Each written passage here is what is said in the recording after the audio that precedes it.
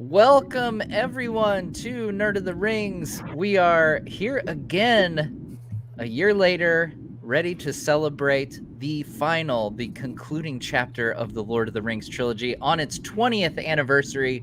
It is the Lord of the Rings, The Return of the King. And in case you're not familiar with the process here, you're going to have to pull up your own copy of the film. We can't play it for copyright reasons, obviously. So if you're new to this process and need to do that, you've got some time here on the front end. I'm going to introduce our guests, and we've actually got a special clip to play here at the beginning and then another one at intermission. So we've got first up, Mr. Men of the West, Yoyston, joining us. Hello, everybody. Thanks again for having me. Matt, thanks for the invite. Always a pleasure. Always a pleasure. Cliff, Justin, good always to see you guys. Absolutely. And we've got Cliff Broadway from theonering.net. Good morning. And I don't know how I mean it that way, so don't ask me 6 ways. But good morning. Hi, everybody. This is a unique pleasure because, Warner Brothers is not having the movie out in theaters for a 20-year anniversary, so we are delighted to come together and have a viewing party worldwide where everybody can just join us from their own home, from the comfort of their own living room, for a wonderful 4-hour extended edition experience. I'm ready. That's right. 4 hours, 20 minutes, actually. Oh, my goodness. We're going to watch the credits, too? I mean, we might as well, right? I'm sure we'll be talking credits? Still. We'll still be talking still. Yes, it is extended. If I see a couple people asking in the chat, yes. It is extended. There's really no other way to do it. And then we've also got Justin from theonering.net who has the timer right now for his. We're going to swap that out and get him on as well. But and Justin, you might need to double check your microphone. I think we're getting a lot of background noise. Make sure you're on your actual mic. But Justin is here as well. Justin, say hi to the people. Hello. Thanks for doing this, and thanks. The 20 years of Return of the King, and I still remember exactly where I was, what seat I was in, who I was with, and how many times I cried in the theater for the first time ever. And what is the answer? How many times did you cry? 3. 3. Okay. There you go. Should I tee up what we're showing? Yeah, let's introduce. As you can see, I've minimized us. We've got a special clip to share. So, Justin, why don't you fill us in on what we're about to see? Yeah, well, the studio, Warner Brothers Home Entertainment, reached out to theonering.net a couple weeks ago and said, hey, are you guys doing anything to celebrate 20 years of Return of the King? Because we'd love to do something with you. And I talked about, the watch party that, Matt, you were planning on in our Discord at discord.gg/theonering. And they said, cool, we'll send over something special. And they sent me over what we're about to watch, a wonderful 12-minute tribute to the genius of Peter Jackson. It's a brand new edited video featuring clips from the 4K remaster, intercut with interviews over the years, many from the appendices on the DVD, from all the actors talking about what it was like working with Peter Jackson, when they recognized his genius. And it really pays tribute to Peter and his ingenuity and the whole team on how good these movies are and how it was a fearless leader at the forefront of it. And I think, me personally, I would love to see Peter Jackson return to Middle Earth, even if it's in a supervisory role, like a Kevin Feige type role. And, if this video can get a lot of views and get a lot of likes and shares, and we can the public can show Peter how much we still love him. Check out this clip on this stream, and we've also posted it at the homepage of theonering.net. Of course, it's on our YouTube page, at youtube.com/theoneringnet.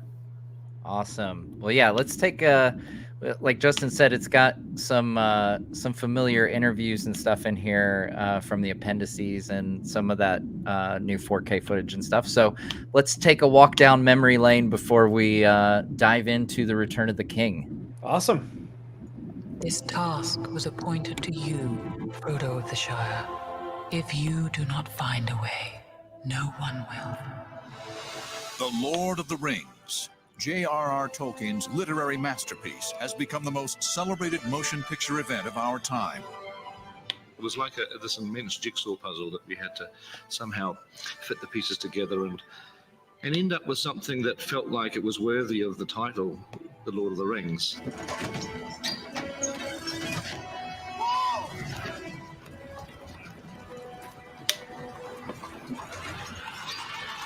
With the overwhelming success of his Lord of the Rings trilogy, Peter Jackson has become a household name.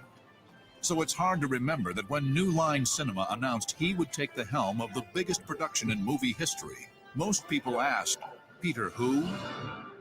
Peter Jackson was an 18-year-old budding filmmaker when he first picked up the epic novel. The Lord of the Rings was a book that I was aware of, but I had never actually read it. And so I must admit, I mean, I read the book and I thought, wow, this will make a great film. I can't wait till it comes out. I can't wait till somebody else makes it. And that was as far as my kind of thinking went at that stage. I never, ever dreamt it would be me doing it. Not in a million years. For over a year and a half, director Peter Jackson shot all 3 films simultaneously, creating a timeless classic. Peter Jackson has amazing and determination and willpower. There was something incredibly special. It felt like making something that was part of history. I think that everybody can find a character in The Lord of the Rings that they relate to or feel for the most. Now the heroic struggle of good versus evil in a world of unparalleled scope and grandeur comes to a dramatic and emotional conclusion in The Lord of the Rings, The Return of the King. I know this Aragorn. I will not bow to this ranger from the north. Authority is not given to you to deny the return of the king. 8 years in the making. It is time. Give him the sword of the king. 3 record-breaking motion pictures. 1 vision. All you have to decide is what to do with the time that is given to you. We come to it at last.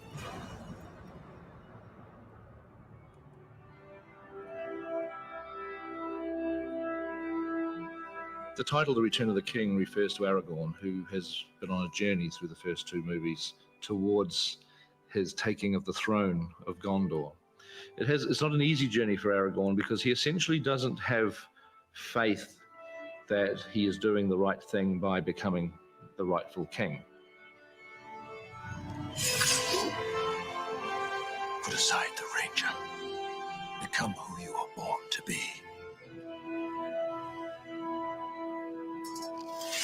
I think The Return of the King is the most emotional of the 3. The themes within them are themes that are as relevant 50 years ago when Tolkien wrote the book as they are today. It's basic human emotional stuff, if you like. It's friendship, it's courage, it's loyalty, it's love, it's fear, it's good versus evil. There's nothing complicated about the themes. What's at its essence is the most simple themic material possible, and I think that's why it touches people. Hail the victorious dead! Return of the King really is the jewel in the crown. It's the most amazing film because it's as epic as the other 2, and yet it wraps up the story. So there's a very emotional resolution to each and every character who we've grown to know and love throughout the telling of these stories.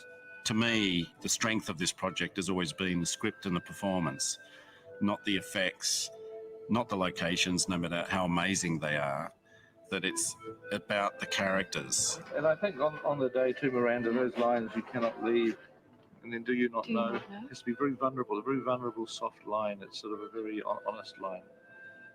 Peter is like meticulous about performance, and we never walk away from a scene unless we've captured that performance. Why have you come? Do you not know?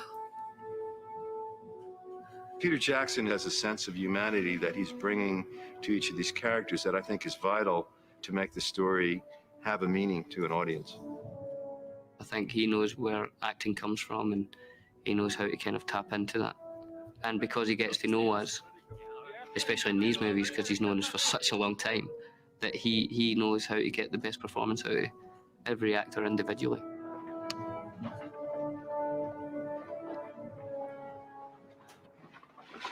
I didn't think it would end this way.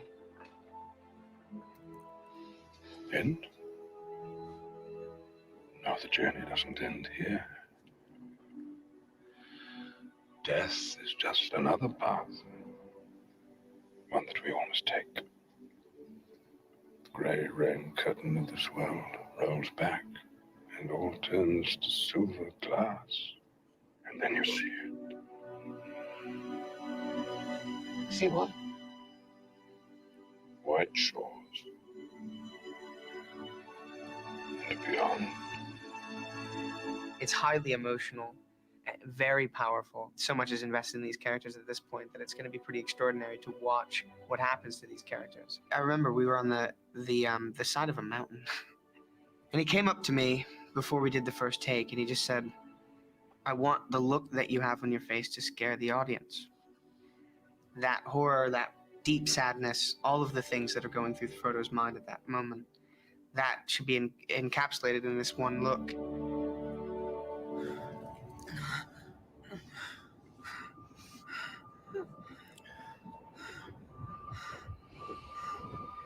There'll be none left for the return journey. I don't think there will be a return journey, Mr. Frodo. It was a pretty rigorous challenge, to get those emotional moments right. Do you remember the Shire, Mr. Frodo? It'll be spring soon. The orchards will be in blossom. And the birds will be nesting in the hazel thicket. And they'll be sowing the summer barley in the lower fields and eating the first of the strawberries with cream. Sam, I can't recall a taste of food. No, the sound of water. Come on, Mr. Frodo. I can't carry it for you, but I can carry you. Come on! Music. Always so good. Man.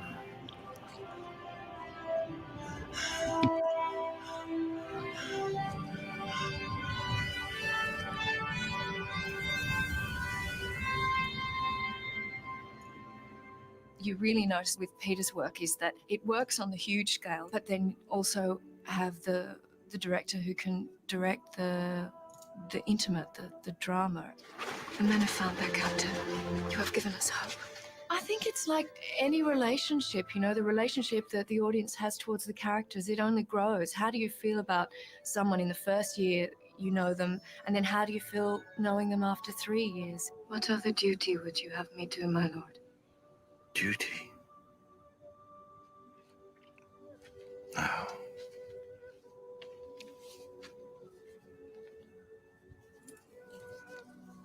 I would have you smile again.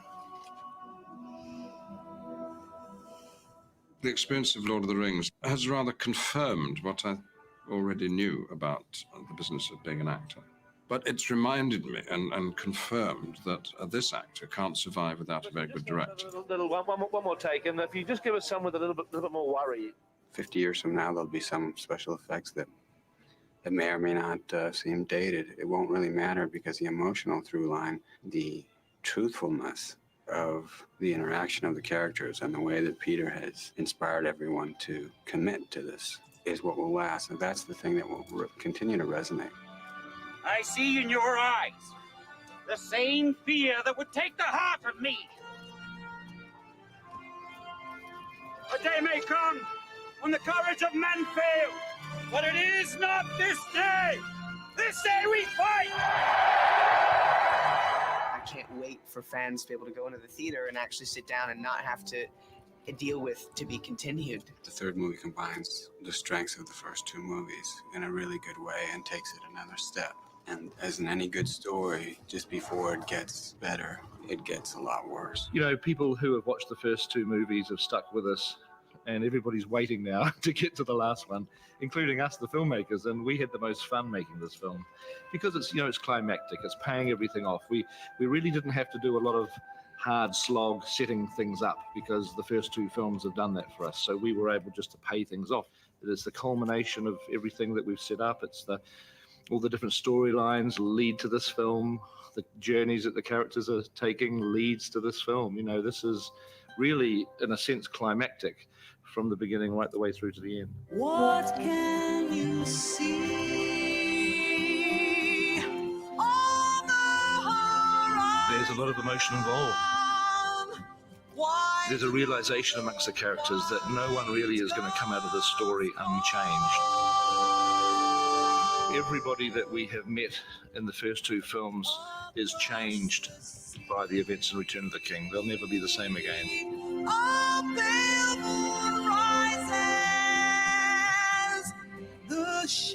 There are people that are just waiting for these films with huge expectations. We're all determined not to let them down.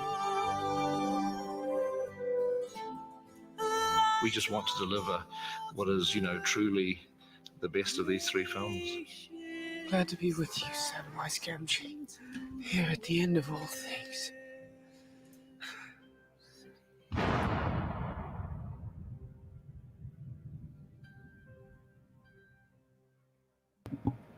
There it is. Oh my god. Oh, I'm gosh. hyped. Oh yeah, that was the perfect setup. You know, oh man. I don't think we need to watch the movies now. They just spoiled the whole story for me. Cliff, So- I think you might be overestimating how many people are watching this for the first time in this stream right now. It's about the Delightful. journey. It's about the journey, not the destination. You know, it was a particularly good edit, and it was really interesting to see that little, you know, I can't say how much I liked the voiceover guy that they hired and all that stuff, but I think it was a really good edit and really great choices of music, especially that needle drop of Annie Lennox. That was great. Yeah. That was great. Well, hey, we've got over 1,100 people joining us here right now. Nice. So Excellent. Hello, everybody. Once again, I'll give you guys, you have just a couple minutes here to get your copy of Return of the King queued up. We will take a break at the disc break for those of you using physical discs. And we've got a short little greeting from a friend of the channel, two friends of the channel, actually, to play in the intermission. So you have that to look forward to as well. But for now, we're going to everybody queue up Return of the King. Justin, you're good to go on the timer there. Your camera is the timer.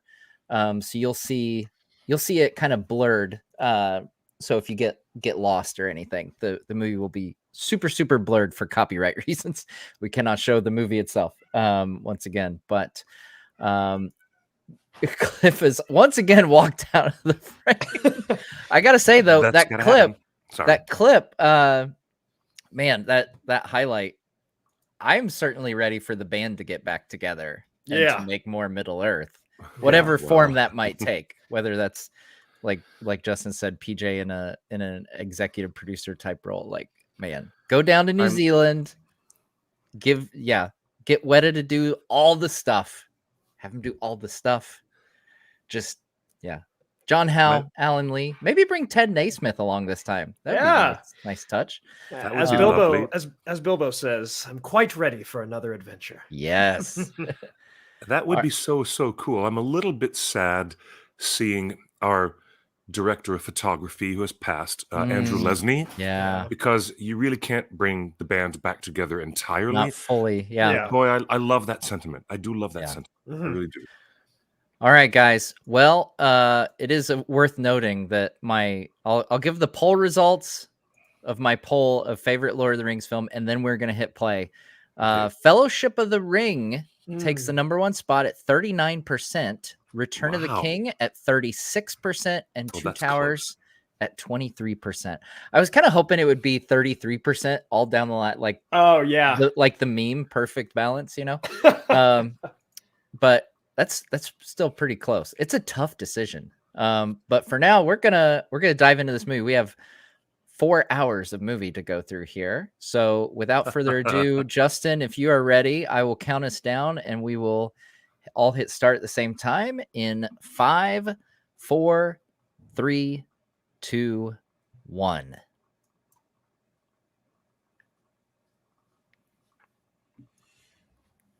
Oh, that music. Oh, yeah. Yes.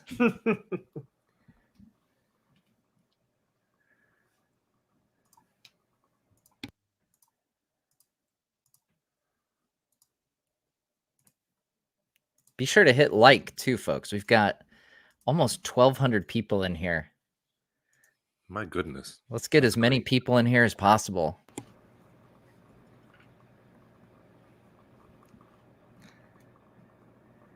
It's everything in my power not to like hum along the songs, the music as it comes on.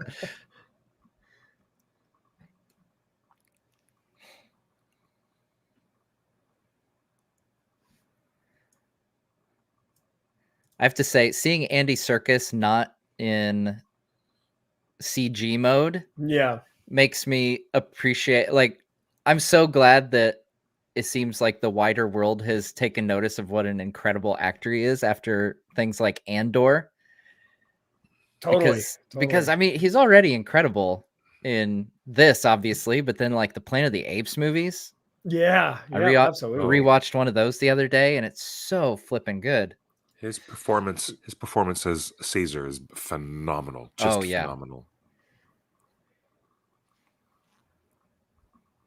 Do you know, I'm watching this in 4K, and I've never seen this little fishing lake look so beautiful and pristine. So vibrant. Absolutely. Yeah, it's... I was mentioning on an earlier watch along that this entire scene is that river, that body of water, is the same river that the Fellowship sails from in Lorien. So they're just off to the left is the bridge, is the elven bridge that Galadriel is standing on. So they shot the same time and it's a big, huge mansion property that's currently for sale in New Zealand that Peter always wanted to visit, and he found an excuse to go check out this $9 billion property with its own lake, and that's where all of this was shot at a private property. So now, if you have the money, you can own the river that the ring was found in. And then you could go searching for yourself, see if there's any treasures down there.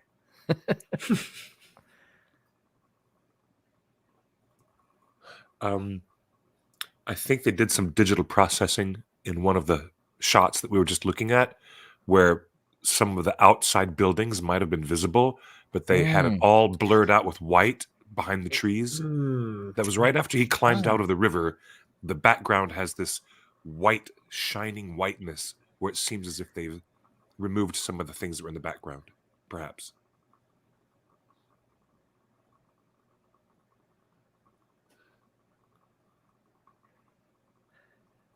I have to admit, honestly, folks, that this cold-blooded murder that we see in this opening prologue is so intense, and it is so difficult to watch sometimes. It is. I think it's the audio that does it for me. Oh yeah, it's so eerie, visceral. Yeah. I mean, Professor Tolkien only says a few words about this murder, but the way we're being given it in this cinematic presentation is far worse.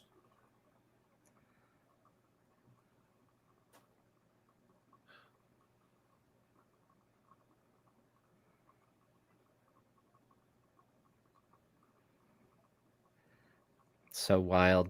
And it makes a big difference on going deep into the lore here. It makes a big difference on the effects of, we think a lot of the duration that they had the ring between Gollum and Bilbo, but the manner in which they claimed the ring makes a big difference. Gollum's first act is murder, after he encounters the ring. And then on the flip side, Bilbo, the first thing he does is show mercy toward Gollum. Ooh, that's a great contrast. It's a very important part of why he's able to give up the ring later. You're too. right. You're so right. We are left to conjecture that there may have been other individuals in Smeagol's community that he also murdered. Yeah. And that his grandmother, right, the matron or matriarch became kind of aware of that. Kicked him out. Yep. And that she was right to do so. Yeah. And let us not forget the creepiest, definitely the creepiest line about Gollum is when Gandalf, I think it's Gandalf, is saying that there's rumors among the Northmen, the woodmen, that he would that there was like this, I can't remember how it's phrased, like there's this scary creature basically that looks in windows to find cradles. Yeah, like a pale ghost or something. That but like the implication that he's going around snatching children for consumption is. And congratulations to everyone at Weta for this unbelievable transformation that we see. Oh, the eyeballs. Over these past few shots. I know. Before we get to this, the eyeballs always like, when solidifies it. Yeah, I'm just like, oh gosh, I remember thinking that in the theater. Yeah, but the prosthetics work that they did to even progress up to that transition is really cool stuff. So I'm curious, people in the chat, let us know when did you first watch Return of the King? I'm curious how many people, if you went to like a midnight showing, that's what I did. I was so hooked by that point. I went to the midnight showing back when midnight showings were actually at midnight. I'm going to show my age and be an old man about this. That's awesome. Yeah. When they didn't have midnight showings at like 7 p.m., I wish actually had to stay up. I wish I went to it. I was 4 at the time, 4 years old. Oh my gosh. Heavens to Murgatroyd. We made it 27 minutes into this stream, 7 minutes into the movie before Yoyston made us feel old. Yeah. Sorry, gentlemen. Yes, we were all at the midnight showings for Two Towers and ROTK. We were at the midnight showings. Nice. And it was 42 minutes shorter than the one we're watching now. Yep. But we weren't going to have... I decided when I did the Fellowship one 2 years ago now. It's like technically it's the 20th of the theatrical cut, but everyone knows that you watch the extended. That's just how it is. Of course. Can I ask a question? Nah. Samwise. Thank you. Yes. Thank you, gentlemen. Samwise and Frodo have been camping in this it seems like a drainage tunnel of some kind. It seems like the exit point of some kind of drainage. Who built this and why? I've always thought that it looked like a hood of the Rangers of Ithilien, that very forward look. And so I must assume that we're on the Morgul Road. And so it must have been some sort of ancient Rangers or something like that, most likely. Is this something you have the actual answer to, Cliff, or are you just hypothesizing? No. Oh, okay. I want to introduce the hypothesizing. We haven't gotten to the point where they see the king at the crossroads. Yes. So we are to assume still that they're in Ithilien, somewhere between the crossroads and the Osgiliath ruins, what they've left behind. Yes. Maybe that's just some final outcropping of Osgiliath infrastructure. Some outcropping that we don't even know about yet. I don't know. Oh, it could be the outside of the culvert, somebody says. During the 7th says, Oh, okay. That would make a lot of sense, actually, yes. Thank you. I finally have an answer. Yoystan, thank you. That's good. Oh, yeah, that was all Durin. That's during the 7th. Yeah, thank you, Durin. Once again, as always. Thank you, during the 7th. You're the best. During the 7th, you are the best. I remember being on set visiting this particular interior soundstage. Oh. The Fangorn Forest soundstage, when I was embedded as a secret spy by theonering.net, I was able to see what this interior looked like. How does one get embedded as a secret spy? What's the process for that? Well, you work for Ian McKellen Oh, at that helps. McKellen.com. That helps. Yeah. And then when Ian sends you an email and says, "Come to Middle Earth, I will introduce you to Shadowfax," you go. And you go to New Zealand. You do not hesitate. That's how it happened.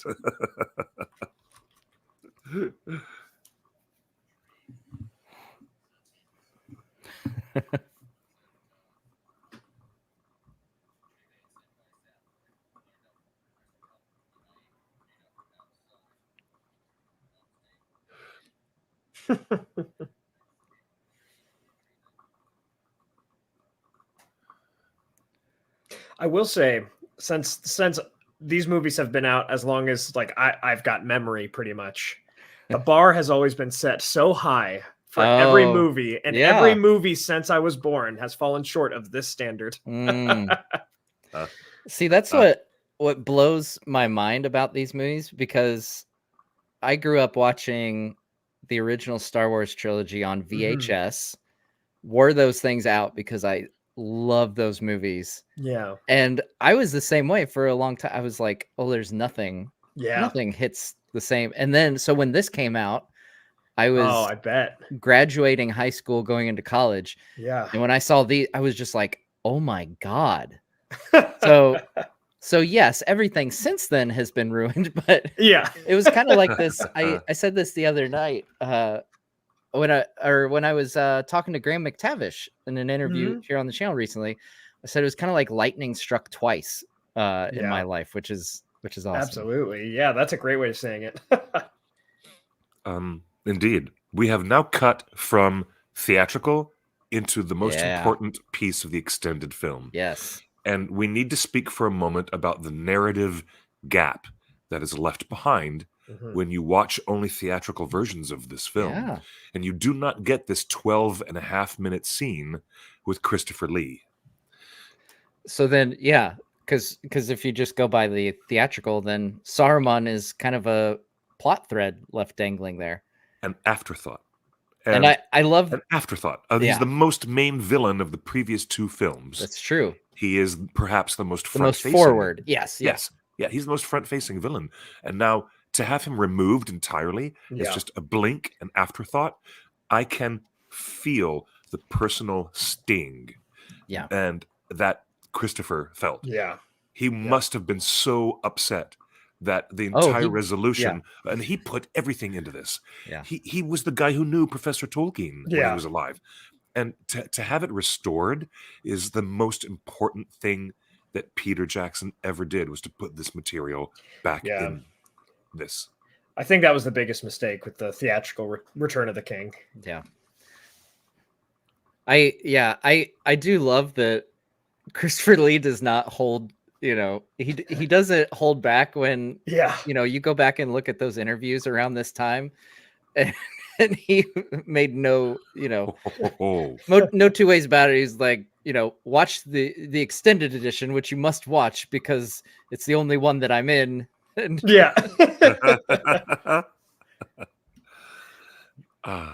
but he's so good.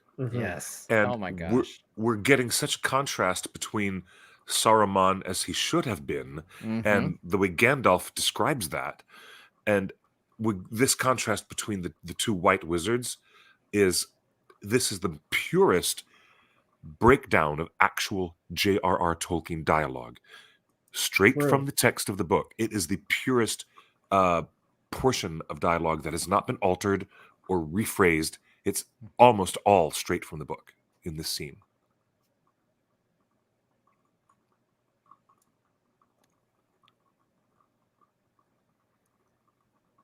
Christopher Lee is, gosh, every person I talk to involved with these films, like without fail, Christopher Lee comes up, and they all have a Christopher Lee story.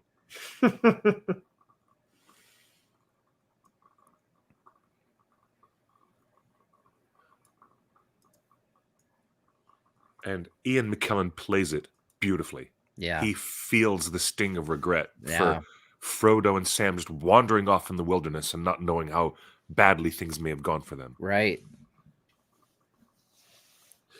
I always wanted to know how you say shoot him in the gob in different languages.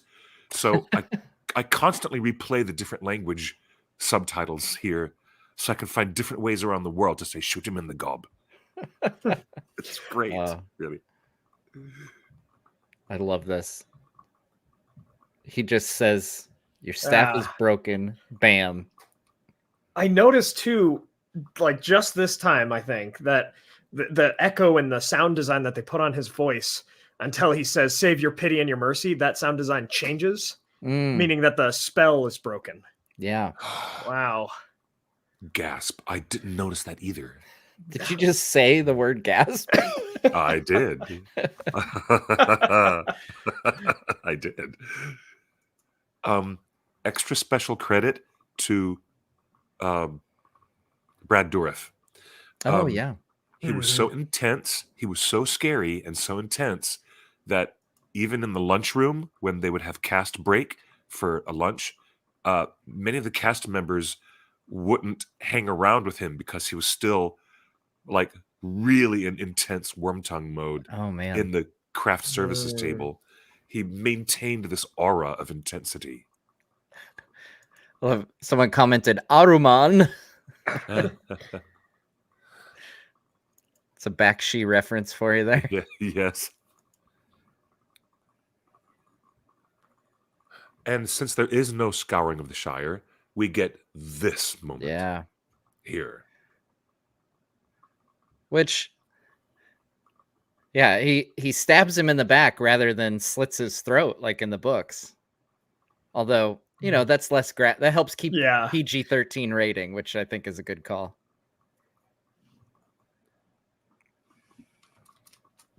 Oh, this shot. Oh, it's just brutal. Pure Peter Jackson crazy. This shot. Wow.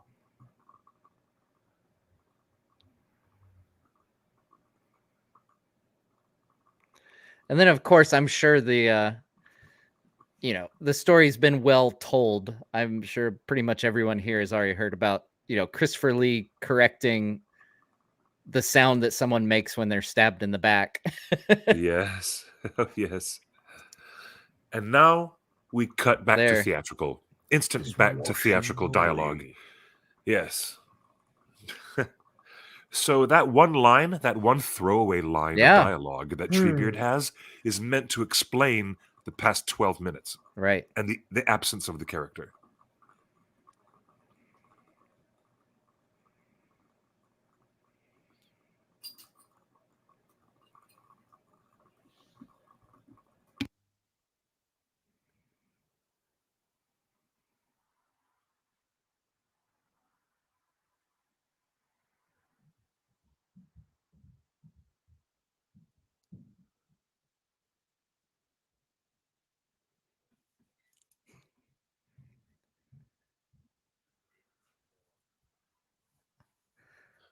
Mount Sunday. I love the Rohan music. So good. It is. That's why I have a hard time when people ask, like, what's your favorite one? Like, I know a lot of people answer Fellowship as their favorite, but I'm like, you don't get any Rohan music if you pick Fellowship. That's what makes it so tough. True. You don't get any Rohan. Right. Of course, you could always do the cop-out. And just like when, people ask, which is your favorite Lord of the Rings book? It's like, well, it's one book. You say, yeah, it's all of them. Well, it's that's what I always say. One. It's all one.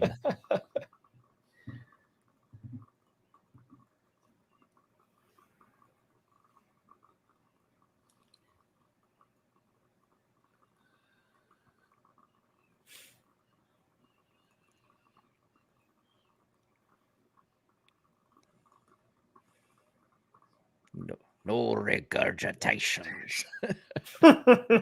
Howard Shore cameo. Yeah. Howard Shore. Now, Cliff, when we get to disc 2, you have to point out your cameo. Is it on disc 2 or disc 1? Actually, it might be on disc 1, I think. I believe it's before Grond shows Yes. up. So yes, it's on disc 1. Now, here's the thing that seems to be an internal logic problem with how quickly the elves get drunk in the Desolation of Oh, Smaug. yeah. And here Legolas just doesn't seem to be a wood elf who gives a damn about drinking. It's fine. Well, I'm fine. I can drink. Legolas. The other wood elves can't Legolas handle partied it. hard in college. He's And- got quite and- the tolerance built up. Especially on the wine of Dorwinian, and it's just very different. This is this Different is quality. less potent. Yeah. Less potent stuff. The mead of the halls of Rohan is nowhere near as strong as that wine. Yeah. Oh, and the fact that Legolas is a Sindarin elf, whereas all those Or Sylvan. they're Sylvan, so maybe there's a difference there. Oh, okay. I'm just theorizing. That's what we do. That's here. canon. That's canon there. That's yeah. That's in one of the new expanded letters of Tolkien. It says, by the way. That's where the shield surfing from Two Towers comes into. That's in an expanded letter. Oh, yes, Yeah. of course.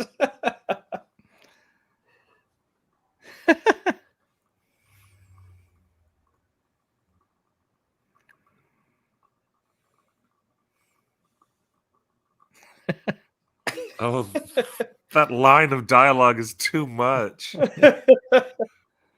I wonder if it was Fran or Philippa who decided to write that line. I wonder. I thought he kept improving a couple different lines. Maybe he did. Maybe he did. So I'll be going to New Zealand before too long here, and I wonder, do you think in the Green Dragon they'll let me dance on the table and sing Merry and Pippin's song coming up here? And they have to. That would be really fun yeah. to recreate that. Mhm. They probably. How many people do you think go there and ask, "Can we dance and sing the Green Dragon song on the table?" Maybe they have a special payment package for that. Right?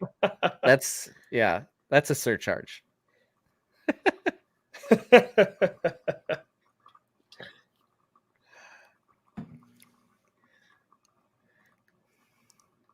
That look always gets me. Just the loss of innocence in that one moment. Oh, Peter says the ceiling is too low there to do it. Ooh, Oh, that makes sense. Okay. You have to do one of those like dances where you squat down and kick your legs out. You know? I don't know what it's called, but I've seen it in things. Some sort of jig. Yeah. Only allowed if you're under 4 feet.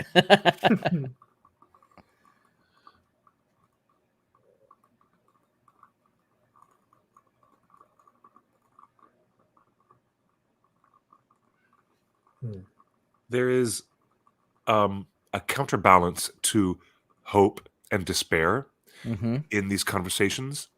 And later in the film, Theoden is working hard to not have his niece Eowyn feel despair. Right. And in this previous moment, Aragorn has the most simple dialogue. He says, "What does your heart tell you?" And Gandalf is nowhere near that emotional space that that Eowyn is in. And he blinks, and Gandalf says, "Yes, that is what my heart tells me." And there's that glint of hope in Gandalf's eyes. So I believe thematically, Peter is really trying to stay in this wheelhouse of thematic differences between those Hope and characters who despair, despair and those who hope. Yeah, he really is driving that point. And there's Really lovely. I've had some great conversations with Alan while I've been guest hosting on Prancing Pony podcast about how like they're not necessarily, the absence of hope doesn't necessarily equate to despair. It's more like those are the two ends of the spectrum. Yeah. And that there's this kind of like middle point where there's an absence of hope, but you're not to despair yet. And it's interesting to see, especially as you're reading the books, like where people fall on that spectrum throughout the story. Because there's definitely, we're specifically talking about Frodo and Sam and their journey across Mordor, but you see them go from, a little hope, and then you see them like, okay, we don't have hope. They're not despairing that all is lost, but they don't have hope. And then later you get to the despair. But yeah, that's obviously a big theme throughout the book and the films. Hope and despair. Yes. I notice with some of Jackson's directorial style, right, there's always like these dialogues between exactly two characters, and usually one is doing more listening and one is doing more talking, and that's how we get a lot of these little moments. Like even here, we've got more Gollum than Smeagol. Right.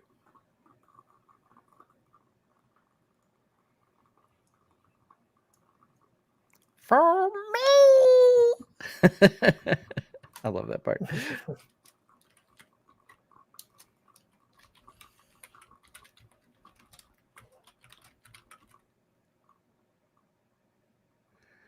Oh, and this part where Sam shows up in the reflection. That's great.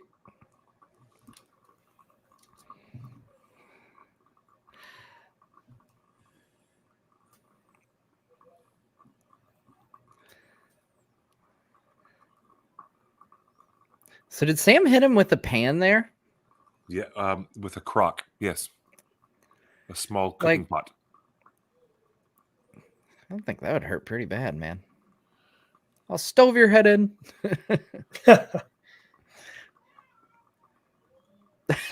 love that scream by Gollum.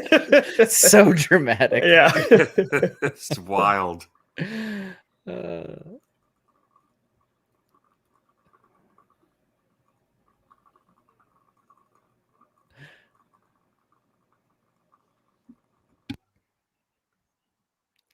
I think it's also a credit to these films how, I guess there's a little bit, we get that moment of Gandalf facing the Balrog at the beginning of Two Towers. That's like a vision or a nightmare of Frodo's kind of thing. But you don't really get this, like they're very economical in how they kind of maybe refresh your memory a little bit of the, the dynamics without retreading. True. Like this, they set up, here at the beginning we see Frodo, Sam, and Gollum, and we've got this, it furthers the story along, reminds us of, where they were at, where they're at, but it's not retreading. It's not, we're not getting a previously on Lord of the Rings, that kind of thing. Yeah. I think that's why it works so well as one. Yeah. One, right. Lord of Yeah. the Rings, right. Yeah. Yeah. Like it's still moving forward. Like it just doesn't, they don't hold your hand in these movies. And, Totally. They give the audience credit for, being smart enough to figure things out.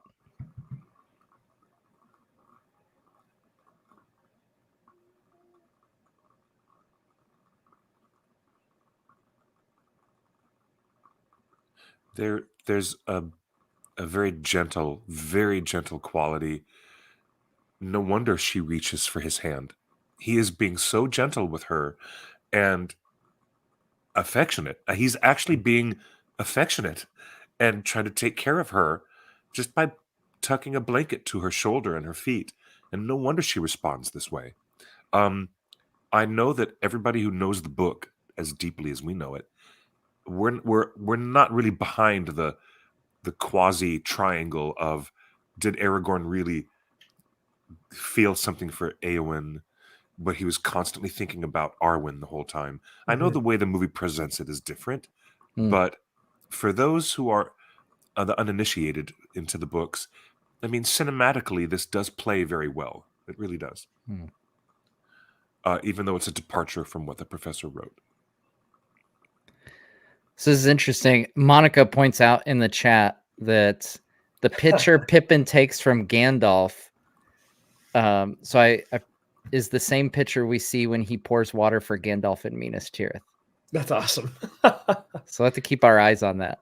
Oh, really? I'm guessing is that the picture that he swaps out for the Palantir? Yeah. Okay. Oh, okay. Well, I'm not sure why Gandalf would carry it all the way to Minas Tirith. That's funny. That's fun how little things Yeah. like that you can notice after 20 years of watching the movie. Absolutely. Yeah, it's just something new every time. That's wild. The gift that keeps on giving. Yeah. The Return of the King. Slumber Party. Love it. That actually looks like our convention room in San Diego. There's 6 people on the floor and 8 people sharing the couches and the beds. Yeah, that's how we do it. I just noticed the horses at the footboard of the bed. I just noticed the sculpted horses that's at the awesome. at the footboard. I never noticed them before. Wild. One last time. One more time. Yeah, the 4K has revealed so many new background details. It's incredible. Yeah. Not to mention the intricate detail on things like helmets and weaponry. Yes, indeed.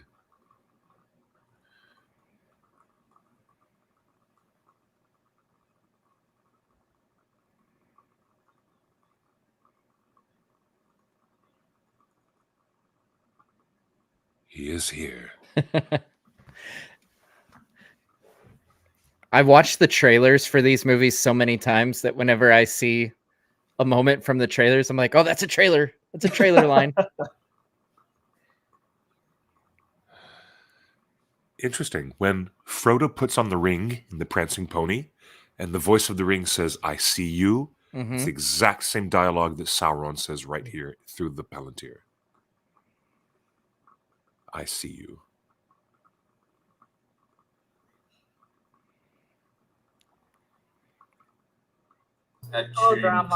This wasn't in the book, right? Like Pippin doesn't talk to Sauron. He does. He does, but it's It's near the crossing of Isen. That's right. Yeah. Near the river Isen. Yeah, that's correct. When they're on their way back to Rohan. Then an Nazgul flies over and checks in with Saruman. Yep. Oh, yes. Gasp. Wow. I remember that. I remember that. Second gasp of the stream right there. Yeah, and it's actually then like the day after that Aragorn looks into the Palantir in the books. He dials into Sauron much earlier before taking the paths of the dead. That's right.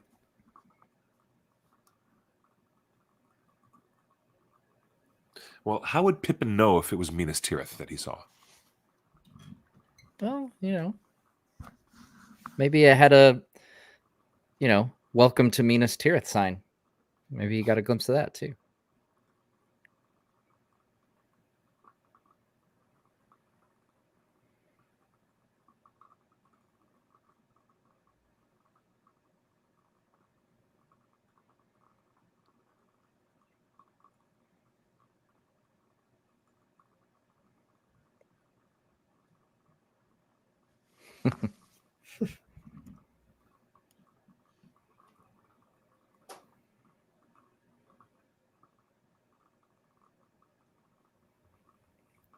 Yeah, maybe he heard of Minas Tirith in tales or legends, or maybe that like month in Rivendell. Maybe he got a glimpse of some paintings. Maybe there's options.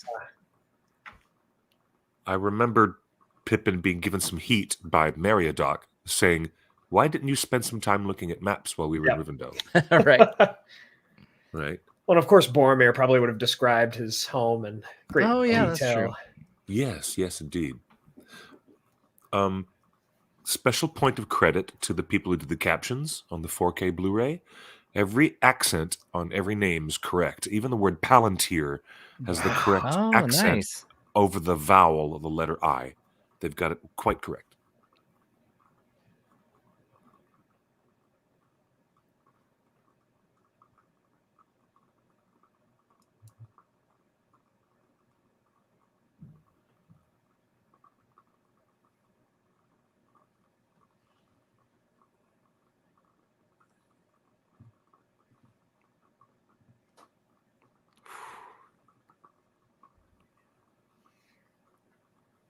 Such a great line.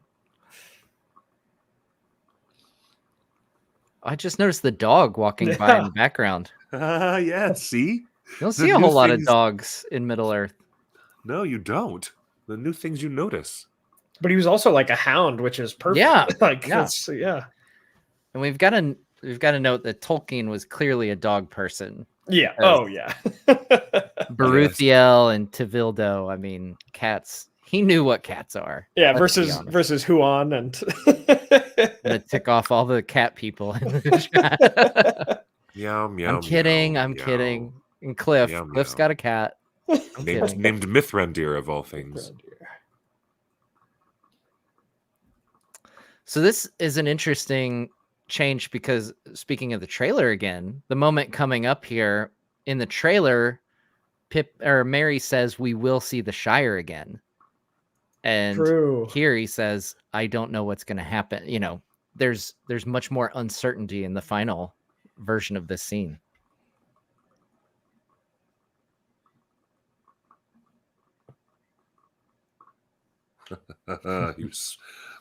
You smoke too much, Pippin.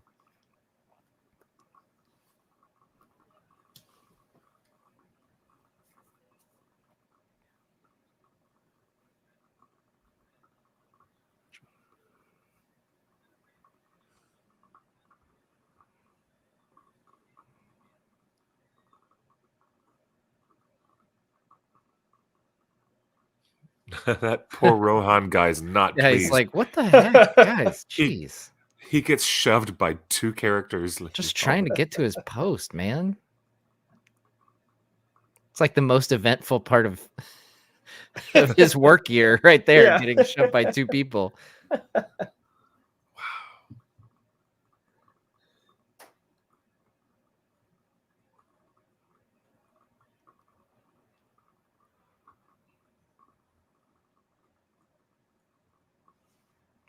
That's a great point. Balrog of Morgoth says, I love how in that one glance, you just know that Gandalf knows Merry is mature enough to understand how dark things are.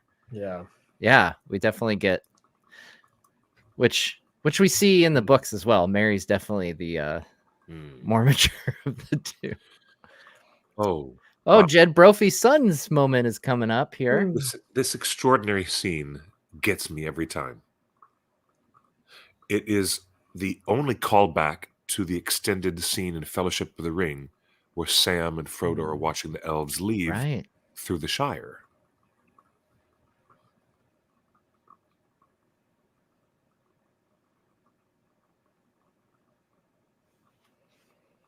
And then this shot right here where suddenly the woods cross-dissolve into some open plaza in Minas Tirith. It's great. That is one of the best shots. I love that. It's so great.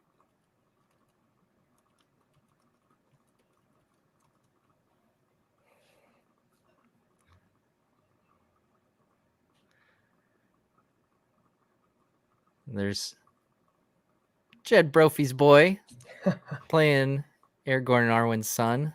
But he looks like he would be Aragorn and Arwen's son. Yeah.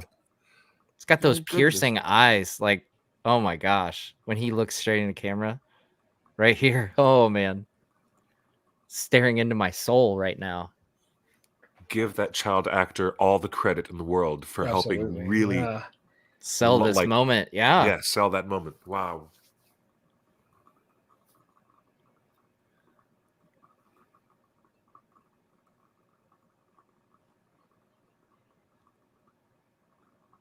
Cut to nothing but Yeah. ferns and trees. What a great way of doing it. Just great editing. It's great stuff. And there's Figwit. Yep. I can't help but wonder how far she got, you know? I mean, it looked like the outskirts of the Shire for sure. Yeah. Like, is this the end of like 2 more weeks of travel? Yeah. You know? I'll just leave my cloak here. It's dramatic. And what is this telescope thing with the lens I was that's on the looking at that. table? He's probably looking towards his father. Eärendil. Yeah. Oh my gosh. Wow. So cool. Gasp.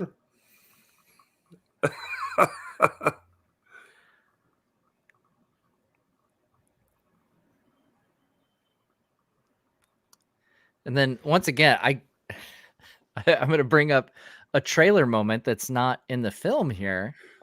There's a trailer moment where Elrond walks away from Arwen saying, "You gave away your life's grace. I cannot protect you anymore." Yeah. Oh. Yeah. Oh, Gondolin back there. Mm. And on that the wall. sealed door. Yeah. And the poem. Shall be blade that was broken.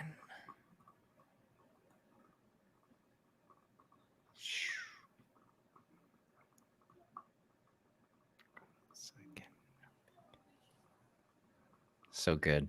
I think of this every time I see someone with like a t-shirt or a mug that says "Not all who wander are lost." Yes. And they have like, it has like a camper on it or something. Yeah. I'm like, guys, Oh my gosh. come on. Yeah. I'm like, do you even know what that's about? It's not about camping, guys. Funny. The folk in here in Colorado, they're notorious for that. I see that a lot.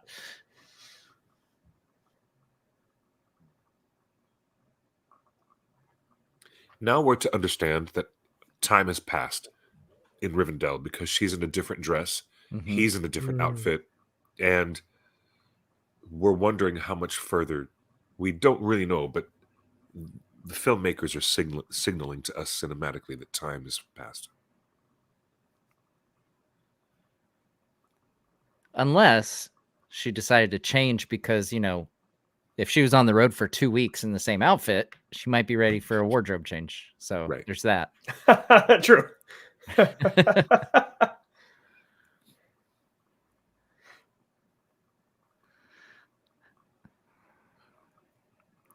I wonder how many people's headcanon it is that this is Eladan and Elrohir. Yes. That would be awesome.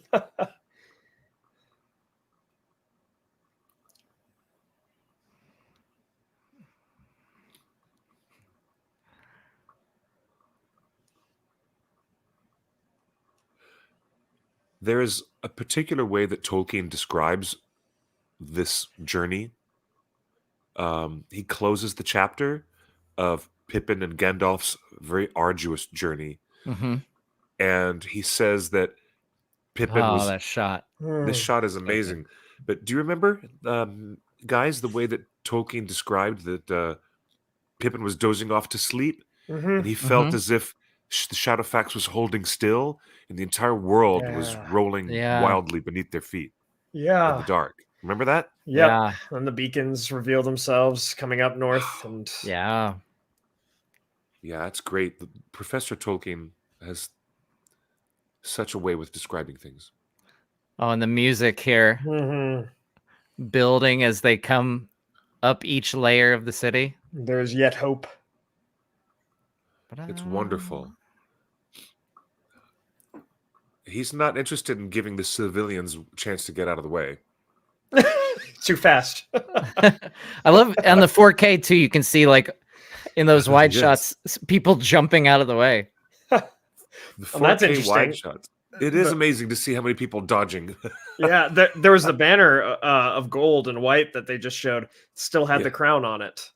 Still had the crown of Elendil on it. Oh, okay. Even though that was removed until the coming of Elisar on the ships.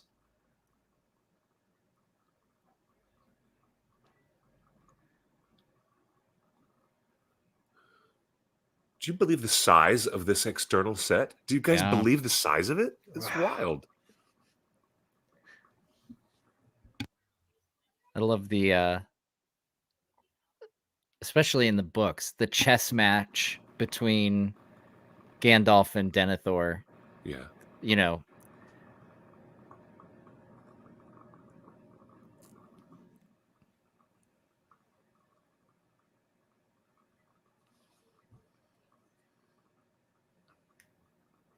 This is another set that's just, my gosh. Yeah, the gold crown above the throne, just like in the book.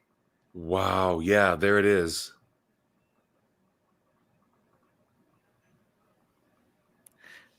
Okay, you can tell that I have a young daughter because when I saw that statue of the guy holding the scepter and the ball in his hand, I thought of Frozen for a second.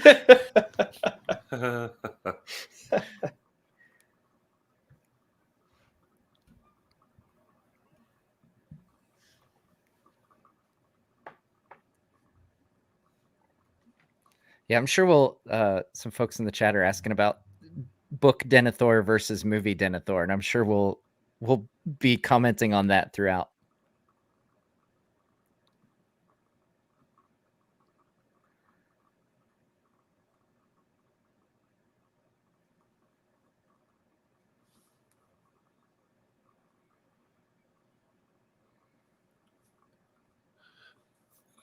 Very judicious use of quick flashbacks. Yeah.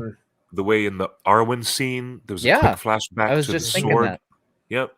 Here, very brief flashbacks to Fellowship as well. Yeah. It's a masterpiece of editing, really. Yeah, it's such a good balance, like just enough to serve its purpose of reminding you and showing you what's going through the character's mind without it being a full rehash or, taking too long to do what it's just as long as it needs to be to accomplish what it's supposed to do. I love it. Smack him.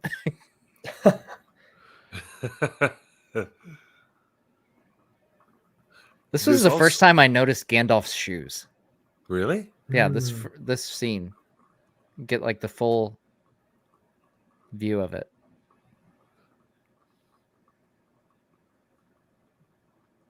They have all these replicas of swords and staffs and stuff.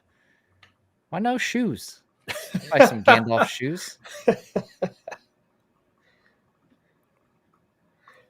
I love how cold the hall is compared to, at least I know in Lord of the Rings Online, after Aragorn becomes king, banners and plants and light adorns the hall. But now it's clean, but it's cold. Yeah.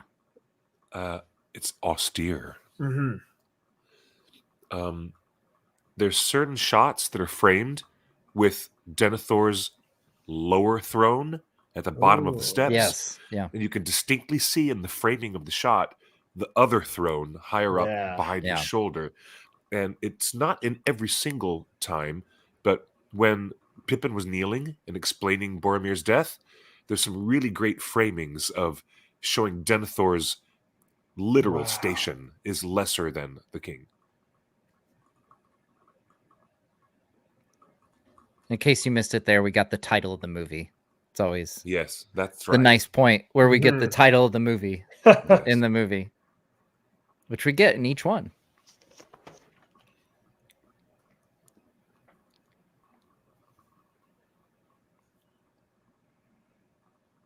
I love that he's talking smack about him right in front of him. Yeah. It's like it seems like an echoey hall. I'm sure I hear you.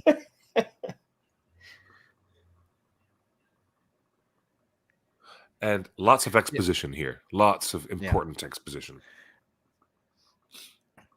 And it's interesting, another tweak from the books. In the books, the white tree is actually dead. It's just straight up dead. There's no coming back. But Aragorn finds a sapling up in the mountains, which we can see in this shot, Mount Mindolluin, behind the city. And this is one thing that I love about these movies, and I'm not going to reference any other adaptations, but I'm just going to say I love the number of the shots like this that are wide, still focusing on the characters, but they give you such a sense of place in the larger environment. And I think it's something that was missing from the most recent Middle-earth adaptation. Yes. And then we get the clouds that Sauron sends forth.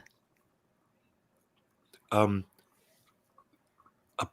point should be made about the real estate of Gondor and their choice of real estate. Yeah. Can you imagine always looking at your neighbor's yard and looking at that? Well, for a long time, we must keep in mind, for a long time, you know, Minas Ithil was their nearest neighbor, you know? Yes. Yeah. And they were looking at the beauty of the Tower of the Moon. Yes. Yeah. And yes. I'm almost sure they did that on purpose, because their ancestors destroyed Sauron easily, right? In the War of the Elves and Sauron, they were like, we can keep a guard on this guy. Yes. Yeah. We are strong to do that. Yeah. But And they are for a long time. For a long time. Yeah.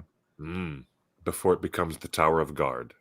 Yes. Yep. Tower of the Sun first. And yes. Yeah.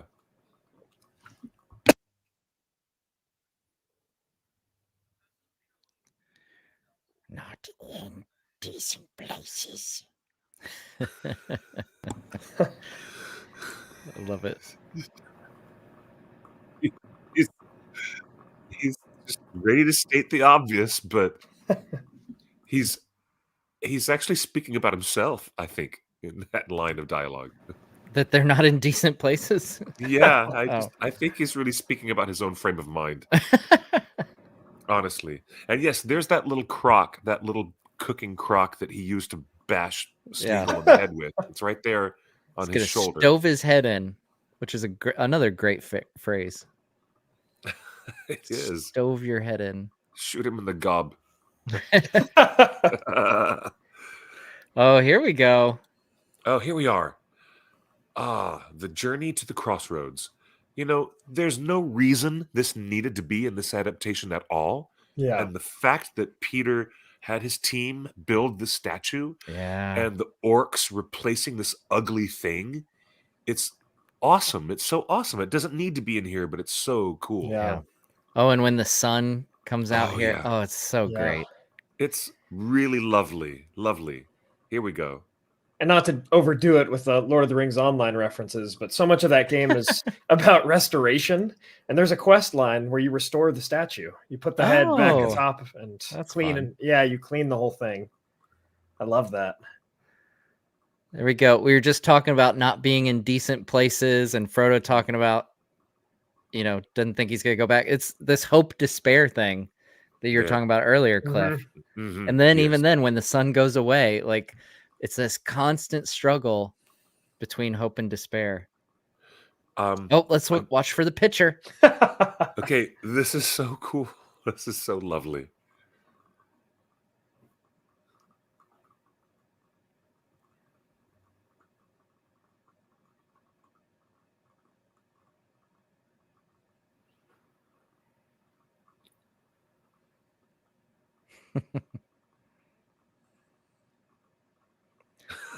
I love this dialogue so much. Oh, there it is. There's the picture.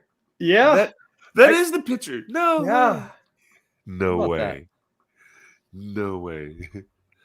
Hilarious. The way that such a great shot too. And in this wide shot, you can still hear Gandalf coughing. Yeah. There's he's still coughing, and there's smoke. The digital animators put smoke coming off of his balcony in that wide shot. And that's the only time, for all the smoking that we see him do throughout the series, like, that's the only time he coughs on it. Yeah. And it's only the extended version. Oh, It's true. not in the theatrical. I think it shows his fear. Yeah, Like, even the line where he says, "You're in the service of the steward now," is different in the extended, because he's kind of True. coughing. In the theatrical, he just says it straight. And I do love these. I'm sure we commented on it in Two Towers. With the 4K, you could really tell, when we get the wide shot of Faramir bringing the hobbits to Osgiliath, which I know book fans boo hiss. I get it. That's not what I'm going. That's not where I'm going right now. But you can see Minas Tirith in the background, so it gives you that sense of, frame of reference where Osgiliath. Yeah. And here in this one, we saw Osgiliath from Minas Tirith. And pretty soon we're going to get a sense of place for Minas Morgul. Ooh, our first shot of the Oliphants. In this film. In this film. Yeah. We saw him in Two Towers. Yeah. There's Peter. Yep.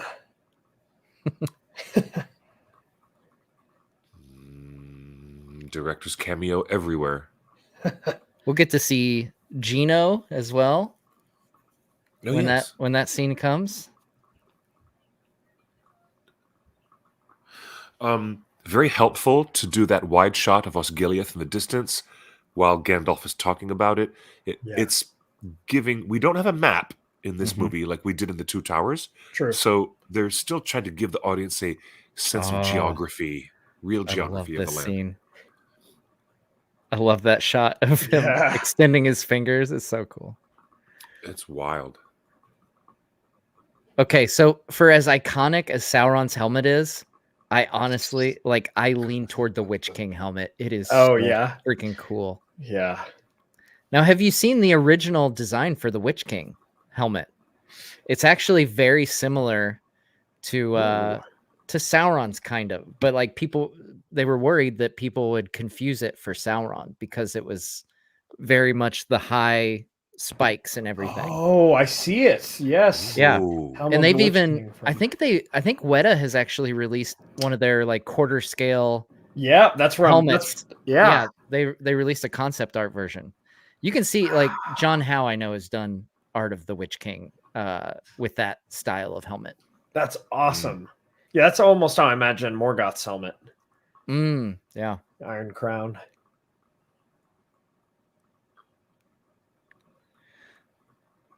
Another thing from the books that's really interesting, since you bring up the Iron Crown, when Frodo sees Barad-dûr from Mount Doom, it's described as on the top having an iron crown is how it's described. Oh, isn't that interesting? Yeah, right? Yeah.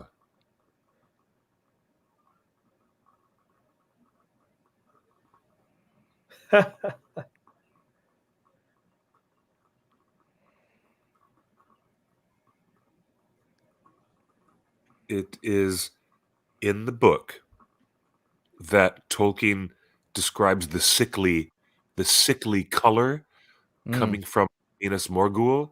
Yeah. And he calls it a corpse light.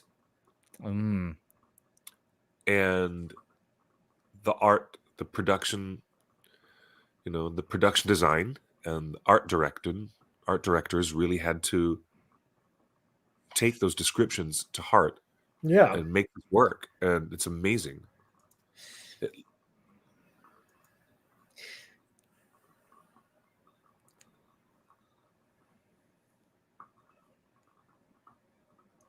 Now, what's always interesting is this always throws me for a loop that the books kind of telling of the events versus, where things happen in the movies is different. Yes. Yeah. Like right now, it's very clear that they are at Minas Morgul while they're looking at that. Yeah.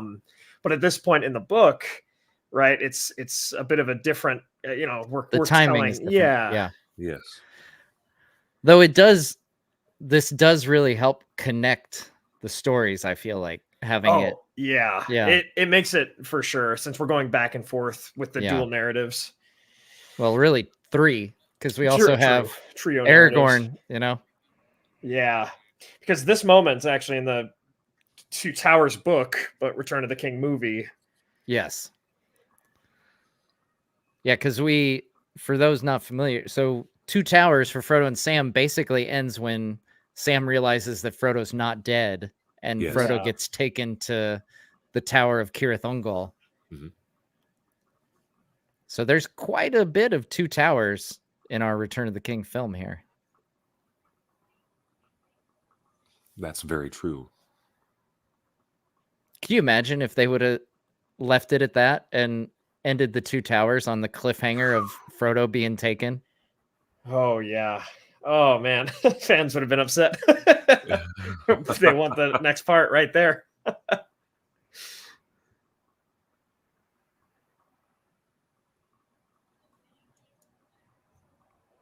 I love that guy. He's one of my favorite orcs. He's crazy.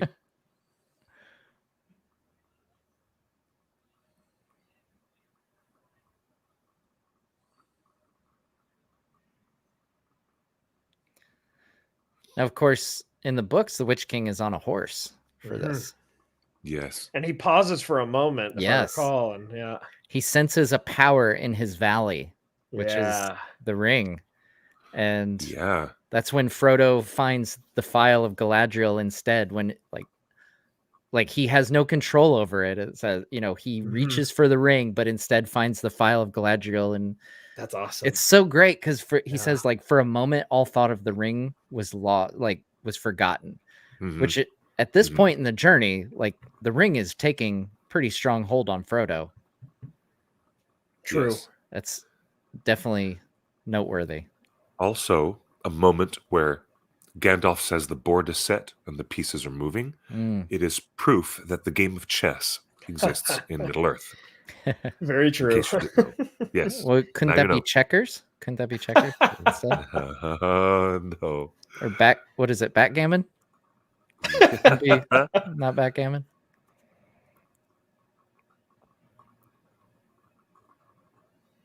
Oh, here we go. Oh my goodness. This is the best part. Oh yeah. How many times I've yeah. thought that at least, 6 times so far. Like, oh yeah, this is a really It's like constant. Like, oh, this is the good part. There's so many of those. Now we did bring up, the difference between Denethor in the books and movies. In the books, Denethor lights the beacons and sends the red arrow, and I'm sure we'll talk about the difference between those when that comes up. But it's worth noting that Denethor's not a fool. Yeah, he calls for backup in the books. True.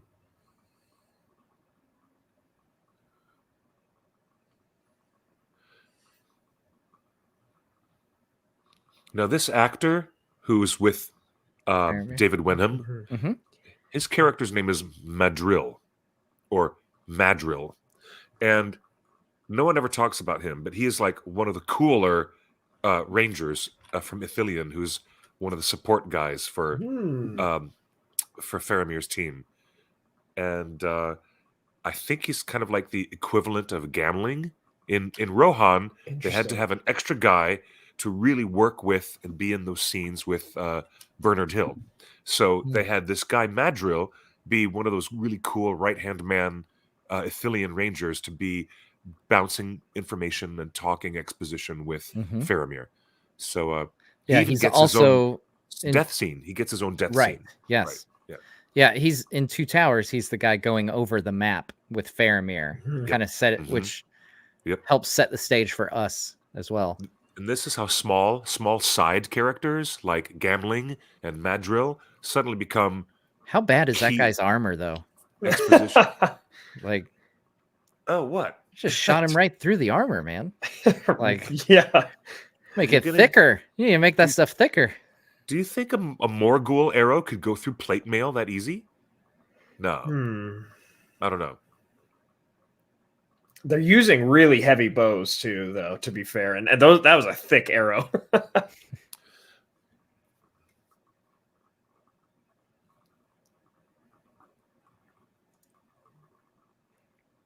Yeah, and of course we get Gothmog as an orc in this. It's very nebulous on what kind of creature Gothmog is in the books. We're never told, which is interesting. Really? Yeah, like he could be a human. He could be an orc. I think orc is a reasonable guess, but yeah, that's a big question mark. What Gothmog is, what kind of being? Because he takes over after the Witch King dies. He's like the second in command. That's right. He does. True. In the books, I'm saying. Yeah. The audience who saw the Two Towers needs to have muscle memory to remember Osgiliath at the end of the Two Towers, and that's where we are now. I'm always wondering how these movies are absorbed by a newcomer who's never read the books. So, you have to follow along, and there's a certain effort being made all the time to keep an audience up to speed with it, assuming that they have not read it. Now, this was the first of the Lord of the Rings movies that I saw after reading the books. Gotcha. So it was an interesting experience having watched the first two as a total newbie. Really? And then reading the books after Two Towers. I didn't know that was your experience. You actually saw the movies blind yourself without having read them. The first two. Yeah. Okay. That's fascinating.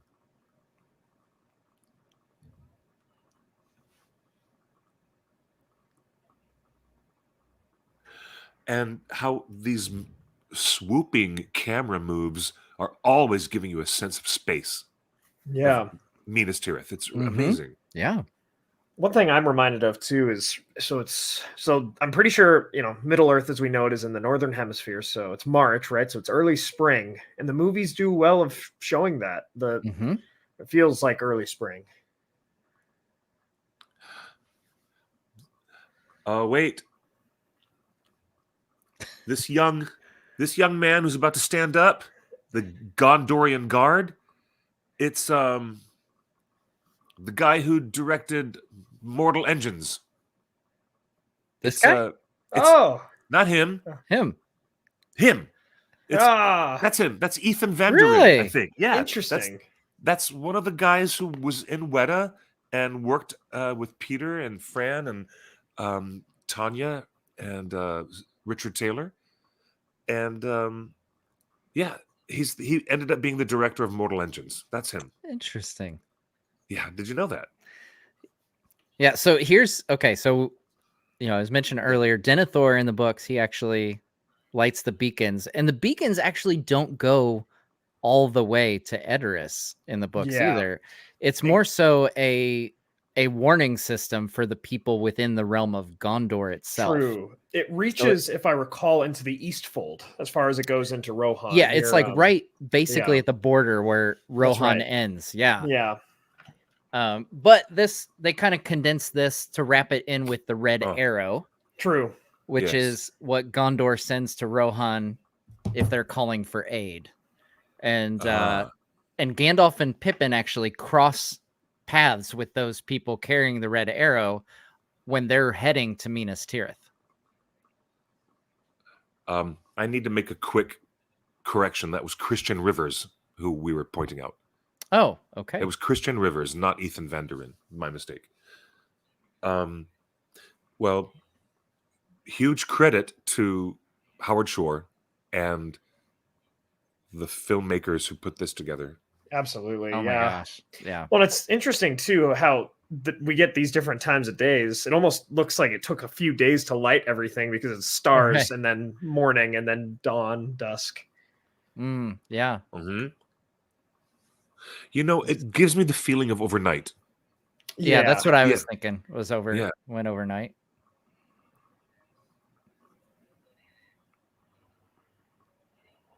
I wonder how many times they did that take of him running up those stairs. Can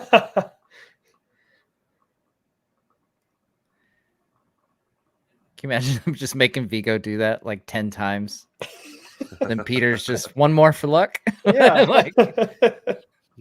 Hey, Aragorn does look like he almost takes a stumble when he comes in the door. Yeah. That's urgency. Yes. He's like, I did the cool entrance at Helm's Deep, so I'm going to do the chaotic entrance here. I always wonder what they're doing before he comes in. It looks like they were on a map. Elmer was already armored. I wonder what they were planning for. Oh, yeah, you're right.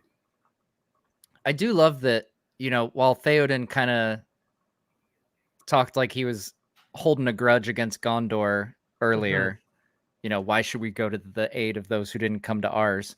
It's like, well, for one, Theoden, you didn't call and ask them.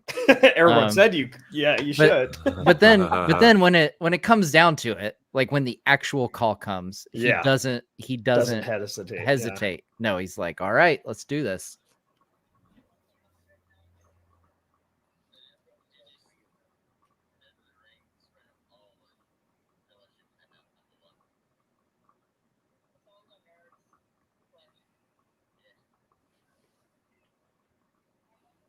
Another wonderful extended moment.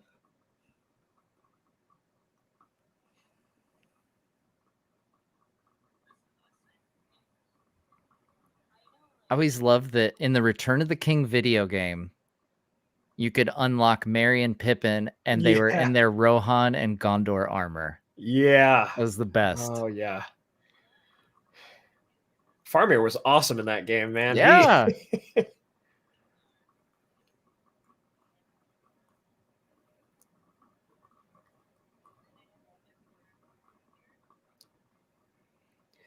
Cut to us and return. There's a reference to the appendix.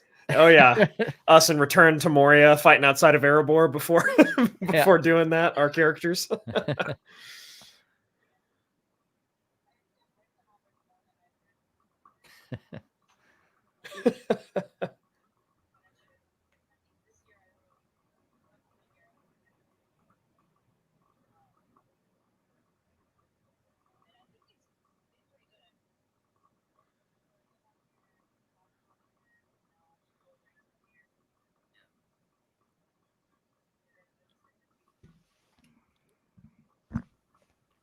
Man, short but wonderful speech. I know, yeah. I underrated speech. Honestly, I love that one. There's so many good ones, man. Yeah. It gets lost in the shuffle. Yeah, absolutely. Which is good that Éomer got that one, because Theoden steals all of Éomer's great speeches from the books.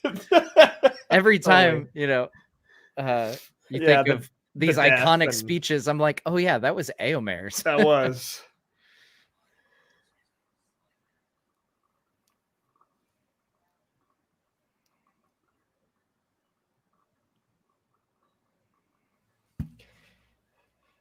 It's amazing that they don't hold back the brutality of the war too. Right. I was just thinking how well this scene, just this short scene here, gives you this sense of brutality, but it doesn't glory in like blood or anything. Like there's actually very little blood. Yeah. But it's some yeah. brutal battle. Yeah.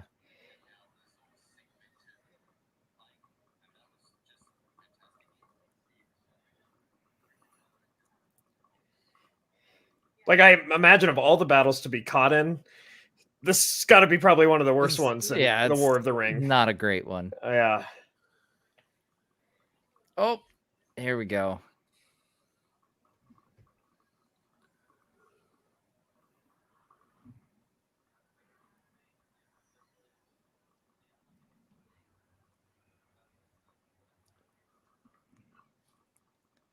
This is another, I mean, I just always really appreciate how PJ and the team strike a balance between the violence and but not glorying in it like this. Yeah. Like he just stabbed a dude through a chest, but the way it's edited, the way it's presented, the focus is on the characters, not the violence itself. Just, I think it's perfect tonally. And this guy gets his grand introduction, and everyone's like throwing up their popcorn.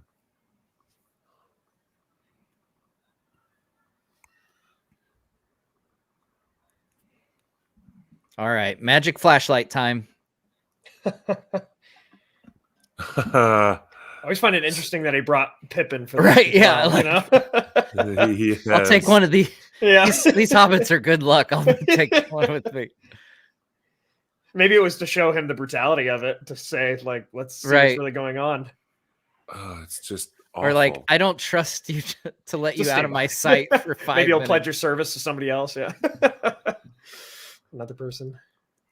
Well, I think it's more so a function of, because we're going to get Faramir's reaction to Pippin here shortly.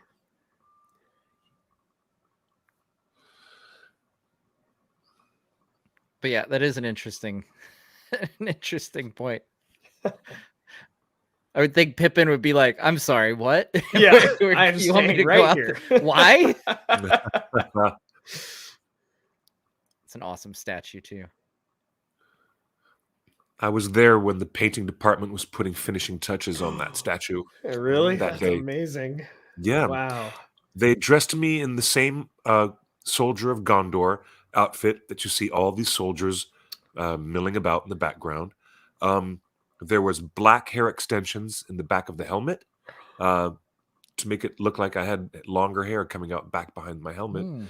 And I was walking up really close to the gate, looking at the gate and the way they were putting distressing and finishing touches on the gate and on the statue. It was so remarkable to be on this physical set, which had previously been the Helm's Deep set and was converted to be the external courtyards of Minas Tirith. It was so beautiful.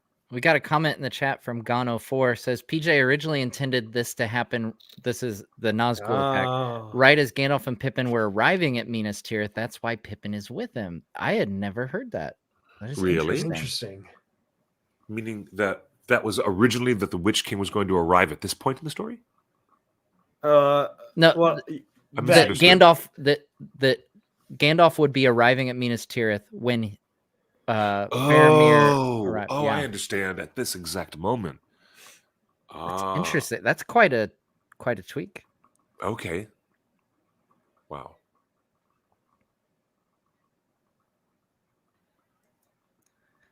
Something that is consistent with the book, though, is that Denethor is not happy with Faramir's decision making. That's true, just to say the least.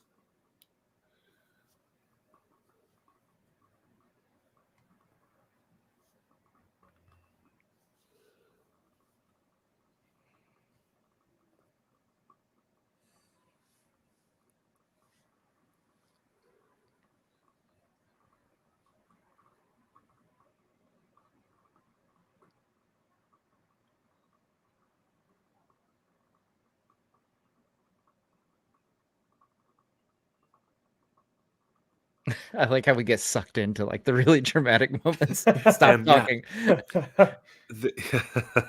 Indeed.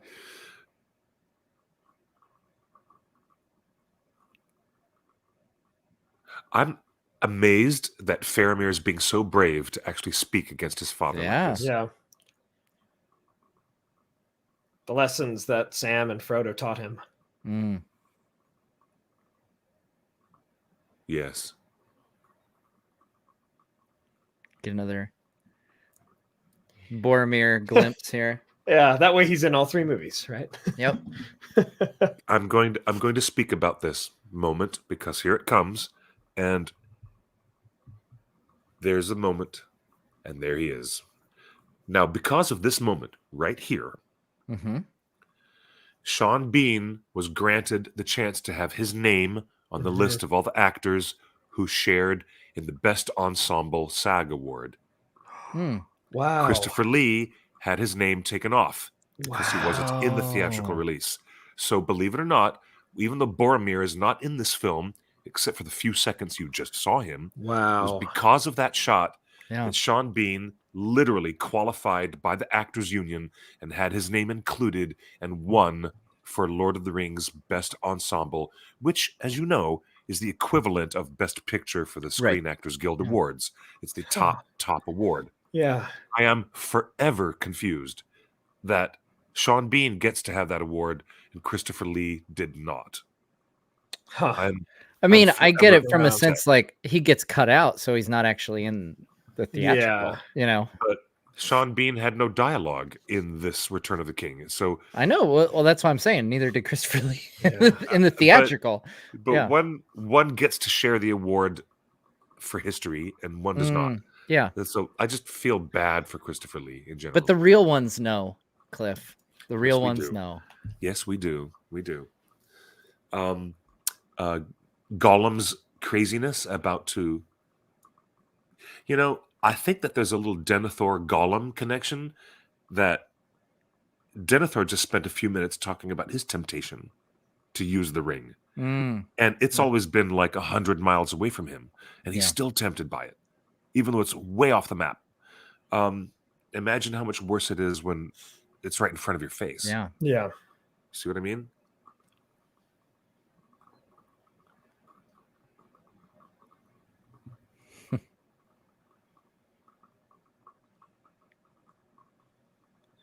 Well, I'm sure we'll get to the controversy of Frodo sending Sam away. Yeah. Especially when in the book, it's one of the most beautiful moments between the two of them, talking about Beren and Luthien and the Silmaril. And yeah. Mm-hmm.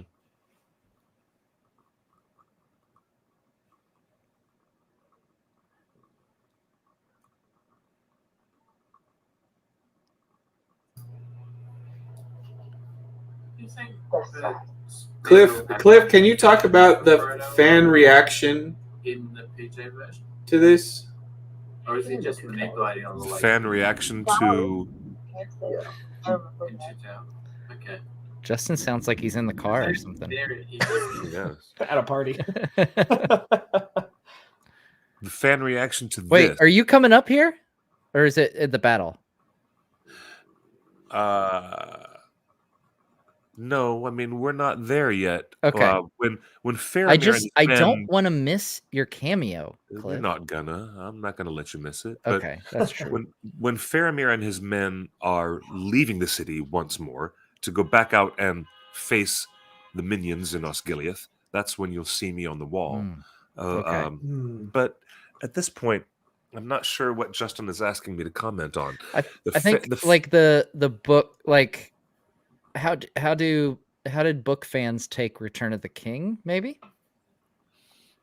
I think he wanted me to talk about something more narrow in scope, but I'm not sure what it was he wanted me to mention. If we're talking about the fact that a lot of fans got really, really upset that Samwise would be turned away in a moment of pique, when Frodo would suddenly say, "Our bond, our friendship, and our loyalty to one another is now no more, and I'm sending your ass home. You're going home." And I think it's correct to talk about people who were real book fans were already kind of miffed that in the Two Towers, Faramir dragged the hobbits unwillingly all the way to Osgiliath, which does not show Faramir's character the same way that the book shows character development for Faramir. It's a different approach. Yeah. But this approach of having a breakdown of Samwise and Frodo's relationship, a total breakdown, it's done cinematically just to allow for Samwise to come back and rescue Frodo at the last second from Shelob. Yeah. But I really have to admit, book fans, were universally ticked off by the idea that Frodo would send Sam away. Yeah. Not just ticked off. I mean, this was it for me, who hadn't read the books at the time, and seeing how all of the fans in and around the OneRing.net and the message boards and Ain't It Cool hated Frodo sending Sam away. Yeah. It was louder and more negative than probably anything I've heard about the complaints in Rings of Power. I mean, it was that hated. It was universally despised that Peter has completely lost the plot. He's completely lost the characters by doing this, and nobody understood. And again, the appendices in the extended edition wouldn't come out for another year, so fans debated how terrible Return of the King was for a whole year. They did. Based on one scene. Okay. There was a streak of negative conversation. There was. To say that there was more negativity than, like, in reaction than what we have seen. I can't imagine that's possibly true. Farmers. Well, here's the difference, Matt. Here's the difference, Matt.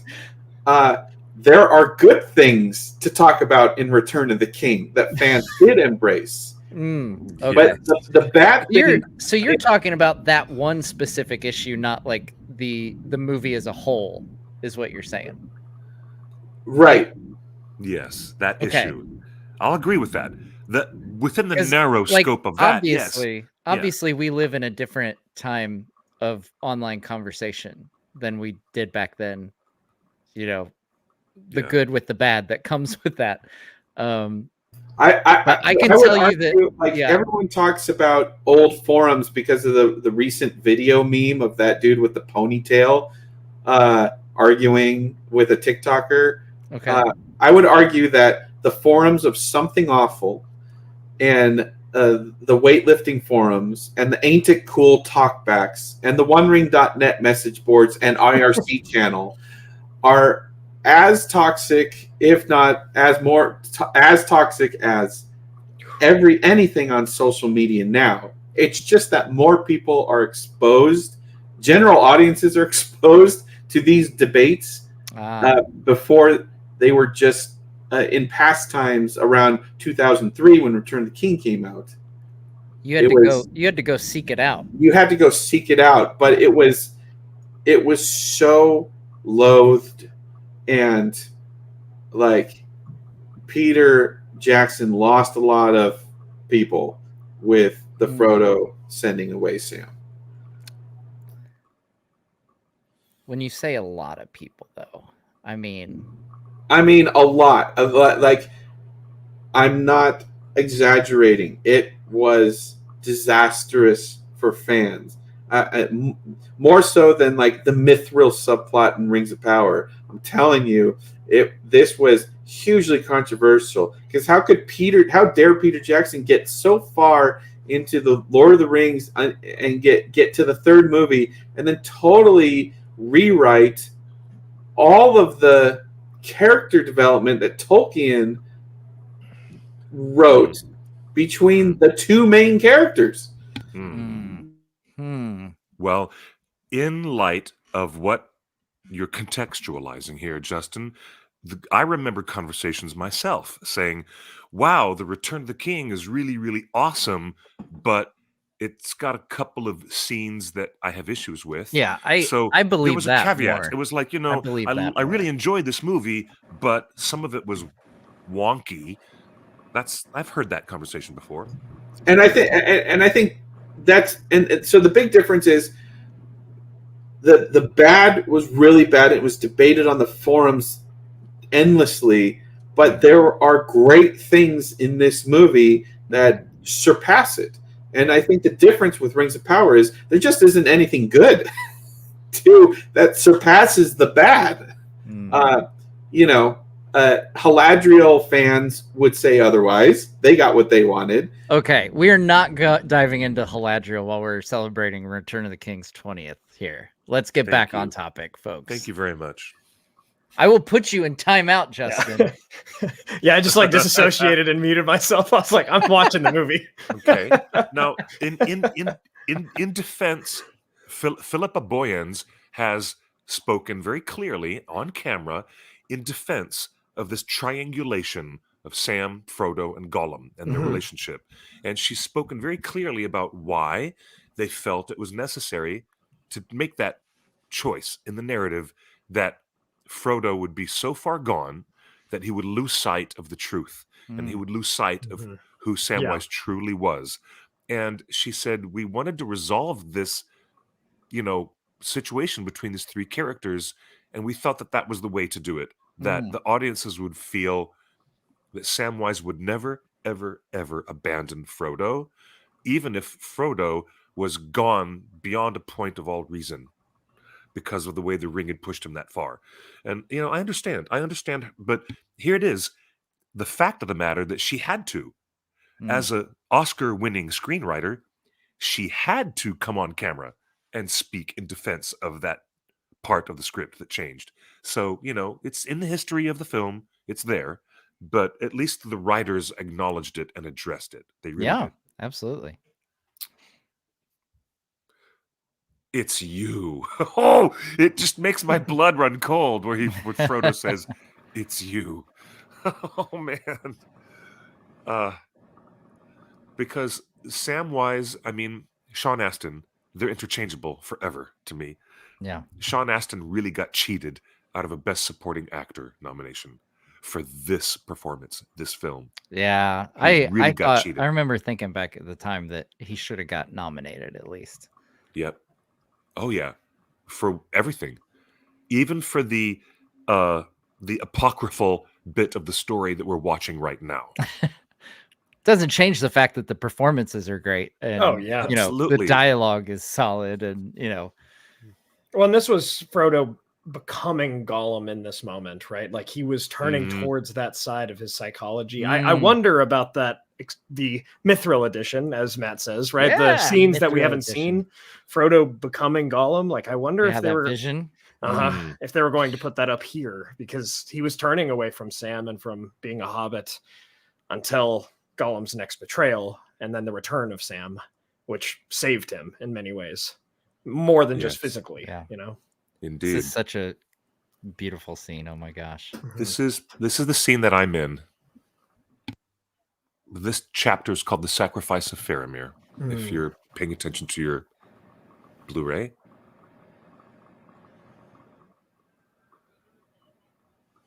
And there's Peter's children. Yeah. Another cameo by Peter's two kids right there.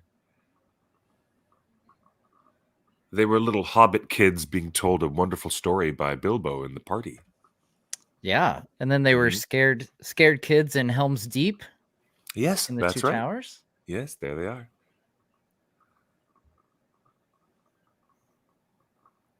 So I'll say that I've never worn any suit of armor with such pride and such a sense of things than I have worn this suit of armor. Did you get to keep any piece No. of set or anything? None of it. They don't do that for cameos, huh? No, I was just a background actor, but I was there. I'm going to on call it this a very cameo. day. I'm going to Thank call you. it a cameo. I'll take it. I'll take it. That's awesome. That gate was full size. It was the most insane gate. The wonderful gate of Minas Tirith. All right. Right after this shot, see this wide shot of the horses? I will be in the very next shot. There I am. There I go. Wow. That was me. That's that awesome. Was me right there. You should have screenshots of that at Comic-Con that you could sign for people. That would be awesome. Yeah. I was standing right next to the guy with the cape over his armor. His character's Idril, I think. I'm not sure. But yeah, that was me. The camera swooped right past my face and off to the side. And that's awesome. There I love again, like I know everyone knows how awesome this scene is. It but is wonderful. The fact that we don't see a conclusion, like we don't see any of the battle whatsoever. It's like everything is set up that this is a hopeless situation, that he is riding to his death. So they don't even, like, this battle is going to go so poorly that we don't even want to see it. Like, we're not even going to show it to you. Yep. It just cuts when all those arrows fly. And that's all. That's it. That's all we need. Yeah. It's remarkable because it is a very judicious choice. The audience has been wildly lambasted with Helm's Deep. They're about to get wildly lambasted by a bigger battle in Minas Tirith. So just keeping all that off stage is really a fascinating choice. It's very judicious.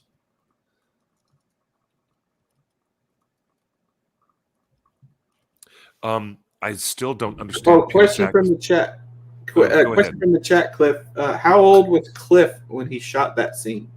37. Okay. What? No, I'm kidding. 37? 37. I need to do some math. Okay, the question is, how old was I during that particular year when they were filming? And I was there in 2000 when they were filming. So, yeah, I was 31 years old. Okay, I wasn't too far off. I was kind of joking, but funny. I was one when you shot that scene.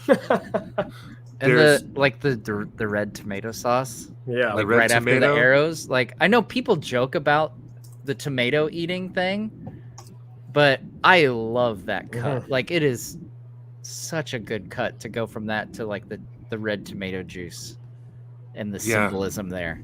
There's my favorite shot in all three films. Gandalf contemplating in the plaza of Minas Tirith. Yes, I love that shot. It's my single favorite tableau. There's such an extraordinary amount of things going on in that shot. It's great. Like, I love it's so good at knowing, when and knowing the value in pausing for a moment like that. Like, there's so many films I feel like made where everything needs to like go, and it's just constant like agreed eye stimulation, and like something like that where it takes a moment and lets a character sink in the sorrow. Yes, so good. You are go ahead. Oh, sorry. I was going to say just the world building in these lines. Snowboard, fen march, all of these different provinces of Rohan. It's always incredible. Yeah, yeah, absolutely, and a really geographically accurate a really amazing accurate geography of Dunharrow. That's right. That's where we are now, Another Dunharrow. great shot. Yes, and the way that winding track goes up the face of the mountain, up above the encampment, it's just the way the professor described it. It makes me think of the Lego Lord of the Rings game and how good, like how much fun it is to like. I remember riding a horse up the zigzag. They have the zigzagging path up to Dunharrow and everything. It's such a great map that they did in that game, where it's just super condensed, right? So like you can see Edoras from Minas Tirith, so it's not nearly to scale or anything, but it's just so good that you have all these locations recreated. Has a sense of humanity that he's bringing to each of these characters that I think is vital to make the story have a meaning to it. But who's listening to? I think that's Justin. Yeah. Well, I thought I muted. Oh, there we go. He's muted now. So funny. He's, in case you can't tell, he's paying really close attention to what we're talking about. While he's, I don't know what he's watching. I'll tell you something. It's probably like the Kardashians or something. You guys take a very close look, and you'll notice the king of the Oathbreakers floating. There he is. His weird visage will float. Oh, I had a disc error. There he is. There he goes. That's him. And then he's gone. Yeah, I'm having some disc errors. My disc is skipping. That's strange. Uh-oh. Uh-oh. Is it your 4K disc? Yeah. Oh, I'm no. going to have to keep up with you guys after I catch up with the... Hey, that's why we have a timer. That is why we have a timer. We have a wonderful timer for everyone. That's great.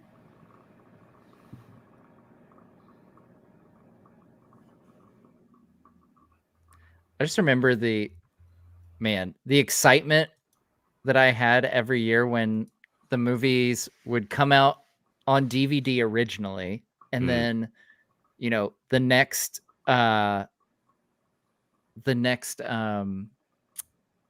like November, you know, before the new one would come out or whatever, we'd get the extended edition, and like waiting for that extended edition again, a midnight, like going to the store at midnight to pick it up. Nice. I was one of the few people at my local Walmart who was there for that purpose. I was like, I'd walk up and be like, yeah, Wow. they're like, can I help you find some? I'm like, oh, I'm just waiting until midnight to get extended edition Lord of the Rings. And they'd be like, okay, well, here, I'll go grab you one. Like, it's like that's great. I made I thought it was a much bigger deal, apparently, than the people working at the store.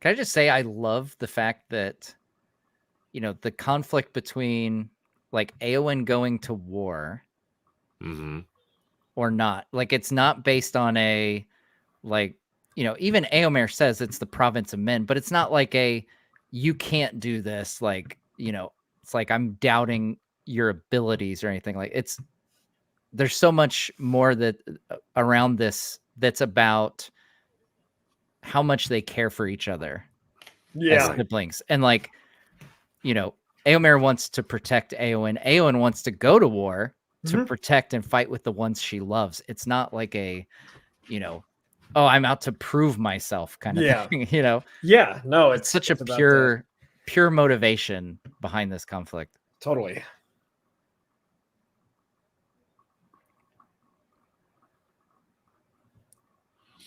The guy's just like, I'll just stay here in the doorway. Yeah, 1 foot outside. Like, how? Like, I'm glad he didn't go and like, you know, nudge him on the shoulder or anything.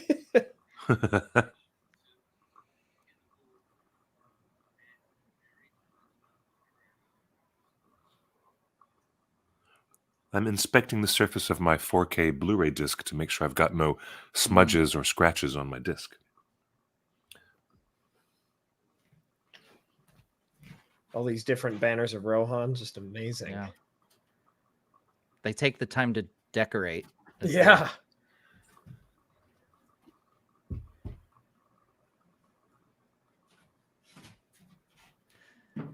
Yeah, and obviously this is another thing that's a departure from the books where Mhm. he's just now getting the sword and like yeah. And Elrond is the whole Grey Company. Yes, Even though yeah. he's not even in it, you know, his sons and like, are, and- you know, obviously Aragorn's another character that's quite a bit different. He doesn't have that Yeah. confidence, but like, you know, but I get it from an adaptational standpoint. Like it Absolutely. makes him a Yeah, more totally. interesting character in like if he was just fully confident the whole time. Yeah. I mean, Book Aragorn does have his doubts. Like he doubts does. his He does. choices, but it's his choices. It's not doubting himself, which is a True. little different. But the important thing in my mind is like he gets there at the end, you know? Yeah. Yeah. Yeah. Exactly. The context to remember is the first movie, Fellowship of the Ring, was so incredibly faithful, and Peter Jackson earned the right to make some of these core changes. We talked about Frodo sending away Sam, and you know this whole scene, you know, is very different, as you just said. But Peter had earned the right to make some changes at his creative discretion because he was so He gets faithful. the benefit of the doubt a bit more, yeah. And I mean, it helps that it's still like just cinematically, it's a great scene. And as someone that hadn't read the books at the time, like I'm like, I instantly got it. Like, oh, this is an Like important this. sword. Bam, where he busts out the sword. Like, how awesome is that? Yeah, wow. Indeed. And you get it's the a music coming in, like, oh. Well, it's a great way for Elrond to have something more specific and active to do in this entire film. Yeah. And I just love the connection of future father-in-law to future son-in-law. Like, now my daughter, your future wife, her life is at peril, so I will help you as much as I can. Yes. What do you guys expect from that sword in Rings of Power? Do you expect... We're not talking about Rings of Power, man. No, we're not. We're not. We're not doing it. I'm in timeout. I'll time you out, man. Don't make me. This is a celebration of cinematic history. That's right. Love the urgency. I wish I could read all those runes. This. Oh, here it is. I want to read the runes on the sword. Here, this exchange. Yeah. I give hope to men. I keep none for myself. Wow. Those are the final words spoken by Aragorn's mother to him in the books. You're right. Yeah. Yeah.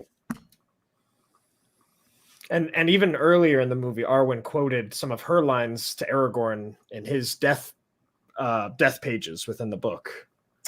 Yes, that's right. There is no ship that can yet bear me yet. Yep.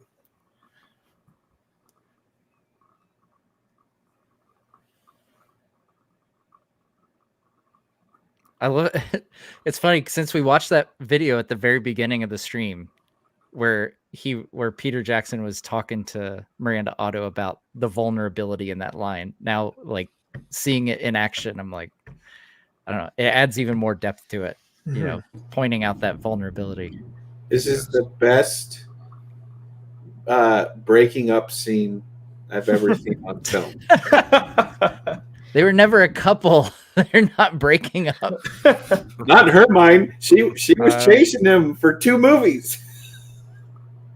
But it was just a shadow and a thought that she loved. Nothing more. There is I can't remember where I read this, but there was a great analysis of the way Aragorn addresses Éowyn before and after this moment. Like, he uses more formal language, like more formal language toward her when there is this possibility that she might misinterpret it. And then it's only later after she has moved on and she's like met Faramir and is, more, knows herself more and like knows what she wants and isn't clouded by this, like I said, a love of a shadow and a thought, that he uses more personal, more intimate, interesting. Yeah, language. Yeah. I mean, there is a coming of age story for Eowyn. She, in the book, she's 24, right? She's my age. Yeah. And obviously Aragorn is 87. Right. There's a coming of age moment for her. My goodness. By the way, I found it funny that Aragorn never like totally let her down. Like it kind of kept his interest at bay, but never like fully like, hey, I'm not your type, until he got promoted with Anduril. Until he was like promoted to king, only then did he go to Eowyn and like, hey, I'm too good for you. I don't know about that. Am I reading this wrong? Yes. A little bit, yeah. As with most things, Justin, you are reading this wrong. A bit. Oh, yeah. I love the line, but we will meet them in battle nonetheless. Mm-hmm.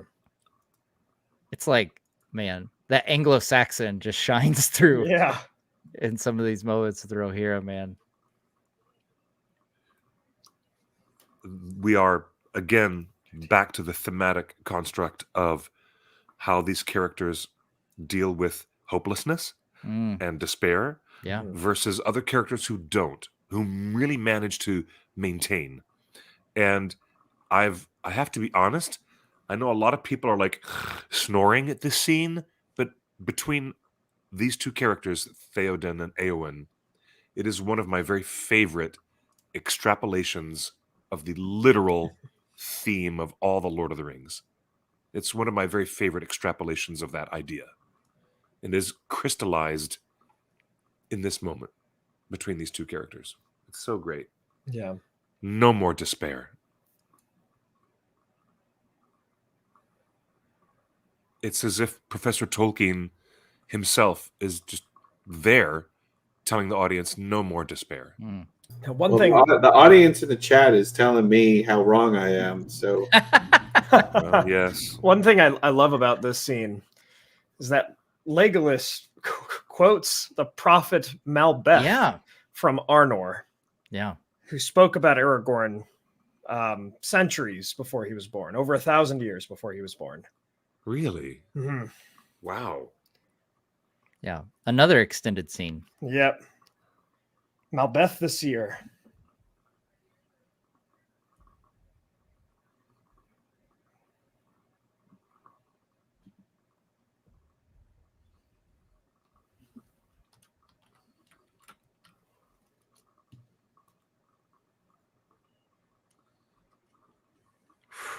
The paths of the dead.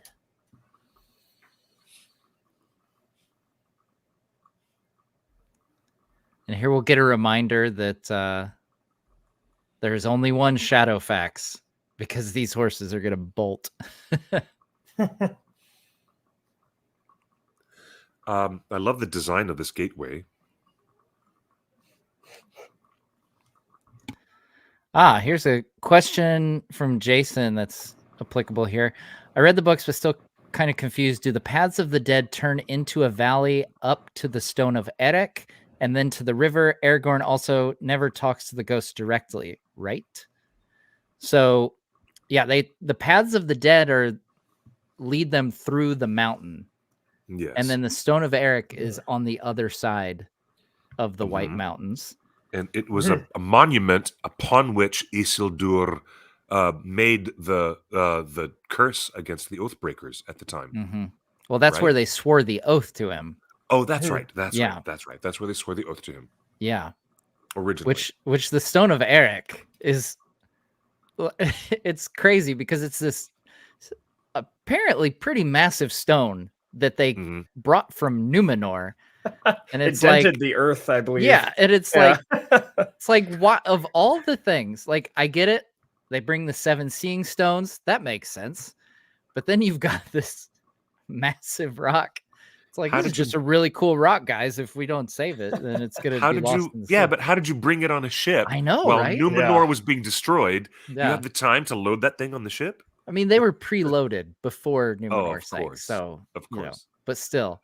But yeah, sorry. Let me double check, make sure I actually answered the rest of the question. Oh, yeah, and then they travel through the southern fiefs of Gondor to the river Anduin, and at Pelargir's where they overtake the Corsairs.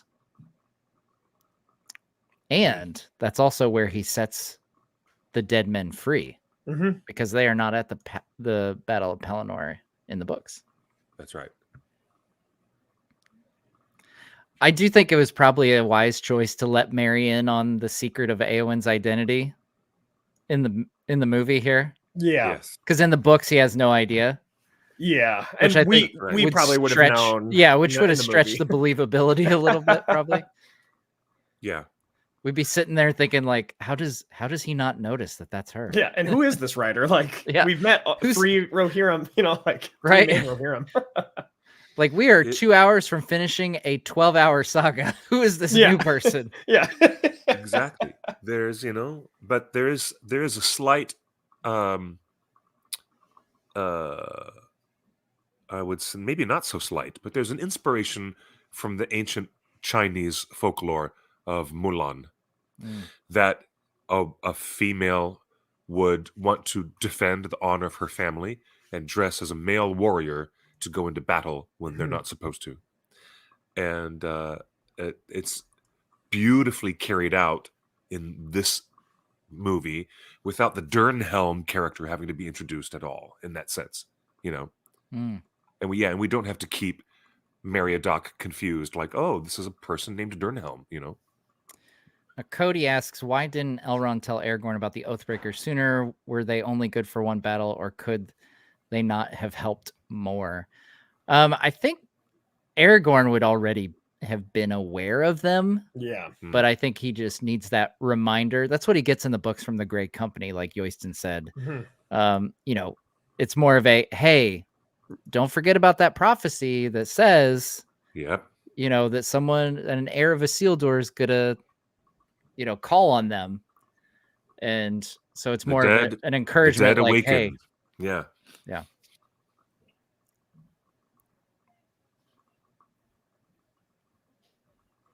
From the north shall he come. Need shall drive him. He shall pass the door to the paths of the dead. Yes, sir. Malbeth the Seer. Yep. All Malbeth. Gimli getting... Sorry. It's okay. We love the puppers. There's a lot of Gimli comedic relief happening here. Oh, yeah. All the comedic Yeah, relief. this was... was this in the theatrical? No, this is extended. Okay, that's what I was thinking. Yeah.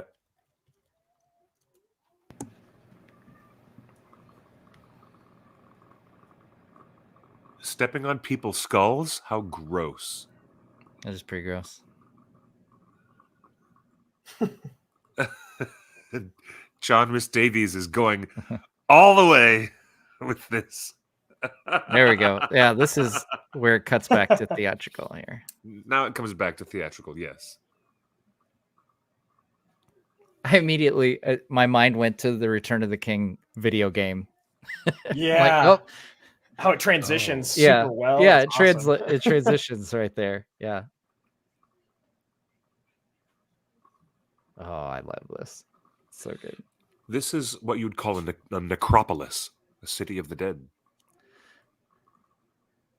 Now, when I had Gino on, he showed me some images of him with the actor playing the King of the Dead, and he's actually made up like that. Like, for a while, I thought this was purely CG for a long time.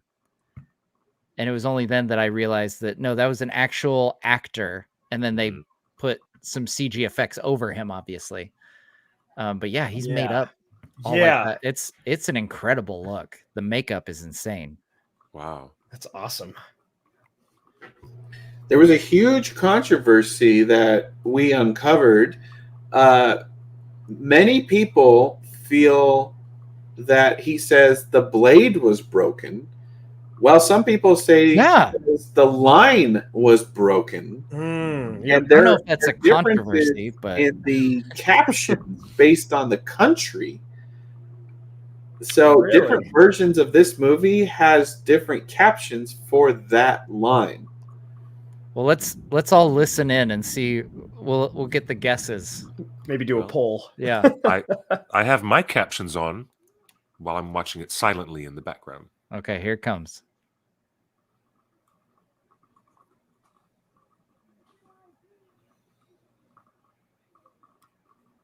That line was broken.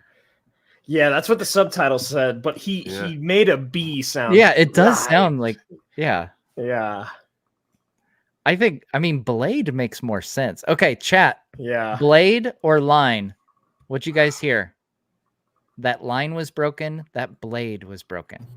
If we approach it from a hypercritical lore perspective, like there's no way he would know if the line was broken. He would know that the blade was broken. Correct. More that's where I land on it too. Yeah. That makes We're getting a lot of people sword saying more line. important. Wow. Like it elevates the history of the sword. Like it was more about the sword that was able to cut the ring from Sauron's hand rather than the person that wielded the sword. And I thought that made the sword more magical in the lore. I mean, it's not like in the lore, there's nothing special about the sword being able to cut the ring. True. Like true.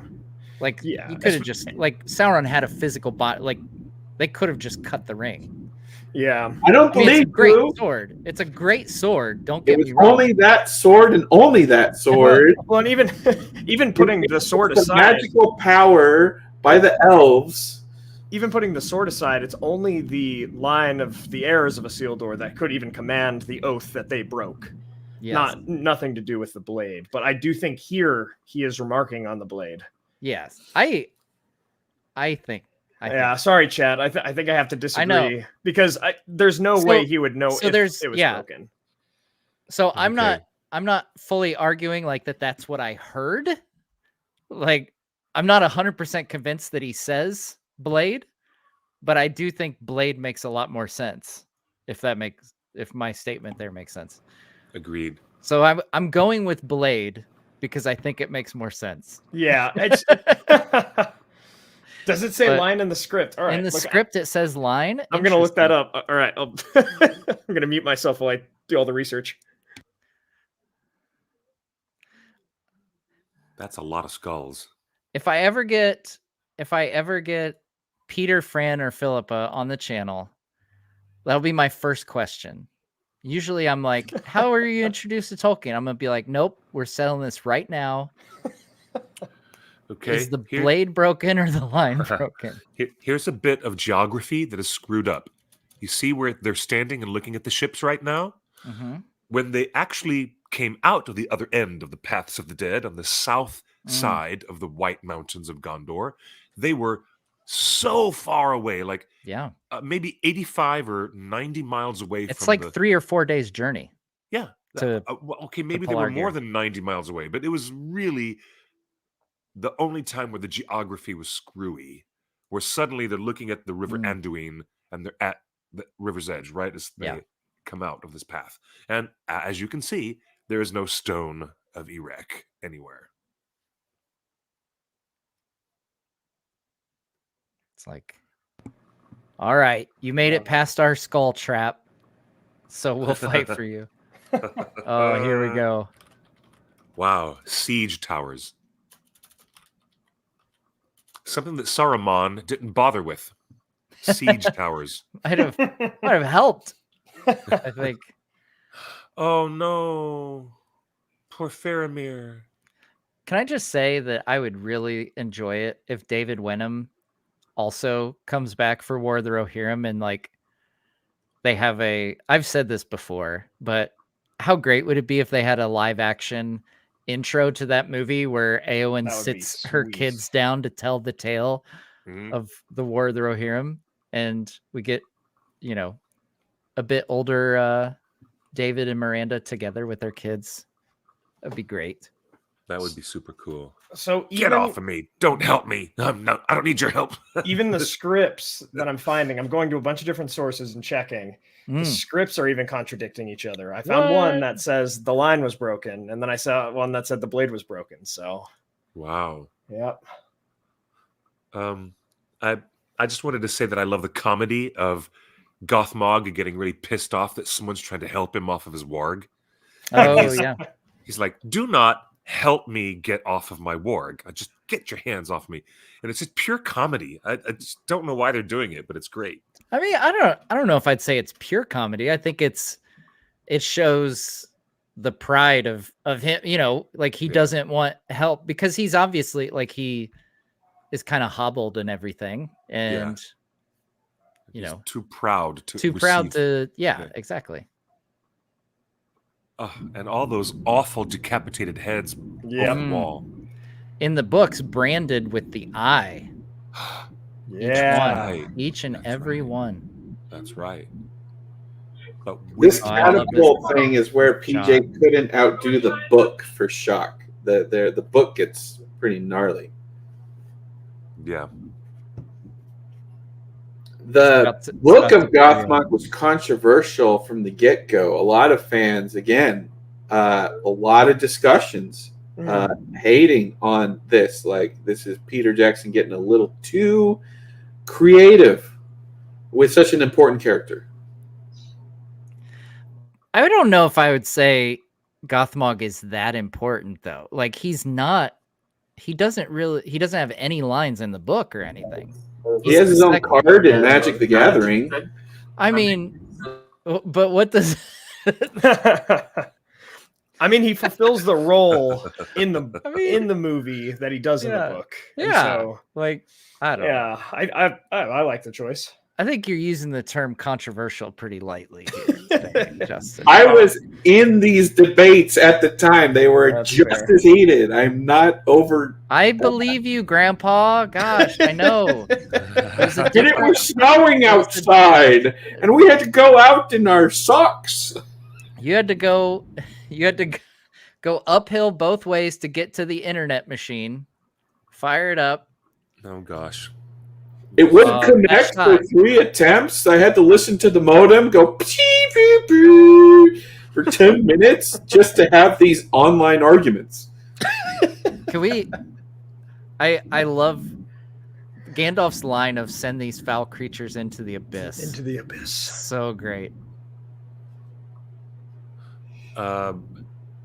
There's so much going on visually. And I'm impressed at how quickly the soldiers of Gondor took a big broken chunk of their building and put it into a catapult. Or a trebuchet, if you will, however you want to call it. As my kids pronounced it from the magic cards, tree bucket. The tree buckets. So now in our house, we refer to trebuchets as tree buckets. Tree buckets and ingots. That's right.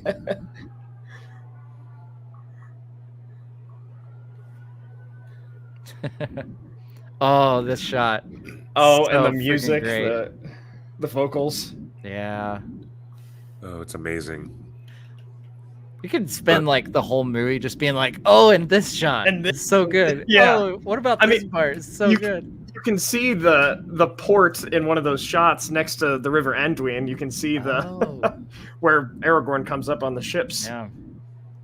When we had the visual effects supervisor Jim Rigel on the show, he explained that they made a conscious effort to hire actual Tolkien fans to work in the visual effects department because they would get a shot approved, but then they would go back to their desk and spend another 6 hours into the night perfecting the shot, like just getting it that little extra better. Wow. That's amazing. All off the clock. That's crazy. Indeed.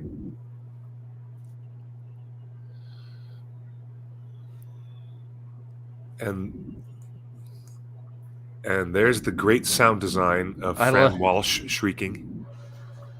I I remember in the theater, even like I still to this day love that, like how they just dwell on that and let those bodies fall, and it gives you Yes. such a sense of height. Yeah.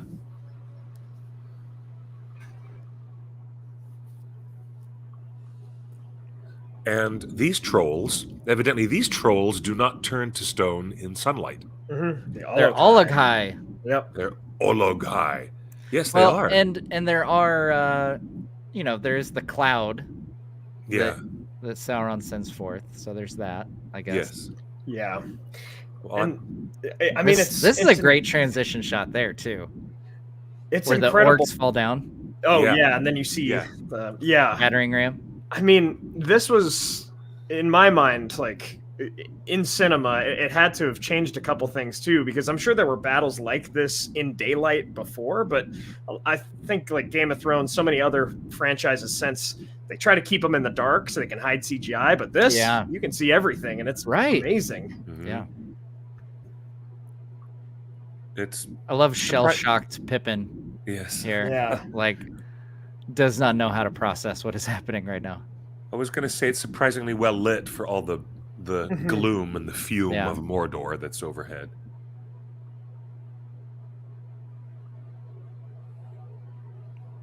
Yeah, white and dark are contrasted very well. Yeah.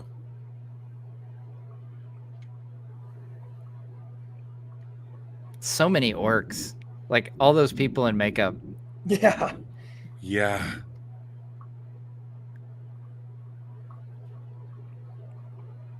Play of the game right there. Yeah. Changed Middle Earth right there. And the black blood It's like, of orcs. it's like, good job, Pippin. Now go away. Yeah.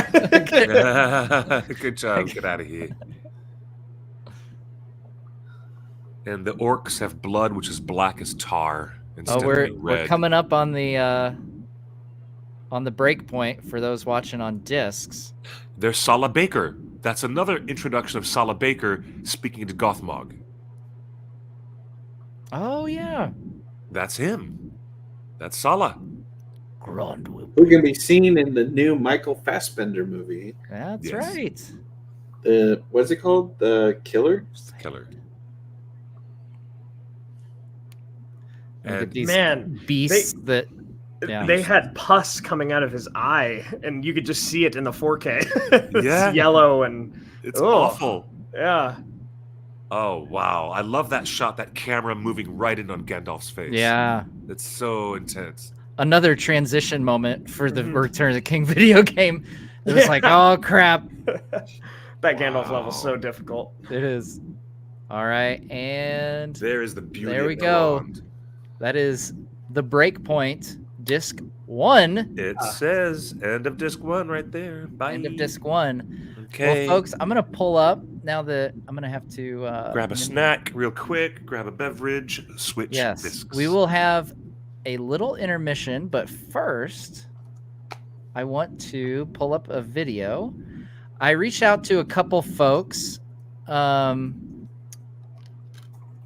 super short notice. So they were very kind to send in a couple greetings to the fans on super short notice. So I'm going to share this. We've got executive producer of The Lord of the Rings, Mark Ordesky, and our good friend Jed Brophy. Nice. Who are kind enough to send in some greetings. Jade? How lovely. So let me pull this up. How absolutely lovely. All right. So here we go. Let me make sure let me know if you guys cannot hear the audio here. Hi all, it's Mark Ordesky wishing you a wonderful Return of the King watch party at the Nerd of the Rings. You know, 20 years ago, I spent the Return of the King premiere in Wellington, New Zealand, the world premiere. And now I'm sending this message from New Zealand, where I'm very fortunate to have a home. I'm very grateful and blessed for the friends and the family that I consider the Lord of the Rings community. Have a wonderful day. Kia ora koutou. Jed Brophy here in Aotearoa, Middle Earth, New Zealand. 20 years ago, we released The Return of the King to the world, and the world was changed forever. 11 Oscars, huge amount of kudos for the filmmakers, an amazing ride for the rest of us who are lucky enough to be a part of it. We're still friends, all of us today, because of the mahi, the work that we did here in New Zealand back in the day to create something that we didn't realise was going to be the phenomenon that it was. Thank goodness that it was. I get to travel the world, speaking to fans all over the place about what it was like to actually be here at that time, working with those fabulous group of people. And it was life-changing for me in so many ways, because film became a career. Working on big films became the norm here in New Zealand, and we managed to convince Hollywood to come and spend time with us and be a little more relaxed about the way that they do things. No one person is responsible for the success. I know people look at Peter Jackson, and I love Peter, he's a great guy, but there's a huge group of crew here in New Zealand, and I've just worked with some of them recently this week, and I'm reminded of how hard everybody worked and how passionate everybody was to try and bring these films to you, the audience, and how hard the fans have loved us. That's been the thing that's kept us happy and going and wanting to do more. You, the fan base, are a phenomenon. I don't think that was the case before these films came out, that there's ever been such a vivacious and voracious fan base. So thank you for that, because you are one of the reasons why I do get to travel and get to tell my stories about what it was like back in the day. Lifelong friends. Thank you to all of those people who've kept in touch. And it's great seeing you at conventions. It's great seeing you in airports. It's great seeing you, as I did Aidan Turner just recently, coming up the escalator in London. If I never get to say this to Vigo, those days that we spent on set together, that's the highlight of my career. So thank you for that. That was really something to get to spend time with you, because you are one of a kind. All of you are. Getting to work with the incredible Andy Serkis, the incredible Liv Tyler, Kate Blanchett, watching Hugo weave his magic, getting to work with the incredible Ian McKellen, and then of course to come back on The Hobbit and get to work with him every day was incredible. Elijah, what a great guy. What an amazing young man he was, and what an amazing man he's become. Billy Boyd, my favourite person on the planet, possibly. Dom, wonderful. Sean Astin, always loved running into you. Miranda Otto, David Wenham, the list goes on and on. They're just really good people.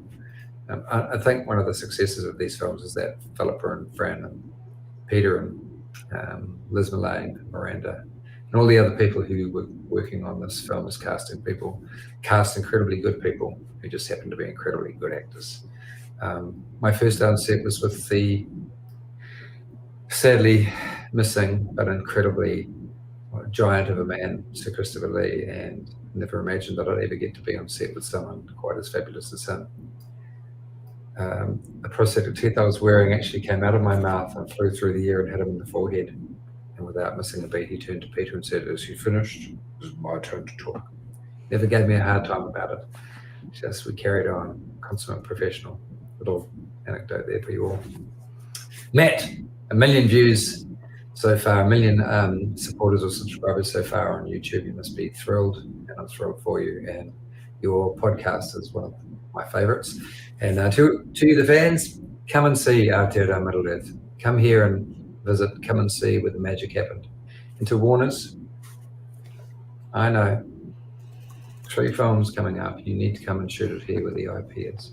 You need to come and shoot it here where the people are passionate about the work and where the countryside lends itself, but also where it all happened. It's only fitting that you come back here to make those 3 films and, let this country once again wow the rest of the world with how we can actually make magic in cinema. Blessings to you all. Merry Christmas to everybody out there. Kia kaha, araha nui, from me, Jed Brophy, to you, the fans, and to all of my friends from the films. Ka kite, and peace. That's awesome. Good old guys. Jed. Yeah, cool guys. Love Jed. Such a great guy. Justin, are you good on the timer? I've got a second timer if we need it. Whatever you want. I'm good. I've got 2 timers here. Okay, great. Okay. Should we wait for Cliff? I might run to the restroom real quick. Yep. I'll be right back. That's what I was doing. It's important to take a little it bit of is. a break. So yes, we just heard from the wonderful Jed Brophy. I love that he had a little plug there for, hey, Warner Brothers, come back to New Zealand. It's like what we were just talking about. Get the band back together. Make it happen. I'd be down for that.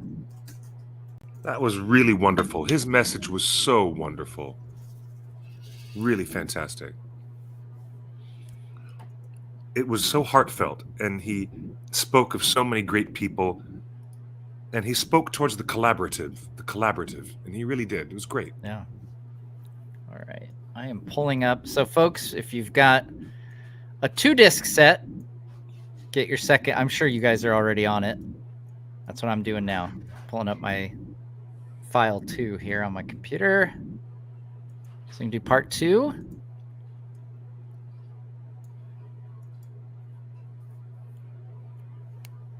Yeah. Now, Justin, do we know for sure, is Jed going to be at Comic-Con again this year? An actor's life is hard to schedule because we never know where he's going to be in 6 months. Yeah, so that's fair. we'd love to have him back. The fans love seeing him at Comic-Con. But who knows? Maybe he'll be around. Maybe other people will be around. Maybe the War of the Rohirrim people will be around. But we've had a great time. Post pandemic, he's been a great supporter of fans, and he's been at the last 2 Comic-Cons. So we love Jed. The fans love Jed, and he's just been a real trooper, making his way to San Diego every July the last couple of years. Yeah, I've had the pleasure of being at the booth. By Sunday, usually it's Sunday is where a lot of people have already taken off. And so I'm usually at the booth pretty much all day on Sunday, standing next to Jed as he's telling all these stories. So I've heard so many stories, some that I don't think I could share. So I haven't on the air. I've heard those kinds of things too from him. Yeah. All I'll say is it is well worth coming and talking to Jed. If he's at the booth at Comic-Con again this year and you guys are going to Comic-Con, I highly recommend it. All right, well, let's get rolling on part 2. We've still got a couple hours left in Return of the King, so let's see how many times the tears start flowing in part 2 here. All right, I'm gonna count it down from 5. Justin, are you ready to hit go on your stuff? Ready, Captain. All right. 5, 4, 3, 2, 1. Awesome. Here we go. Look at those ships. Look at those crossbows. And look at those 3 lonely guys standing on the shore.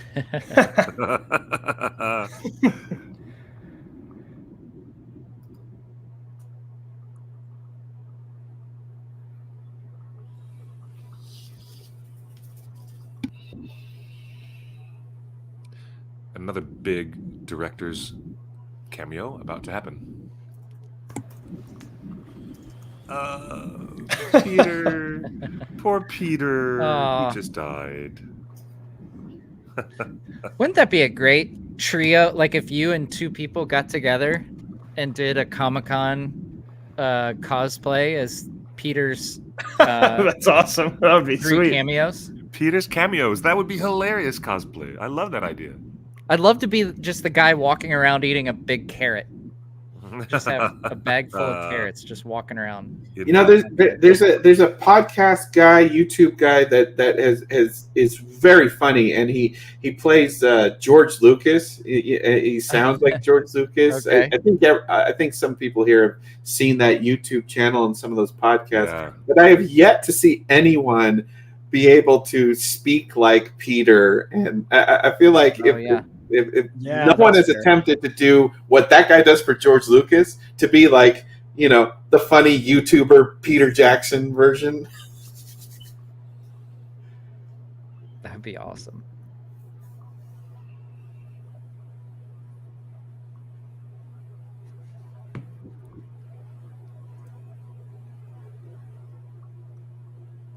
A lot of these shots, again, if you watch the commentaries on the 4K extended editions or the Blu-rays or the DVDs, a lot of these shots were pickups. These were reshoots, a year or two after principal photography ended.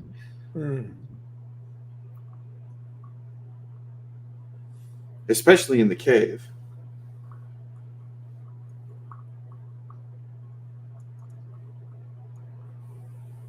I want to ask a question, but I'm going to get put on timeout. So don't I'm do biting it. my tongue. Don't do it. There is so much terror for the uninitiated in these scenes, especially for those poor people who really don't like spiders. Yeah. I mean, if you have any trace of arachnophobia, this is a movie that causes people to literally run out of the theater and run to the lobby for safety. Wow. Yeah. I mean, just the dread that sets in of like, you knew Gollum was going to do something bad, and here it is. Here it is. Yeah. And again, his Hobbit side comes back. Right. It also gives Peter Jackson a chance to indulge in some of his favorite things as a filmmaker. True. Yeah. Absolutely. Abject terror, big creatures, gore, ghoulishness. Look at these twisted, hanging corpses in the webs. This is like, we're in the Frighteners territory.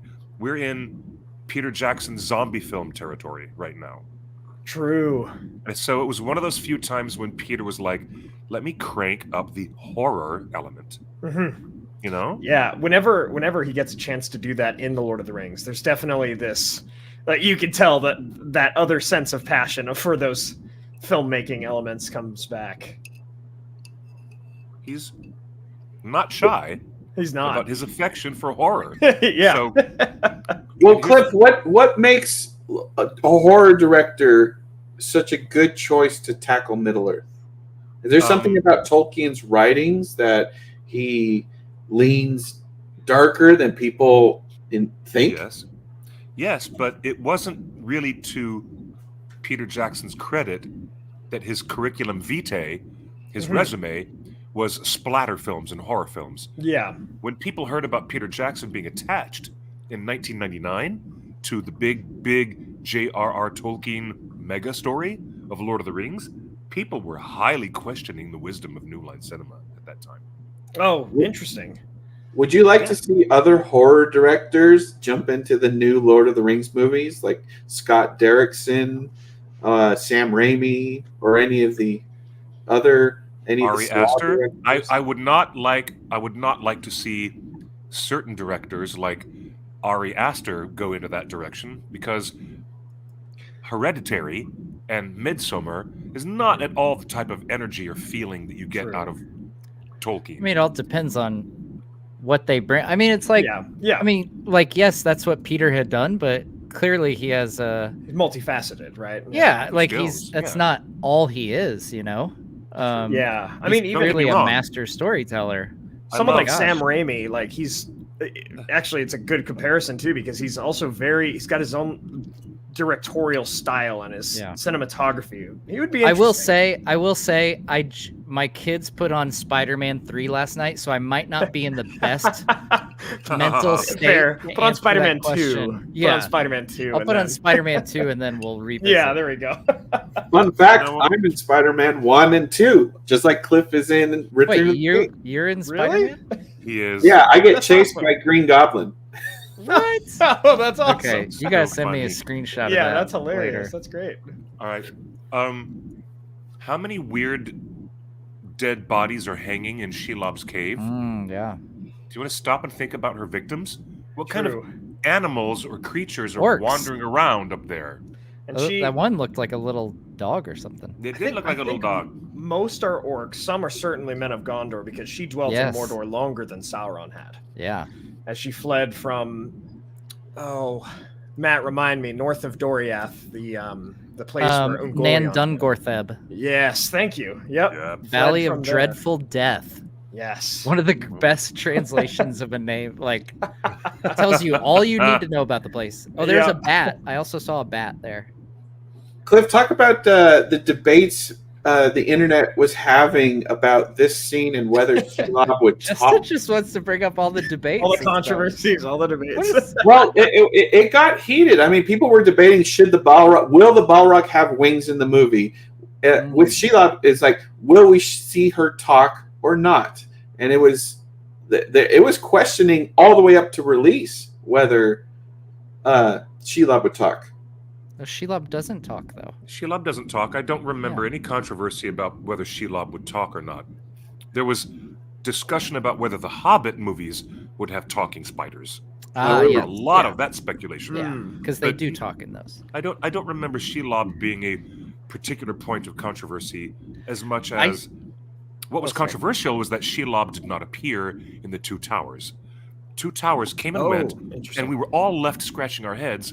What happened to all that chunk of the book? You know, we didn't quite figure it out yet. Ta-da! Found it. Okay, but I want to know why. Seriously, let's ask a lore question. Okay. And I'm going to put it to you, Yoistan and Matt. How did Shelob decide not to eat Smeagol and just let him run around? How did she decide that he was going to be more useful? I mean, look instead at of eating him. Just look at the guy. He doesn't have much meat on the bones. He's not a fat, juicy hobbit. But then, I'm sure he probably knew of her or traces of her from his escape from Mordor and so forth. Actually, one thing to credit the Gollum game with, I think that's actually a really good part of it, is when you're running from Shelob as Gollum. And so he must have known, okay, there's this creature, and maybe I'll make her an offering, bring her a random goblin or orc. Yeah. And then, we're good, She'll long-term investments here. Yeah. I mean, maybe they did communicate somehow. Maybe he brought orcs to her. Yeah. And she let him go, and she let him have passage. Mhm. I don't know, but I mean, I'm curious about that from a lore perspective. No, I mean, think that's right. Yeah, because the plan to get the ring when she throws out all the remains and stuff. Yeah. Like that sounds like it's coming from a place of experience, perhaps, knowing her process. Or maybe all ring bearers get blood anemia and they're just not tasty at all, and she knows don't taste anybody that carries a ring. I really like this scene, like the contrast. It's one of my favorite scenes. This one right here. I love that the Frodo still has the spider webs on him too. Yeah. Like he's in the state he's in where he actually is, but then everything else is Lorien. And the editing between her pulling him up and him rising up is really good. Genius. It's really genius. It's great stuff.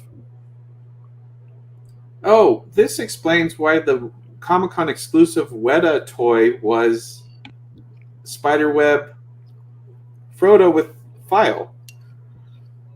Mm-hmm. It's the 20th anniversary of this scene. Mm-hmm. Well, yeah, that makes sense. Yep. Did you get one of those at I Comic-Con? did. Yeah. Well, I got one for my son. He's got it, but we have one here in the house. All right. Signed by Daniel and Richard. I have one to give away. You want to give one away? Give one away here in the chat? Yeah. Thanks, buddy. Yeah, why not? Let's do a giveaway. Let's do a giveaway. Hold it up on screen so people know what we're giving away. Oh, I don't have it in here.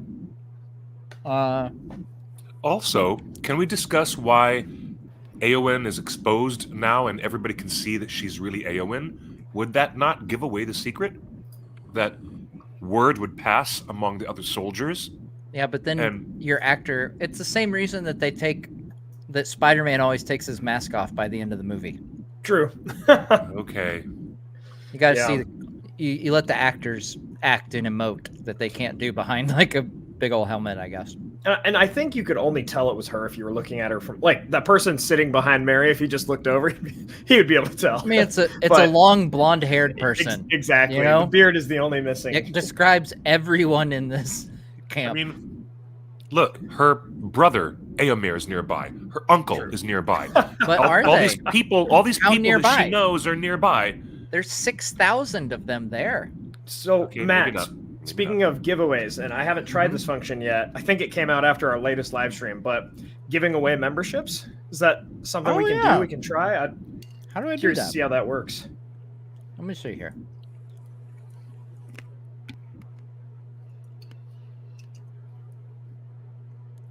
Huh. Here we go. Justin sent me the link. Let me pull up the Frodo here.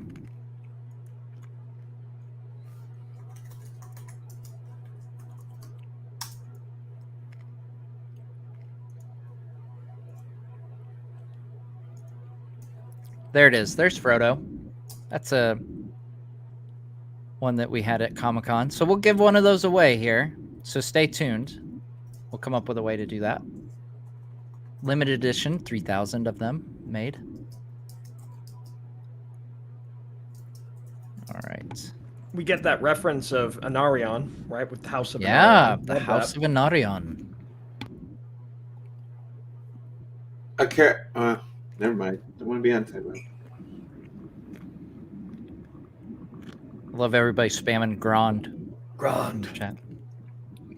Did you notice? Did you notice the close-up of that flower? One blue Yeah. on the tree. So good. A foreshadowing.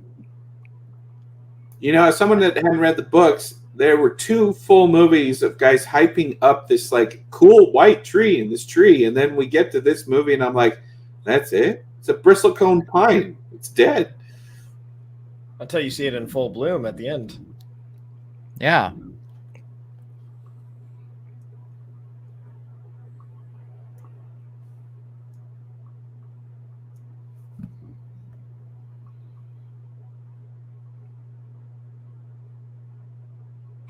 Is Grand a different character in the book? Like, is there a character name? There is no. The Grand was also the name of the mace of Morgoth. Mm-hmm.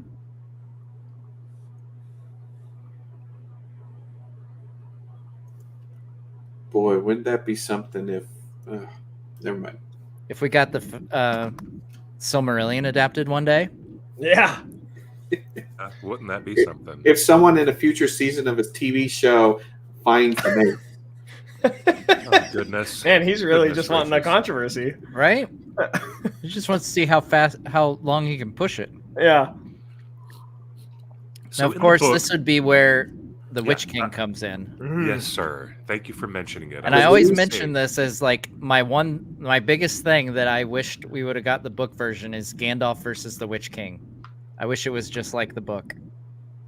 Me too. Although I do love the look of horror he gives when they come. Oh when yeah, these the guys come oh- bursting that through. oh crap look. Yeah. Oh, whoops.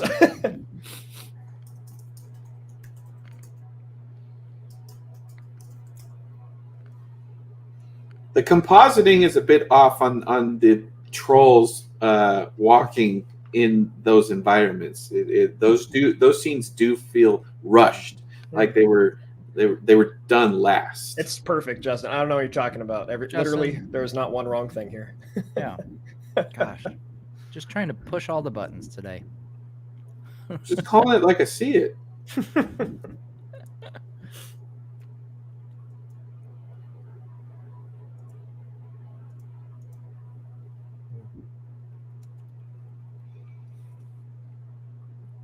This is the part where people were literally running out of the auditorium. Really? Oh, wow. Because it's so creepy. People hate spiders. Yeah, arachnophobia. Oh dear. Most people joke about the Aragorn broke his toe. This is my coming up is my equivalent, which is that's Peter's hand. What's Peter's hand? Where? when Samwise enters the frame, holding Sting, hilarious! What? That's Peter's hand. So that's my kicking toe, Aragorn breaking toe thing. That's Peter's hand. Really? You mean the hand that enters the frame? Yeah. Yeah. It enters the frame. Yeah. All right. Weird. I wonder. That's Peter's I hand. wonder why. I wonder why. That's funny.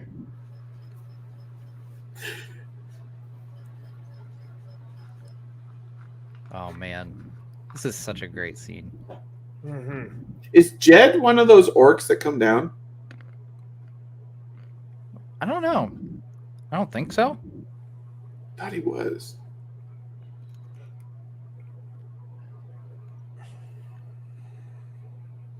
I'm amazed at how brave Samwise is. I think it's love for his friend or master in the book, right? Overcomes any sort of fear, anything else. And as a gardener, he's not afraid of bugs. Like he lives in the dirt. Is a great point. Of all the characters, he would be the least afraid of bugs.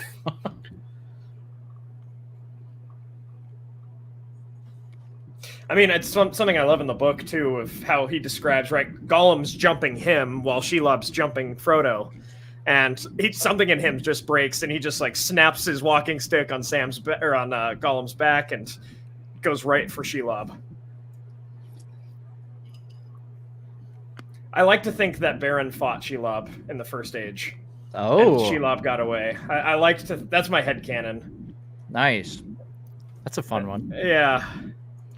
I mean, she would have been there. She would most have. likely. Yeah. And maybe it was that fight that made her flee to Mordor. We didn't even talk about the fact that, wow, you know, Frodo gets stung in the stomach where his mithril shirt should be. Well, instead of being stung on the neck. Well, it doesn't show us specifically. It makes it look that way. Well, you can see where the wound Yeah. is Yeah, later on. that's Later true. on, you can see where the wound is when he's stripped up the tower of Cirith Ungol, and you'll see the wound on Frodo's body. Yeah. So, Justin, let's give away the mini epic at the end. So it'll be a nice reward for those who've stuck with us the whole time. You're the boss. I love the look that Elijah has to hold here.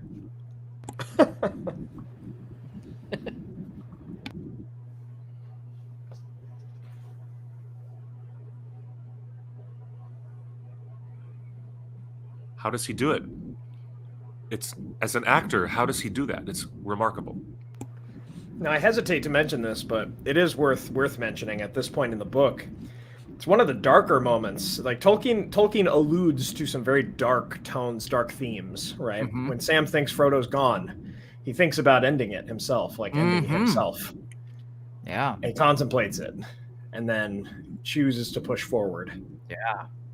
Want to hear some deep movie trivia? This scene inspired Daniel Radcliffe to do that movie where he plays a dead body the Really? whole time. Because Daniel Radcliffe and Elijah Wood Had that got, competition, yeah.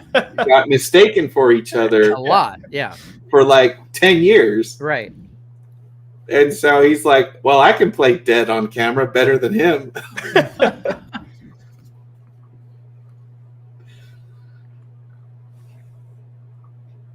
You're talking about... Isn't that Jed? Doesn't that look like Jed? I don't think It it is. does. No.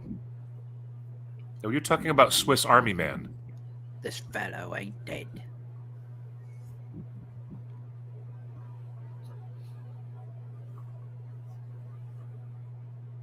Now, those are named orcs in the books, right?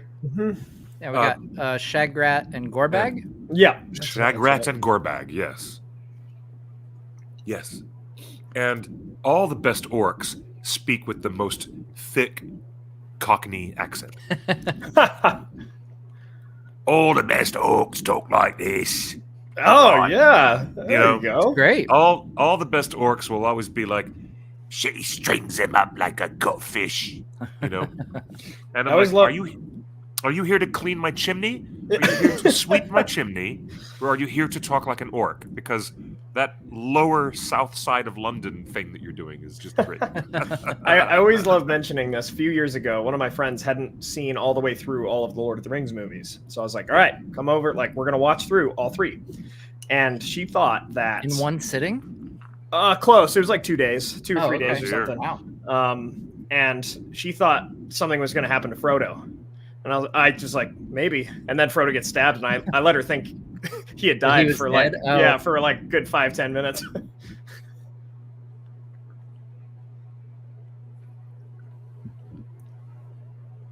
Robert Pollock played Shagrat. There you go.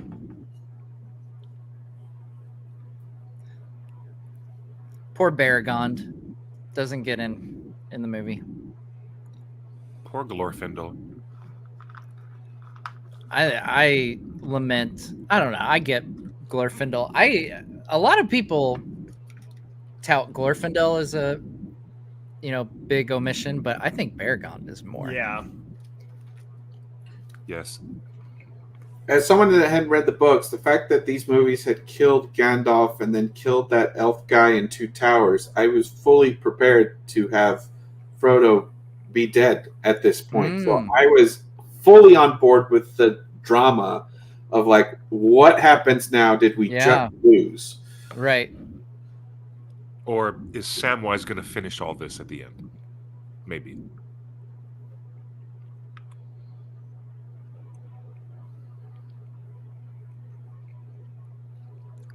Oh, biting your neck. Oh, Prince Emerhill. Yeah, that's another big omission. That's a good one. In my mind, this is another one of those like brutality of war things that Oh, yeah. doesn't go over the top with the violence or anything, but it's really effective. I love this orc that kind of looks like Darth Maul a little bit. Yeah. Yeah, he was cool. He was biting the guy's neck a minute ago. Yeah. Halbarod's one that I wish we would have gotten as well. Yeah. People talk about Andrew Lesnie's cinematography in context of the beautiful landscapes and everything like that, but I think he's most effective shooting battle scenes. As a viewer, we're never lost on the battlefield. That's true. We know, we see things happening.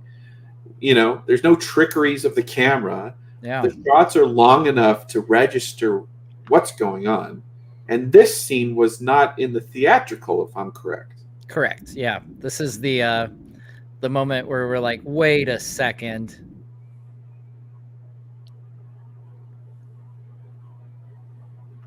I do like that Shadowfax stays there. He's not afraid of the Witch King. Like in the books. But yeah, the breaking of Gandalf's staff kind of upgrades the Witch King.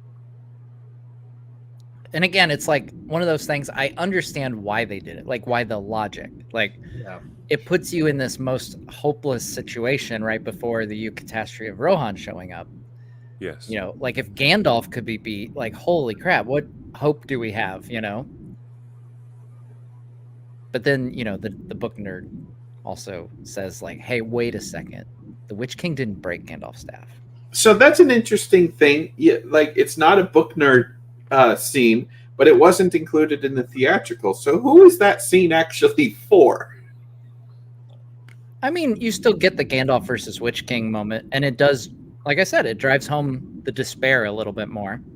Yes. So there is a moment in the books of Gandalf versus Witch King. It's just not that. Yeah.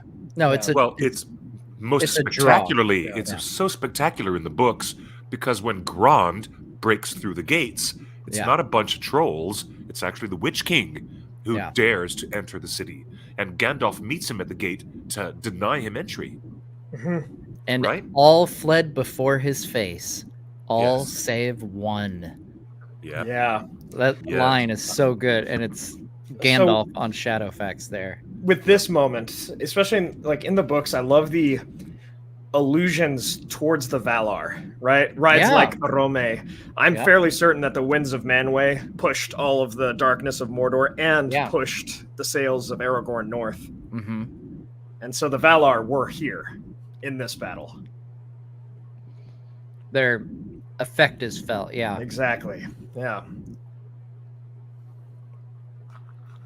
Now she's hiding her face from her uncle. But previously, she's taking her mask off and showing everybody. I'm telling you, look how many of them there are, though. With You're right, horses, there's they would have been 6,000 of spread out camping. Like, You're right. They would have camped over like 3/4 of a mile or something. This is wild. This is the part where you could feel the energy in the audience as people were lifted out of their chairs when this happened in the audience. For all you youngins who did not see this when it was released first time in theaters, this moment in cinema is probably one of the most electrifying moments you'll ever feel electricity go through a crowd in a big theater. There's nothing like it. Nothing like it. I did see it at a re-release. Same thing 10 years later. You could feel it. Yeah? Yep.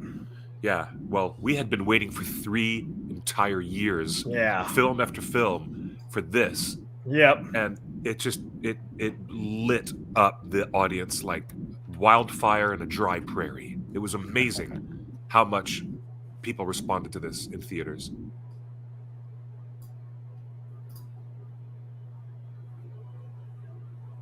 Wow. This is way beyond Helm's Deep. So much. This is way beyond Helm's Deep. Counterpoint, I didn't like it. I thought the Helm's Deep was way better. What? Okay. Thank you. Thank you for being the country contrarian. I just muted him. It's fine. We'll just enjoy this. Yeah, there we go.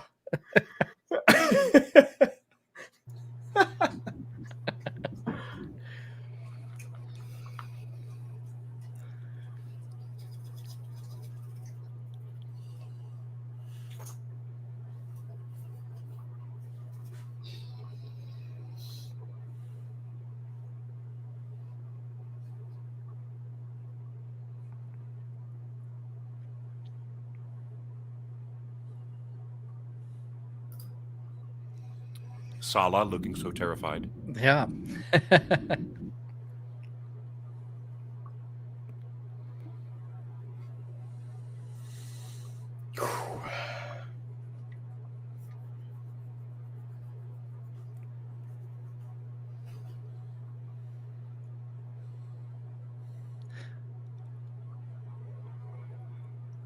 That wild look in Éomer's eyes. Yeah. Speaking of wild look. Yeah.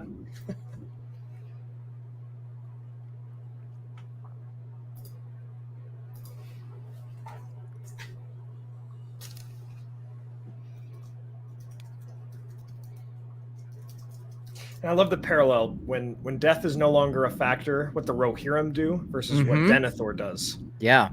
When death is no longer a concern. Yeah. What you choose to do I with do it. love both in book and movie. Like the comparison between Denethor and Theoden, like how similar their situations are and how vastly different they react to them.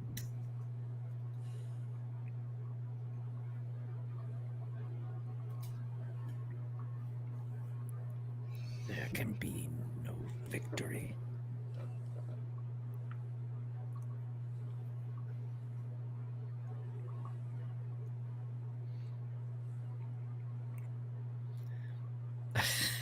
There he goes, hitting him again.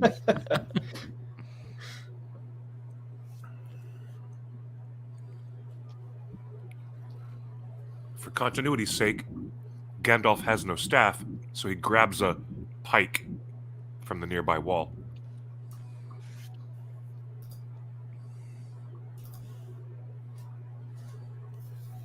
Yeah, I was never sure about the physics of this, where the horse strikes down and he he goes flying up in the air.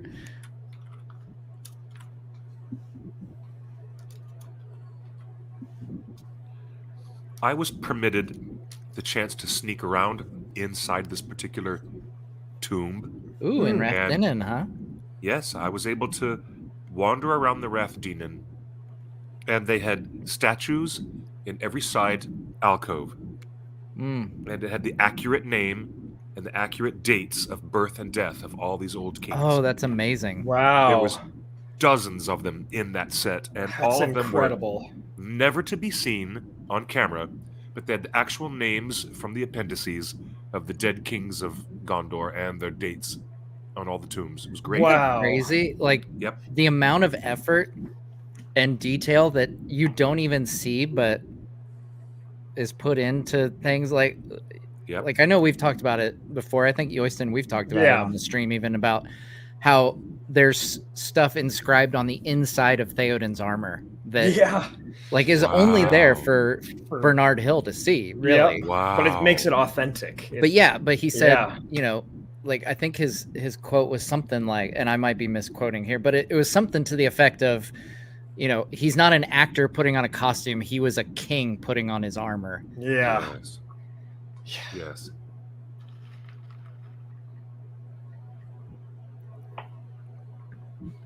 Man, I wonder if Weta's ever made a statue of a Mumik. That would be a sweet statue. That'd be awesome. Yeah. I think Sideshow Collectibles might have made one. Oh, really? Yeah.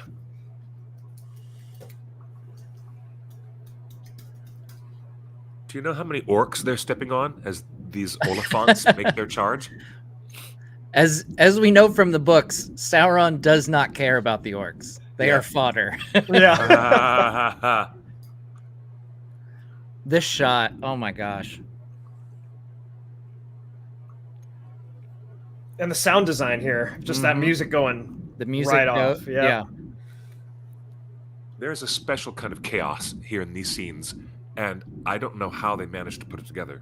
I really don't know how they did it. It's amazing.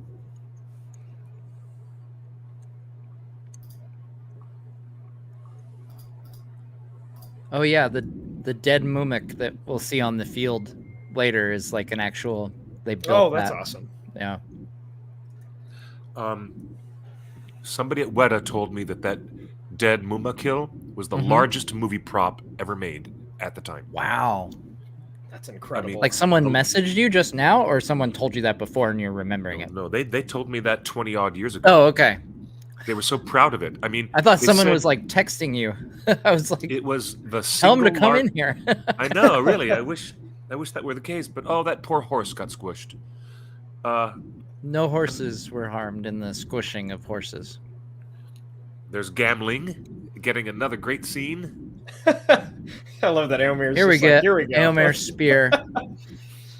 Everyone makes a big deal about Legolas taking one out by himself. Éomer takes out two. With just a spear. With a spear. He doesn't have to climb awesome. on top of it. Look at that. Future King of Rohan right there. Yeah, it ladies is. and gents. Wow. But that's not the moment that got the cheer. It's all Legolas surfing down the tusk. I think Arwen gets a cheer here, though. I mean, this is insane. Oh, yeah. I love grabbing the sword right out of the horse hand. Again, the cinematography, these aren't jump cuts and, quick shots. Like every camera move holds enough that you see an action. Mm-hmm. There's no tricks being played. They're just showing you a historical document of this battle. That is a really great point in the difference in cinematography techniques from a lot of films you see today, where it's it's chaos, it's shaky cam and everything. Yeah. Big base hits with every sword swing and punch to the face. Instead, you see actual military tactics at work here and how effective they are. It would be an interesting practice to see how many shots are less than like a second long in this entire sequence. I don't think there's that many of them. Or maybe half a second is more accurate. But still, like what you would constitute as a quick cut, there's not many.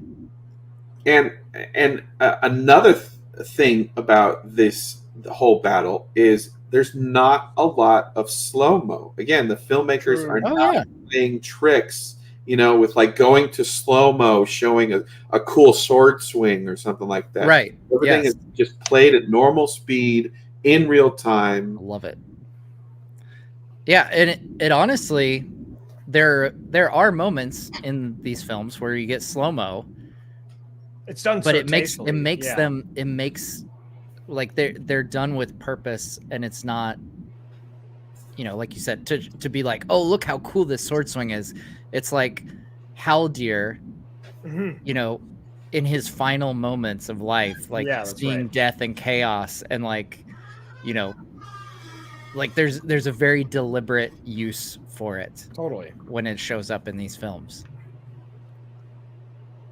And then I love that they just pull lines right out of the source material. Yeah. Maybe at points, but still, the white shores. Oh yeah. Silver curtain.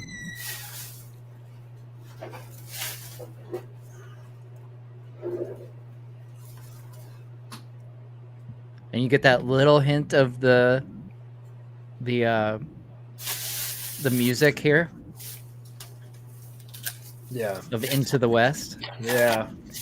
The very, very brief introduction of that melody.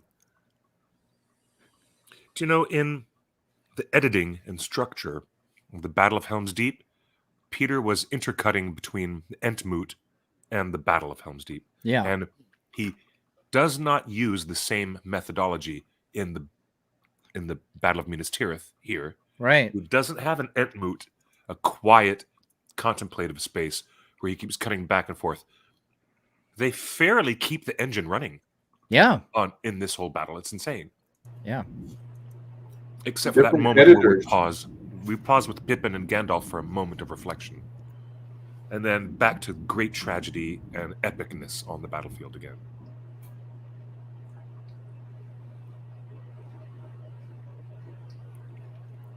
And we got Lawrence, the Witch King. Yes, that's Lawrence. Saw him at Comic-Con as well. Nice. Last year. Yes, we did. This year. Or yeah. This year. I'm already in 2024 brain, man. Chop that head off. Oh, gross. You almost lost your PG-13 right there. Yeah. But Peter, But there's and no his blood team- coming out of his neck. There's only one. Yeah, there's only one little mini spurt of blood, just one. Yeah. But they really kept it that bloodless. shot. I love that shot. I love that they had to make multiple flails to get the right size because Peter Jackson just wanted bigger. I swung a flail like a month ago that my friend welded together. Oh. And I was like, oh, this is how it felt. There's so much weight to it. Like There is when a it lot. lands, man. Oh, yeah. I used it on a tree and it definitely felt like that. Oh, wow. It's a very difficult weapon to use. Mhm. Especially one-handed. It's incredible. I think Miranda Otto does an excellent job of indicating that her arm is now broken. Mhm. Right Lore question: why is she unafraid where most people are? Of the Witch King? Yeah. Out of Like the void, You know, like the black breath and so forth. It takes a toll, but I, I think mean- it's such a quick interaction that Well, I think the you know, her love of Theoden overcomes Exactly, the yeah. fear that the Witch King emanates. Yeah. Yeah. Oh, we get that fellowship theme in there. Yeah. Yes. May the best dwarf win. This is an extended scene that wasn't fully realized in the theatrical. And if I'm wrong, correct me, but the first orc that Aragorn cuts his head off, played by his son, right? Is it really? Mm-hmm. By Viggo's son, who convinced him to take the role. Henry. And I think in that scene Really? as well is Yeah. the Harvey Weinstein pork. Oh, No, I've heard that isn't that too. Gothmog? I thought No. Gothmog was the Harvey Weinstein. Common misconception. Gothmog does not look like Harvey Weinstein. There's another orc It looks is in more that- like him. that looks just like him.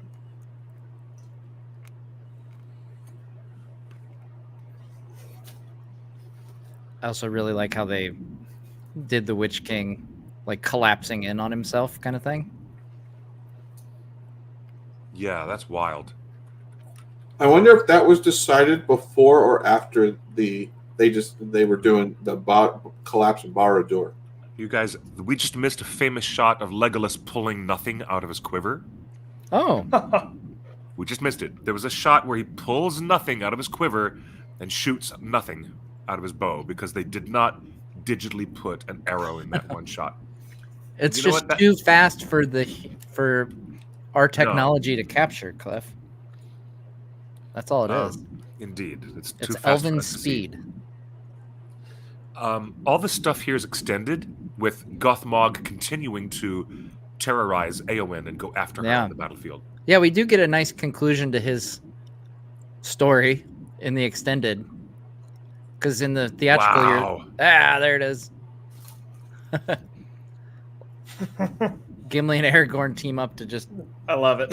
Just take him down. destroy the guy. Here And we go. He's still not out of arrows yet, is he?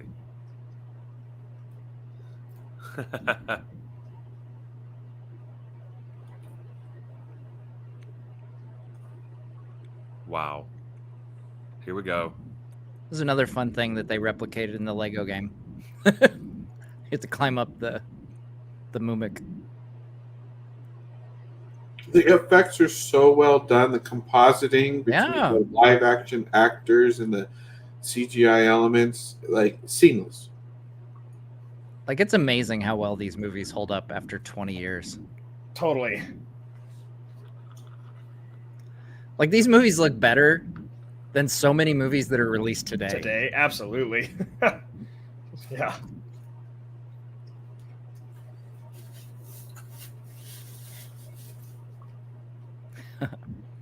I love the tidbit that he initially pulls out 2 arrows and then pulls out a third because he learned from the experience with the cave troll in Moria.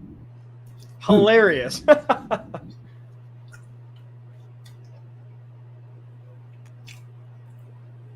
What peoples are riding those Mumikills? The Haradrim. Mm-hmm.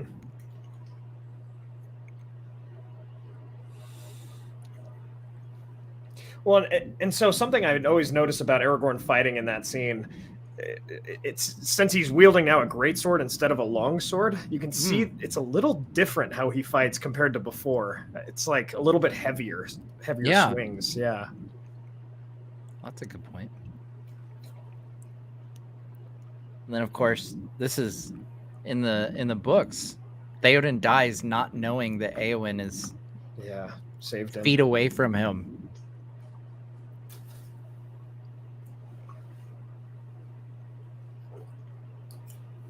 Question. It's good. Everyone knows the trivia that Viggo slept with his sword throughout the production. Mm-hmm. Was that not on Daril? I think he trained mostly with his ranger sword, from what I can tell, but he probably did the same with Andoril. I'm I not don't sure. know. That's a Yeah. good question. He certainly has his ranger sword for more of the time. Yeah. Yeah.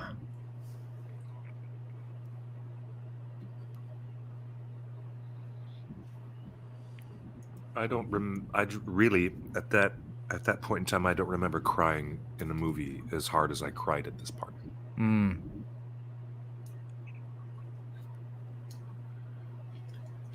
What, at Theoden? Yeah. Yeah. Absolutely. Theoden's awesome, man. Yeah. I mean, there were people poking me in the elbow saying, "Was that really her grandpa or her dad?" And I'm like, "No, that's her uncle." I'm like, "Shut up, I'm crying." I don't have time to explain the familial relations. I'm crying right now. In this No. moment. Yeah, I agree. Jason sent you a super chat. Yeah. Yeah. I wish we got to see Aragorn and Éomer meet and fight together on the battlefield like in the books. Oh, yeah. Yes. Yeah. Yes, that would have been amazing. Yeah, we do miss out, I think, in the films a little bit about that friendship. brotherly bond that Éomer and Aragorn come to have. And that massive wide shot, I just noticed for the first time, there's 4 or 5 Mumakil that are wandering away from the battlefield, wandering off, lost in the distance. Interesting. I've never seen that before until just now. Wow.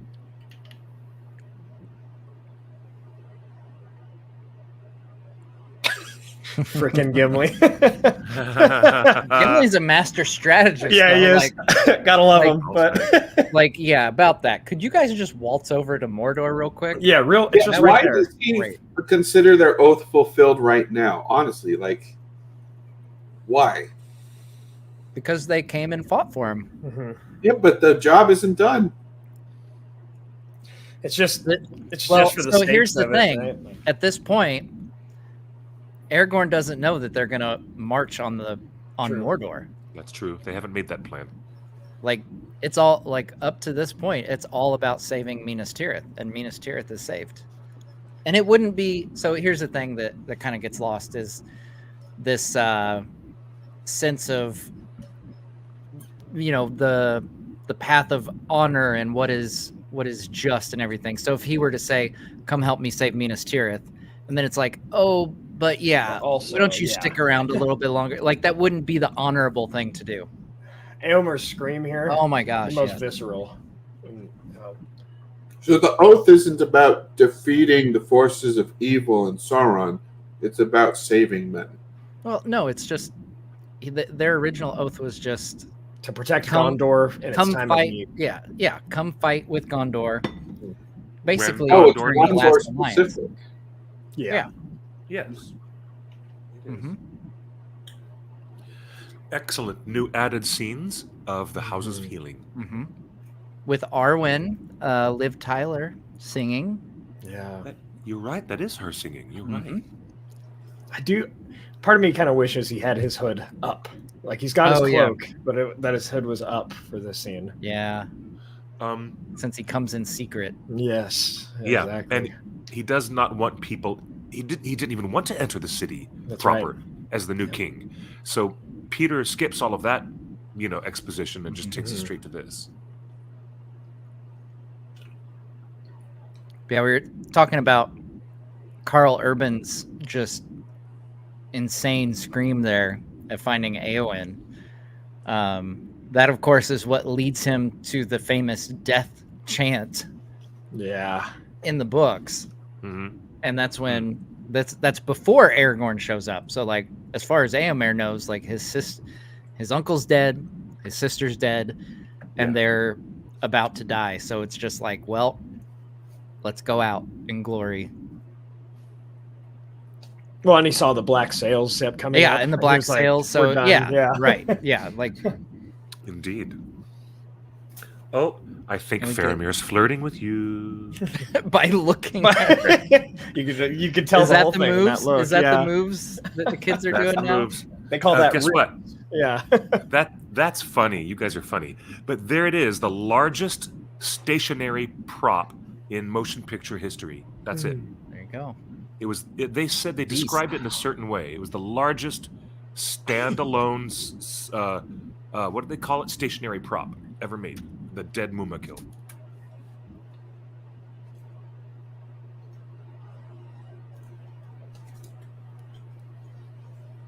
Mary also suffering under the Black Breath. Mm-hmm.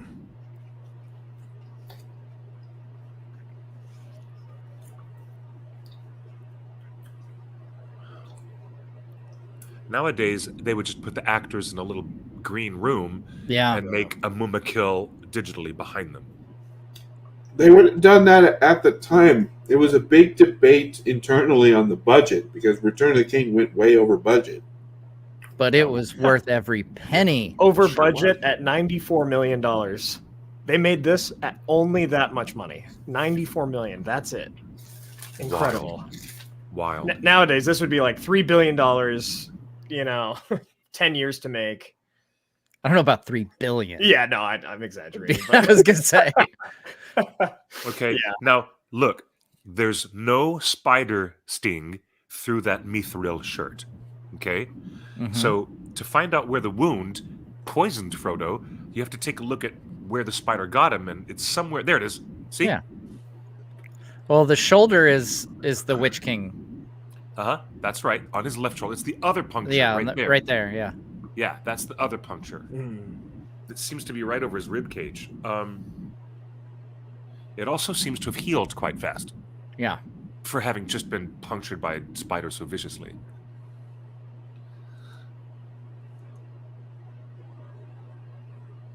I love the fight that starts here in Cirith Ungol.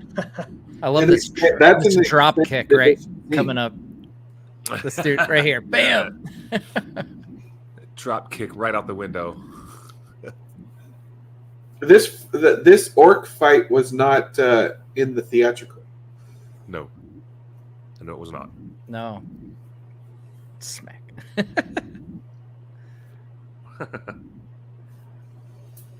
Yeah, this would totally be. Yeah, this would be like a $250 $300 million film these days.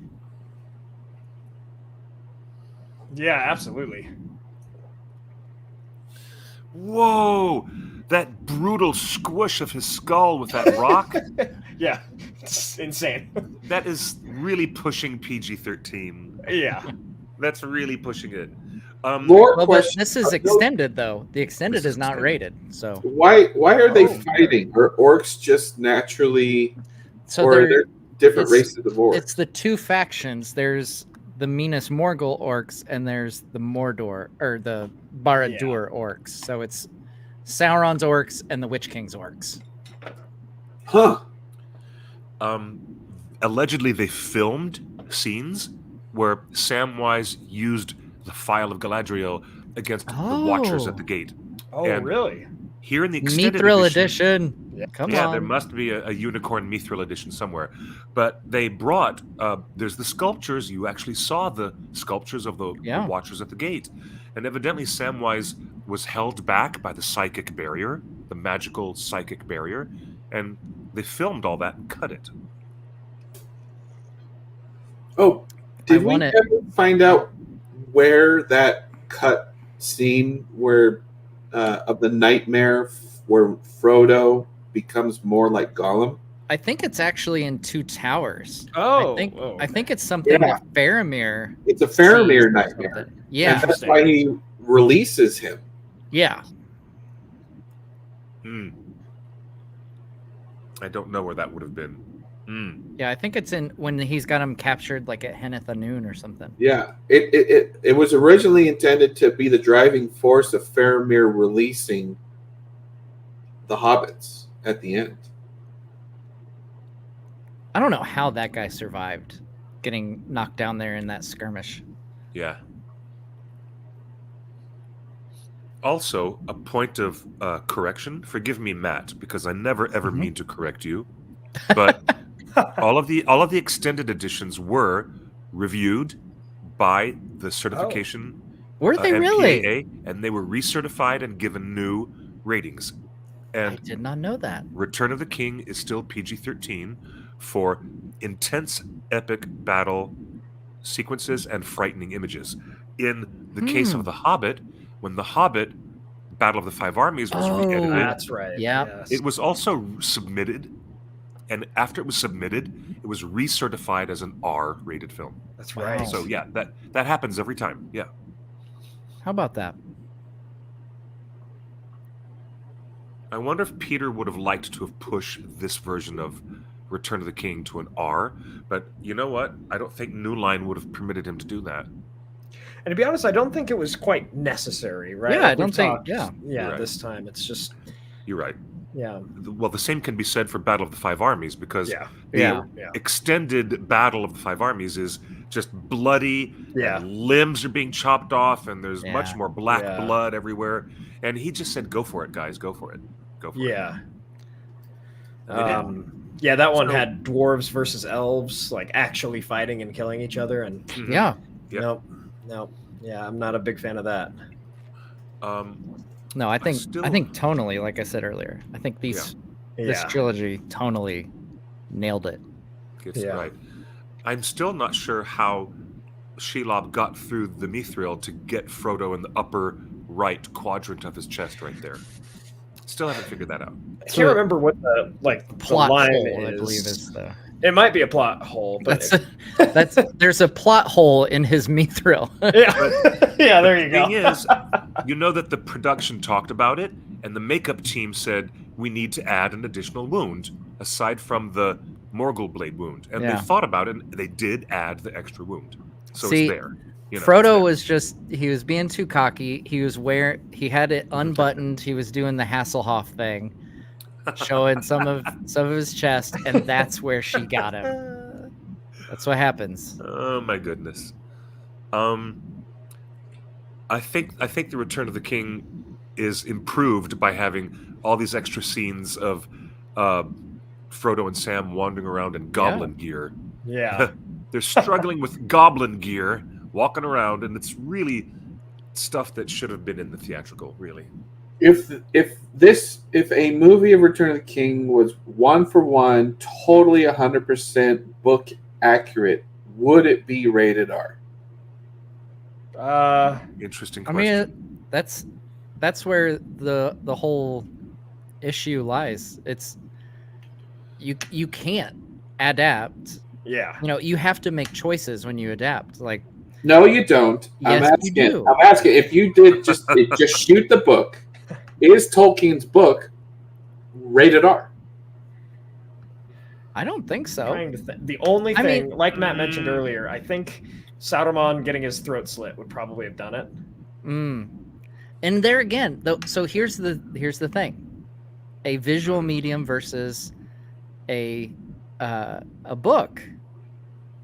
You have to make choices, even if you say shoot the book. You have Yeah. to make choices. Yeah, What true. does that look like? Because as a reader, you make those choices yourself. Yeah. Now, It's Gimli's- Tolkien can give us guidance, like how long, so there's a difference between Tolkien and some other writers with how he describes violence and like how much text he spends on describing the violence. He doesn't True. talk about like, oh, and then this guy got his arm chopped off and he saw blood and sinew and, he doesn't do that. So that gives us some hints, True. But Indeed. like Saruman getting his throat slit, okay. Are we going to show like his windpipe? Are we going to True. Right. cut? Are we going to Right. show the slice and then cut to reaction shot of Frodo? Yeah. Like, Yeah. It there's depends choices upon there. Yeah. You're right. There's always editorial choices. Yeah. We got a special chat message, Justin. The unreleased image of Frodo morphing into Gollum. That was a moment in the Two Towers, just as Faramir made the decision to take the hobbits to Minas Tirith. That's where that would have been placed. Is Gimli's line here in the book small chance of success? No. No, yeah. No. That's funny though. It is funny. Do you know what? And then That's here we get dialogue the that is movie Palantir. dialogue. Yeah, that's movie dialogue. We get the moment of Aragorn revealing himself. And I do love that it's like difficult. Like it shows the struggle of wielding a Palantir. Also, this doesn't make any sense. He shows the sword to prove it's him, but the sword has been reforged and doesn't look like it looks like a different sword. It's not Narsil. Well, it looks It they looks like look Narsil. very They- similar. Yeah, they added some runes and so Yeah. forth, but yeah. But the pommel is recognizable. It's quite the Yeah. same. Sauron knows, man.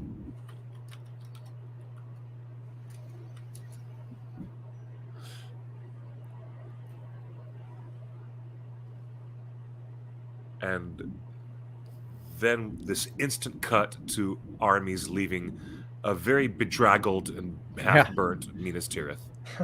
It's a bit of a fixer-upper at the moment. I'll say. So is Denethor's depression because he used the Palantir?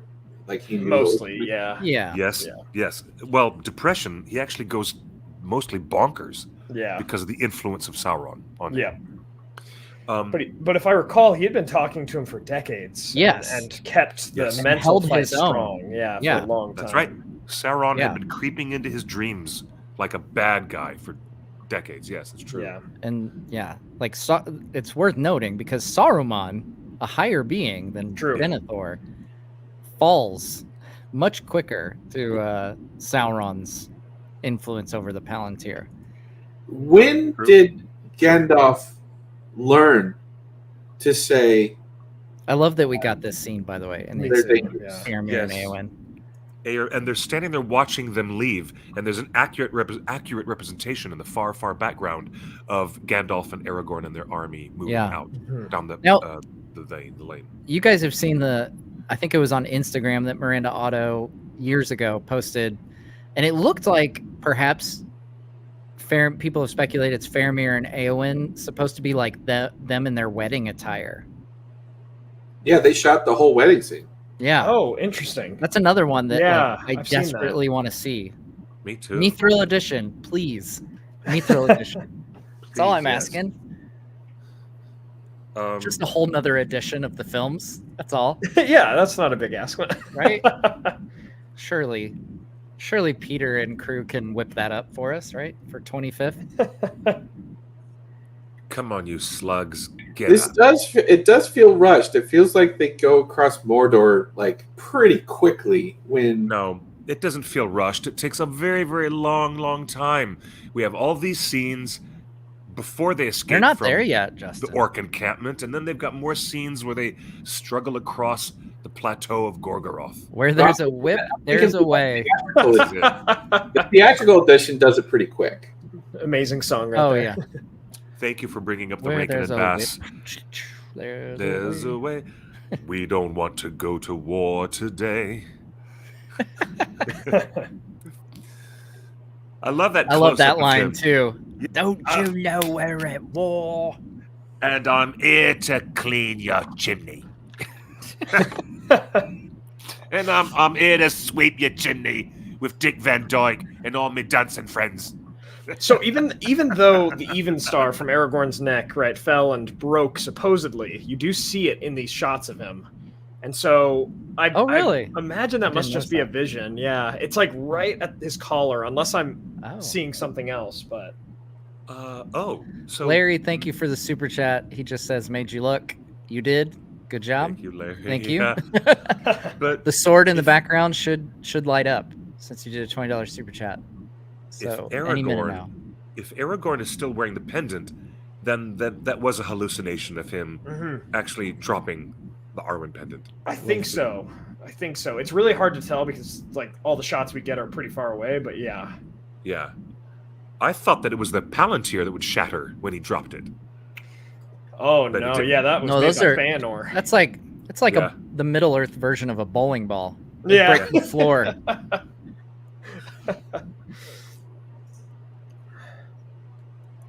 I love the inspection guy with no nose. Yeah. And it makes you wonder what he knows. Like, he can see them and he can see that they're not orcs. It makes you wonder how much he knows. Someone was asking in the chat if this is the Harvey Weinstein orc.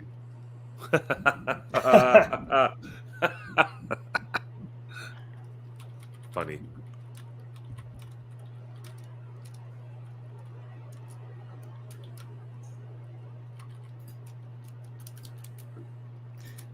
Yeah, so the necklace, Kathy95 in the chat asked, isn't the necklace supposed to be the elf stone? So yeah, they kind of swapped out the Elisar for what is it called in the films? The Even Star? The Even Star? Okay. Yeah, I think Yes. so. The That Even sounds Star right. pendant. Yeah.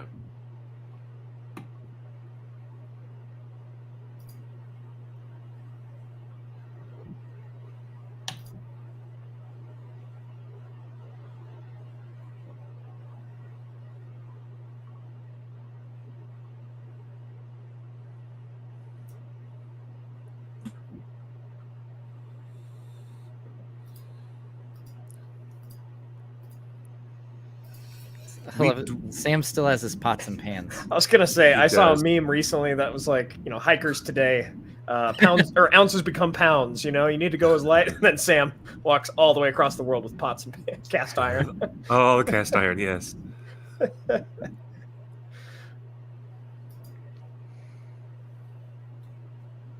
There's plenty of Mordor here, but there's some interesting play with the light going on. The way that Andrew Lesney is giving us some sources of light, and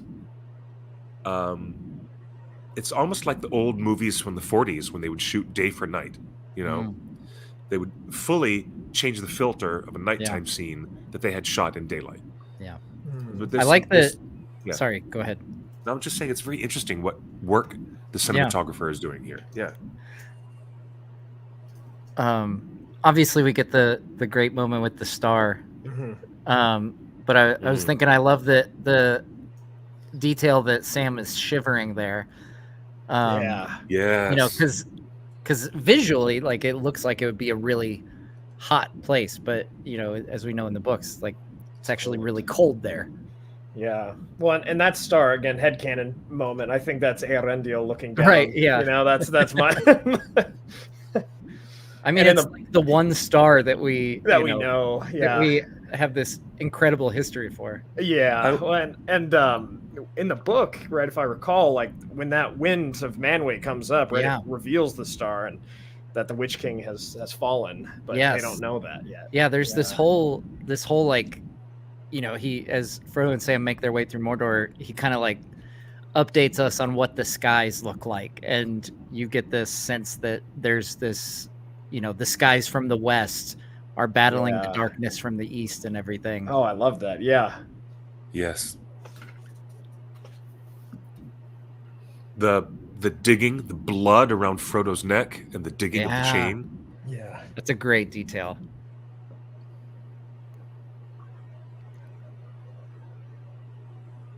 When Sam finally gives up hope, but keeps going, but is not yet in despair, right, Matt? Yeah. Yes, indeed. Please retroactively give Sean Astin the Oscar. Thank you. Please.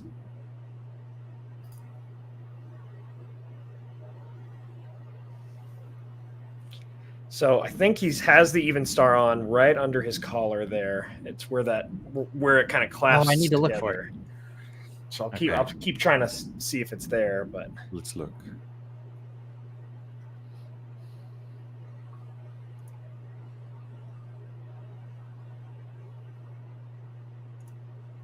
Wait, why would he have the even star?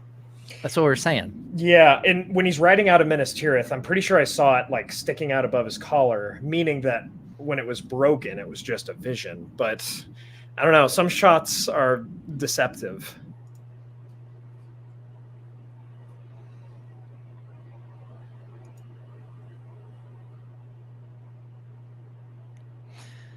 You know what's crazy in the books is that Frodo drops like that when he looks and Yep, sees. there it is. There it is, the even star. Oh, Boom. how about that? Okay. Yep. Where Frodo looks from Mount Doom and sees the window of the eye, and the eye is looking at the Black Gate already. So it's not even like directly looking at him, and he drops in the book. Oh yeah. Then of course we get the mouth of Sauron in this edition.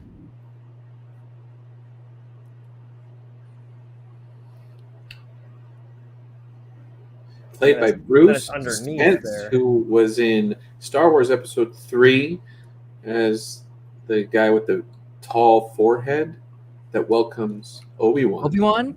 To Yeah. There is no war here unless you brought Yeah. it with you. Yep, that's actually Bruce Spence. He's also famous for being the airplane pilot in the early Mad Max trilogy. He stars with Mel Gibson in Mad Max, The Road Warrior, and Beyond Thunderdome. That's where I first. That's where I first knew where Bruce Spence came from, was Mad Max movies. So the mouth of Sauron comes out on a black horse, if horse it was. If horse it was.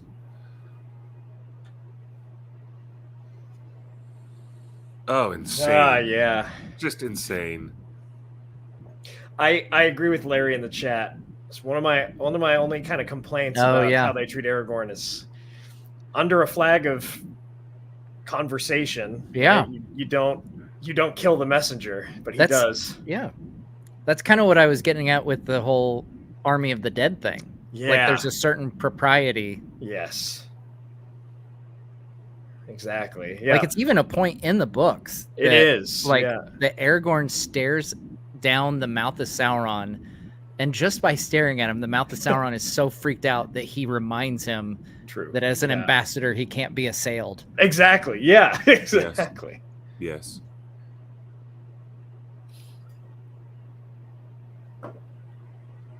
And again, like because of the films, how they're structured, it would be crazy for them to shoot it the way the books are. But in the books, like we have no idea what's happened to Frodo and Sam at this point. True. Like it cuts from here to tell us all of the Return of the King story, after this chapter in the books, to tell us all of Frodo and Sam. True.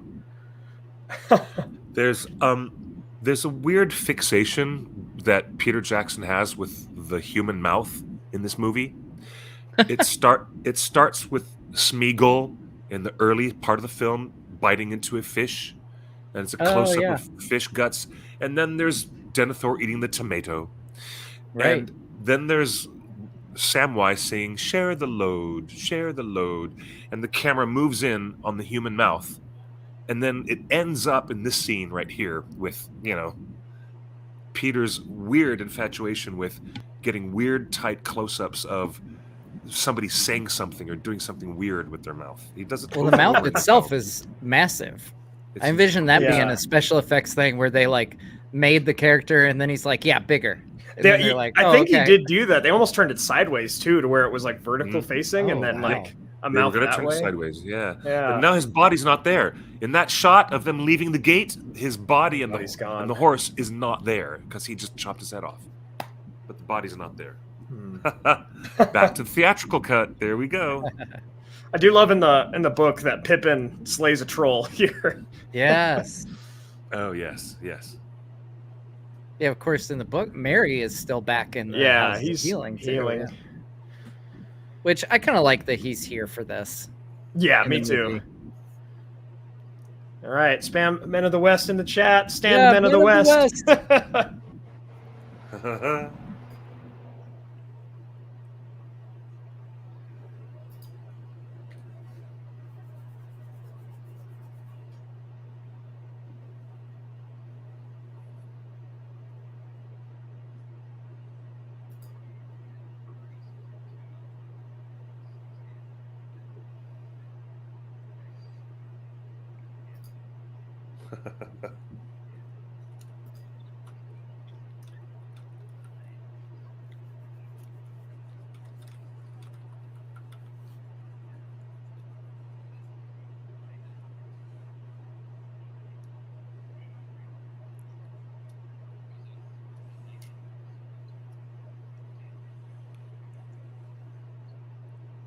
The sound of all the swords. Yeah, love it. I love it. And then sometime during this point, Aragorn says, okay, get out of here, horse. Yeah. Brago. It's like... At some point.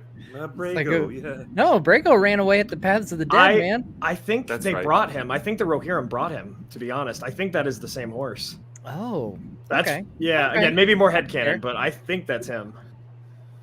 Loyal Brago.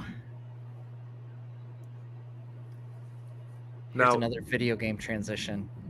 Right there, it transitions to video game. Ah, goodness. Now, we get some Shire theme here. How Howard Shore pulls in that.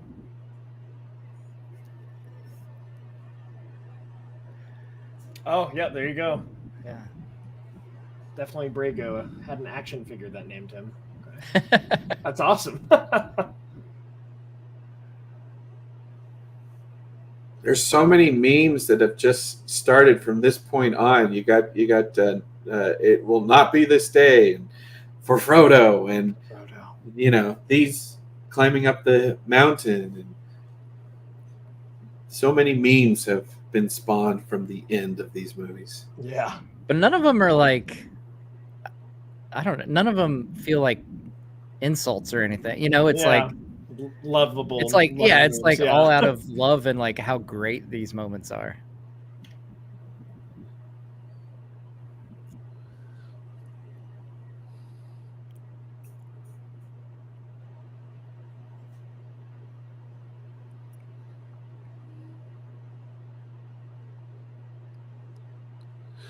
There's Mercedes asks, can we have a watch party for the other two movies?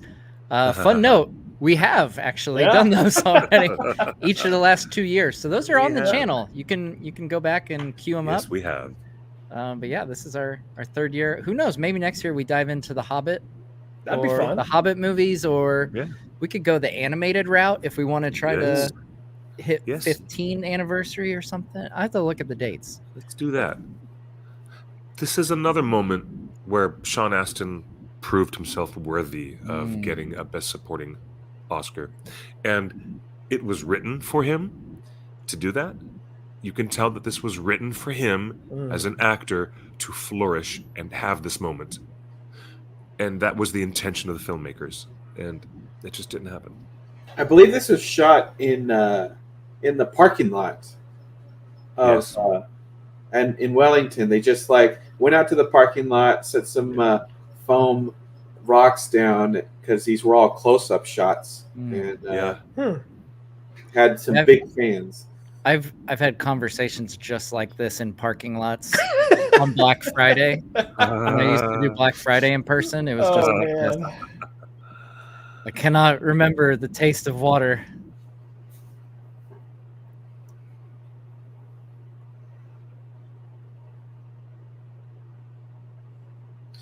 And it doesn't clock for people why they showed Frodo with his shirt off earlier in this movie, to show how frail he had become, where it does make sense now that, you know, big beefy Sean can carry thin frail Frodo and the ring. And the ring. Yeah. But it does note in the books that, like, Sam is surprised at how little Frodo weighs. Yeah. Yeah. Oh, here we go. And so they and you just subconsciously clock that with that shirtless scene from earlier.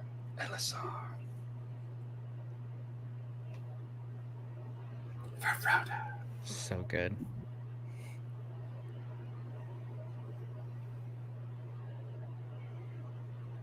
Yeah. Yeah. Spam for Frodo in the chat. For Frodo. Do it. He literally was saying, "I'm going to my death now for Frodo." It was the I love that unspoken. Merry and Pippin are the first to follow him too. Yeah. Even though they get overtaken, but still. Yeah.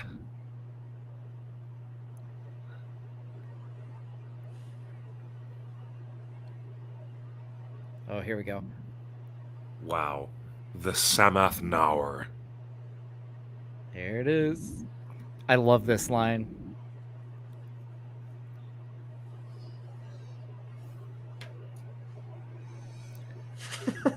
There he is. Clever hobbits to climb so high. So good. Oh my gosh. I love that moment when he drops and Gollum drops that line. I'm like, oh my gosh. Yeah. This is so intense. Precious. Yeah, no, super chat, Adam. You're right, man. You're right. I love that. What do we get? Oh, the choir singing Aragorn's oath to Frodo in Sindarin. Indeed. As that happens. Oh, that's fantastic. Thank you, Adam, for the super chat, by the way. My friend made a joke a couple years ago. He said that Sam showed how strong he was by carrying Frodo and the ring. Like how Yeah. he threw that rock, man. Oh, Baseball yeah. pitch. That's that a had to be great like 200 throw. miles an Yeah. hour. Like, Yeah. he's got to be so strong.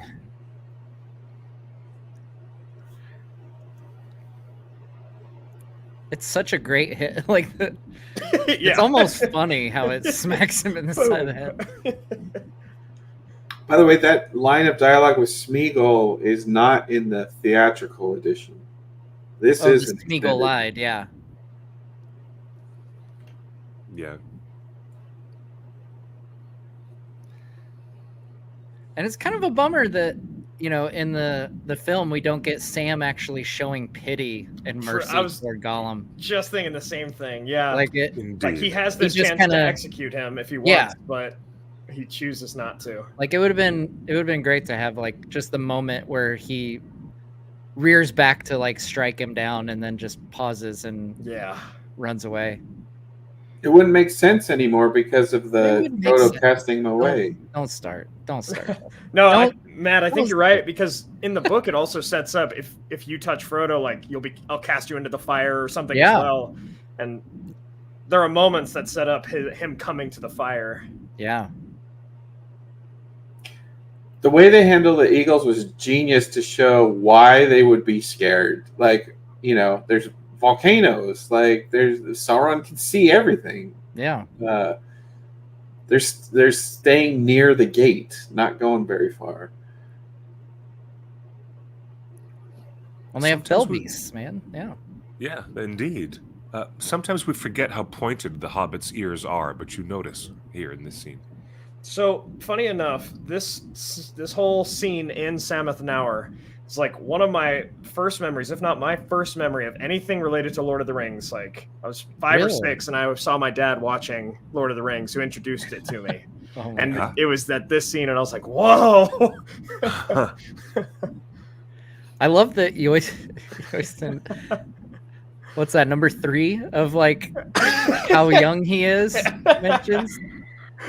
It's like, I mean, I totally get what you're saying. Yeah, I was like, I don't have these cool I was in college and I went Right. out to midnight. I remember being in the theater. Yeah, I'm like, I remember being in my basement, playing something with my brother, and Yoiston's like, man, I was living the high life. I had been potty trained for a year. It was Yeah. great.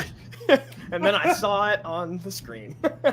But I do think like I had similar instances of watching like my dad watch Star Wars. Yeah, Same thing where it's like these iconic scenes, and you only like piece it together and watch it in proper order later. Yeah, exactly.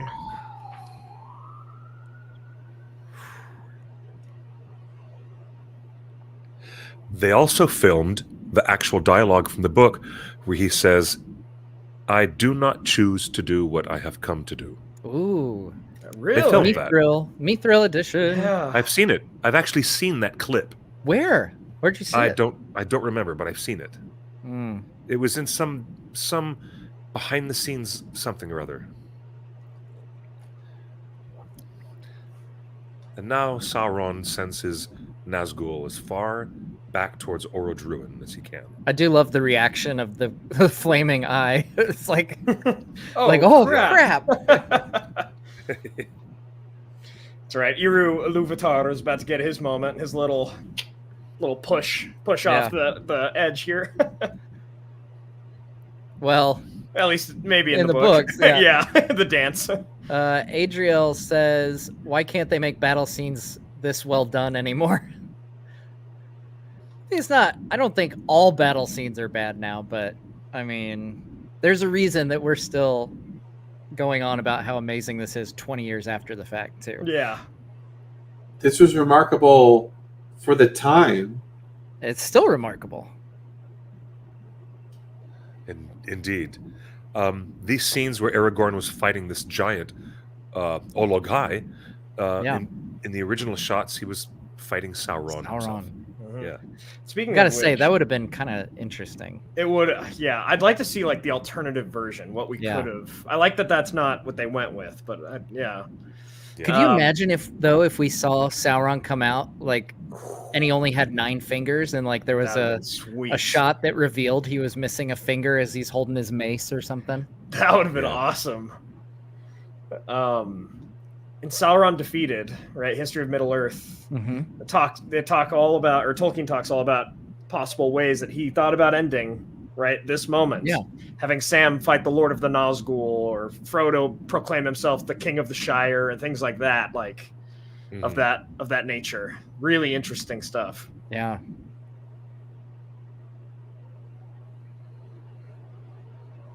Can I have my finger back?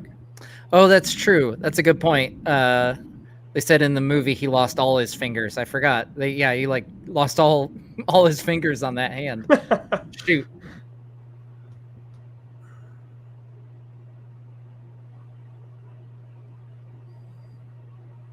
I do like that. Like how Gollum's in this moment of joy For as he's just a falling down. moment. Yeah.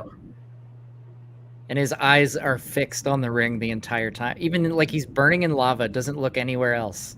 Yeah, true. Wild.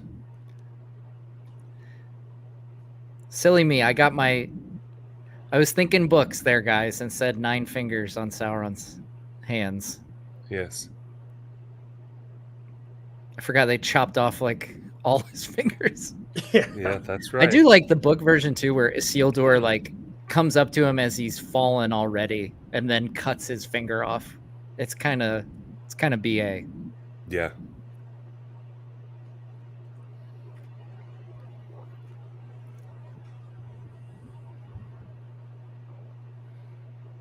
And this is a direct callback to Fellowship. the moment in the boat. Yes, in Yeah. Fellowship. Yeah.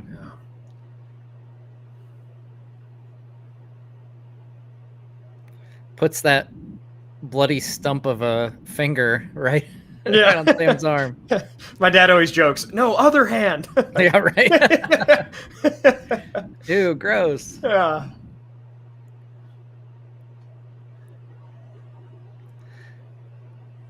It's also interesting how the ring doesn't actually go into the lava and destroyed until Needs to warm Frodo up. Yeah. Frodo decides not to give up. True. Yeah. Oh, intriguing when you think about it that way. Yeah, like it sits there on like, I don't know, the crust of Gollum's hand, I guess, for a bit.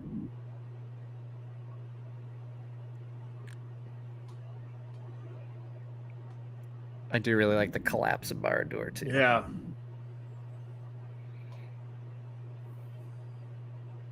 How did they manage that?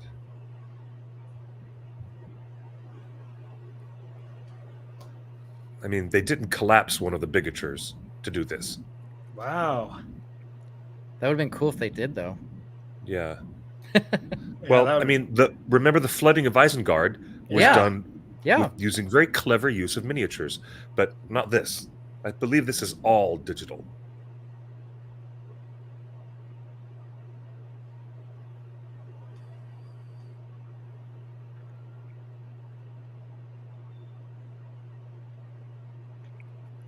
Yeah, so Gnarly Andy 1 says the tower was held together by magic. So yeah, in the books, actually, it describes the Tower of Barad-dûr, the foundations of it were built with the One Ring. So that's why when Sauron's defeated at the end of the Second Age, they can only destroy it so much. They can't wholly destroy Barad-dûr because its base is tied to the One Ring. Indeed. I don't want to be put on timeout. I have thoughts. Well, Torn Tuesday's coming up, so. That's quite funny. But the this shot right here, where they run out of the Samathnaur, so remarkable. Mm-hmm. That's a lot of lava. I saw someone ask about Sauron's fate after this moment. Sorry, I'd pull it up, but I can't find it at the moment. But basically, they're asking if Sauron goes into the void, he's basically reduced to like just the lowest form of life. Like like he's just removed of all power, unable to regain. So he's just like this kind of spirit wandering, can't do anything. I know there are some allusions to him following his master into the void. It's a bit up for debate of exactly if he stays or goes, but But yeah, no, that's right.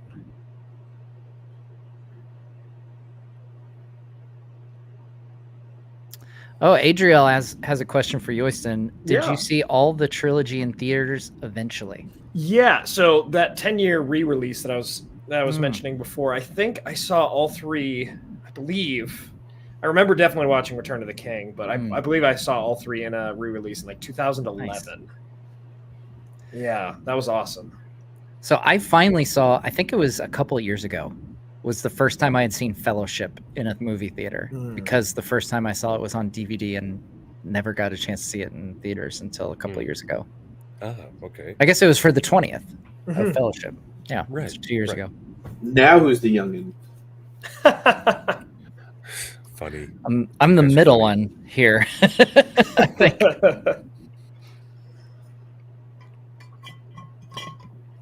I really don't think I've ever seen Elijah's eyes look quite so blue. I just remember my sister being in love with Elijah Wood's eyes. Mhm. Like anytime I'd be watching this back in the day, you know, visiting home from college, put on Lord of the Rings, she'd be like, "Oh, I love his eyes.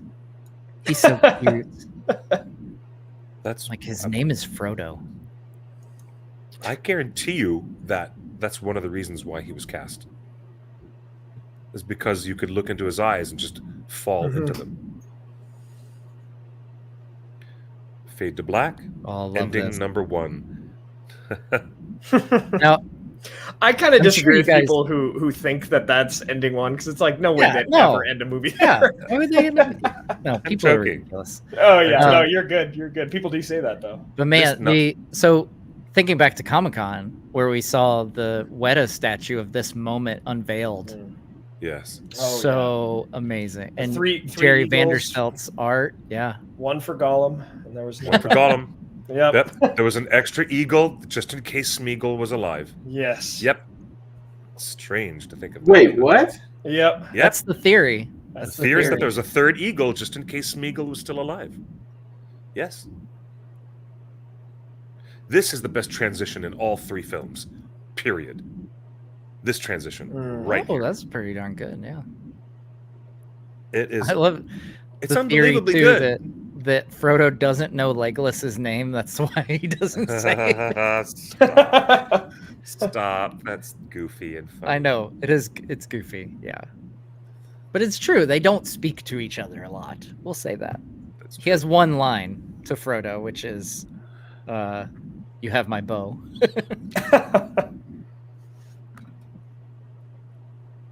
But it's not like he and Gimli were constantly chatting either. Come on.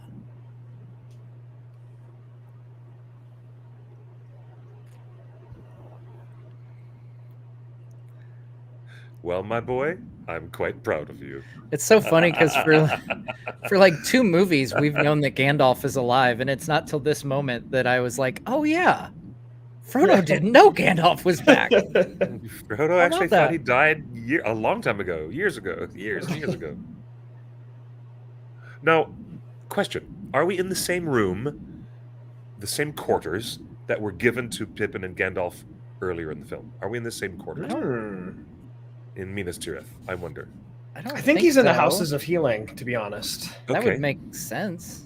Yeah, Okay, with that that makes more courtyard out there. Although he's, Yeah. yeah.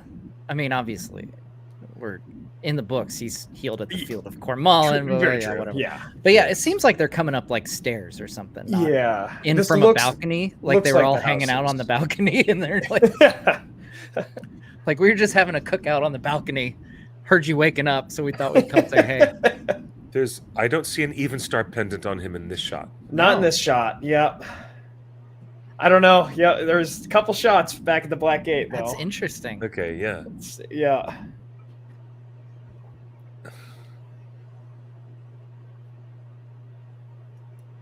And the knowing look.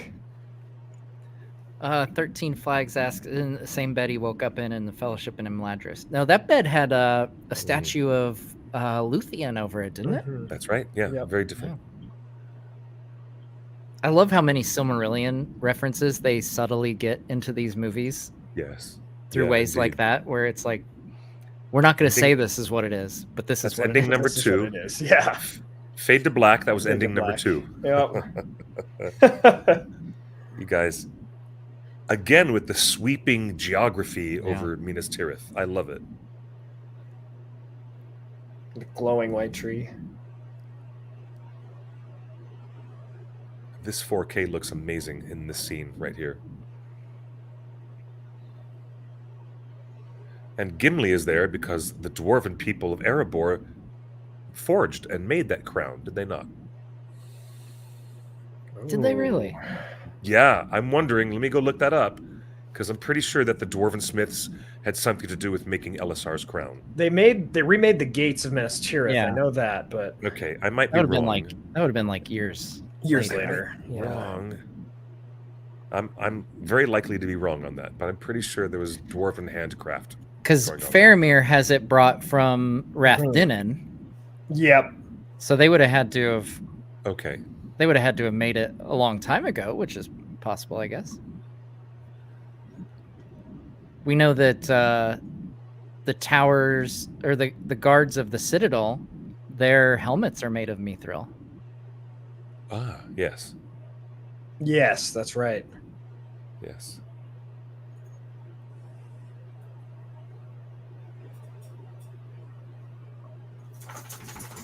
Eowyn and Faramir.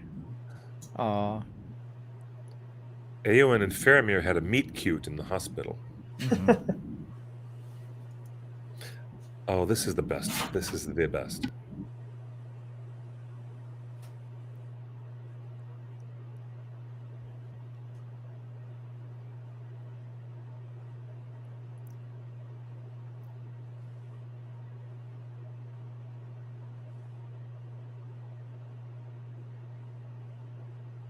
I think that's the last we see of those characters. Yep. It's the last we see of Éomer, Faramir, yeah, and Eowyn. Until the Mithril edition. Until the Mithril edition, where we get Faramir and Eowyn's wedding, I hope. Yes, yes. But this is also the last shot. I think we've seen the last shot of Gimli. We don't see him again. That'd be the last shot of Legolas. We do not see him again. Yeah. For the whole film. So, yeah, we just said goodbye to many characters. That's it. That's the last shot of Legolas. There he goes. But we'll get his sketch at the end. which Yeah. is the great. I love the end credits where they have the sketches of the characters. This is so great. I like the wordless, quiet Elrond saying, "Go to him." Yeah. And if you can read lips, you can just tell that's what he says. I noticed on the Hobbit movies the other day that you can kind of tell what was hand drawn in the credits and what was like a Photoshop filter. Oh, really? I love the detail of like how Liv Tyler would not let them film this with kissing his stunt double. She's like, no, no, it's got to be him. Bring him me back here. Yeah, real Vigo. I'm not kissing anybody else but that man right there. I mean, he was on set kissing Billy Boyd, right? During a background of Sam's wedding. He was like, behind the scenes, saw that. Kiss Billy Boyd.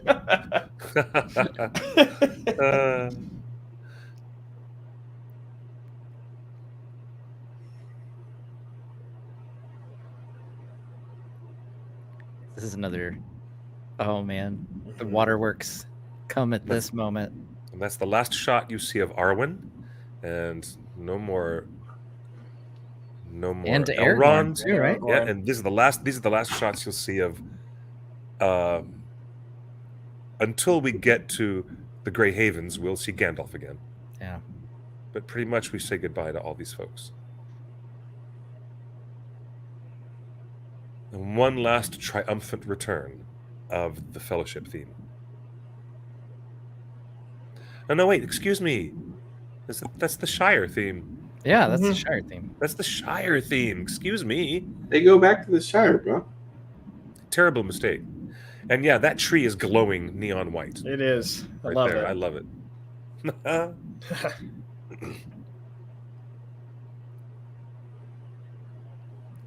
And perhaps it's worth like, noting, the technically only narration, Frodo- right? Oh. Is this the only use of narration that Frodo ever has? Oh yeah. So yeah. Yeah. I was just saying, the aside entire from film Galadriel, trilogy. I Yeah. think, yeah. There's no other narration that Frodo has except this part. Yeah. This is where the book people will be like, well, technically, Frodo, the Fourth Age doesn't start until you sail away. So, For Gondor, perhaps. Get out of here. The Gondor New Year. Right.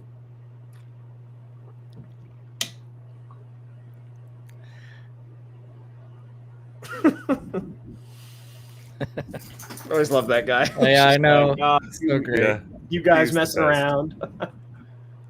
It's the proud feet guy. Everard Proudfoot. That's it. Now that's me. If I was a guy, if I could be a hobbit, You'd be that's the carrying around hobbit a I would giant be. pumpkin? I'd be the one bragging about my pumpkin. That would be me. That's definitely me. Hey, look what the pumpkin I got. Like That's it's great, a totally different. So it's totally different from the books, but like there is so much beauty in the idea that presented here, where like they've just been through hell, and saved the world, and like there's a beauty in the fact that Nothing no changed one at knows. home. Yeah, that nothing changed at home. Mhm.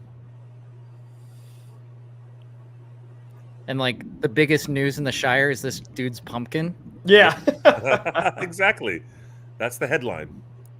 Oh, and I do But- love this with Sam working up the courage. Like now, new Sam, who's been to Mount Doom and back. It's like gonna go make a move on Rosie. New Sam. Still needed more liquid Yeah, courage needed here some liquid than he did courage for first. Shelob, but that's okay. Yes, indeed. And the fact they only show us their reactions. Is so good.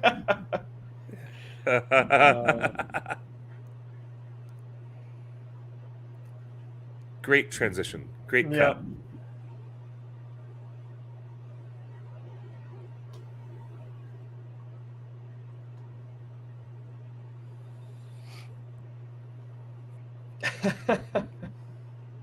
Uh-oh, Pip. Hey, how you doing? And Billy Boyd has to get some comedy out of it. He turns to her and goes, yeah. hey, you know? Hey. It's delightful.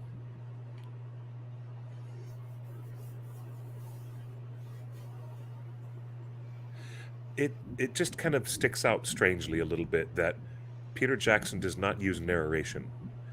And now he relies on it. And now he heavily relies on these moments where Frodo is expressing loss, his own loss. And I don't blame him. I'm not criticizing. I'm just saying that it's a different approach for a director who spent 3 massive movies avoiding narration pretty much entirely. But you're missing why. You're missing the point. Not at all. Frodo's narration is because he's finally got quill to paper. He's taken over the story. Yes, I get that. I totally get it. It's It's actually also a very economical way to do it. Like, Yeah. You can do a lot, convey a lot of what Frodo's thinking and feeling here, than him having to either demonstrate or like him convey it to someone else or someone else observe it in him. But we get a little bit of that here with Sam. But. You're quite right that Justin, that he's writing. He's actually writing the end of Bilbo's memoirs. But I'm just saying, like, for a motion picture that has avoided that technique, all of a sudden here it is. You know, I just know You're false. The entire trilogy opens with narration from Galadriel, and then we comes to Bilbo's narration as he's writing in his book. Yeah. Like So the it's kind of movie the is tail anchored ends. with narration. Yeah, it's Tail ends. bookending. Yeah. Okay, great. Well, I'm not false. I'm not wrong. You're wrong. Thank you. Thank you for your opinion, Justin, as always. But I'm just saying that it is a distinction that I noticed that he only uses it so sparingly that it's just off stage until he absolutely needs to use it. Yeah, it's a nice bookend though. It is. Like you said, it is. I'd kind of forgot actually about Bilbo doing it. Yeah. With the concerning hobbits chapter. Bilbo is now older, or about to be older, rather, than Old Took.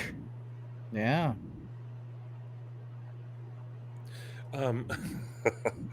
The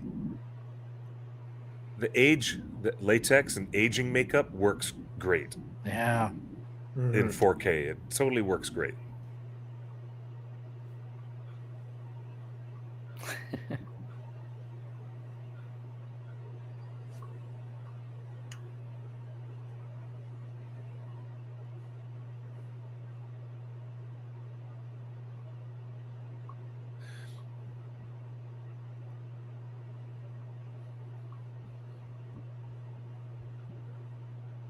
And here are the Grey Havens.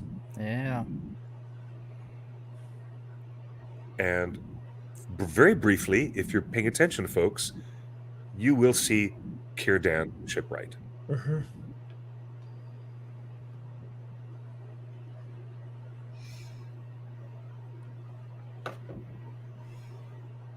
There he is. Yep, there he is. By my beard. No beard. There's no beard. Well, the last time we saw Círdan was in the opening of the prologue of Fellowship. Oh, where right. He had a ring for a moment. Yes. The ring Gandalf now has. Yes. The ones that they now wear openly. I cannot emphasize, as someone that hadn't read the books but loved the movies, and then going into the third one and then this happens, I lost it. Meaning this was your most emotional point for you?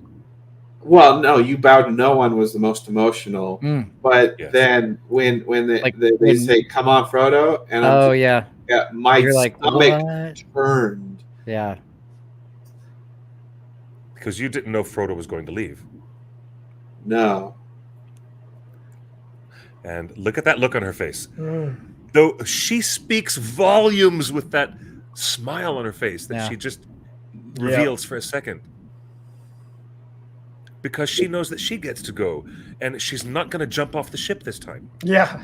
Well, She's going. Don't make me time you out too. Going to see her father Finarfin. I also think Finrod. she's smiling about Bilbo. You know, Bilbo just said, "I'm quite ready for another." Like, Yeah, true. He's such an adorable old hobbit. You know? Yeah. And there you see Narya on his hand.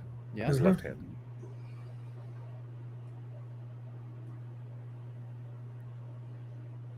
It blows my mind that this was like the second scene that they filmed together. It's phenomenal when you think about it. Yeah. Yeah. Like, how did they even know they had gone this emotional distance together? They didn't know.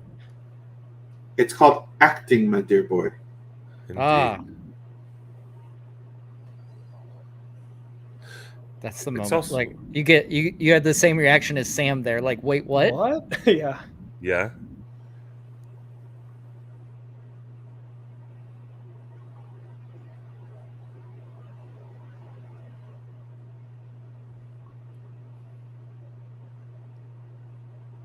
But not for me.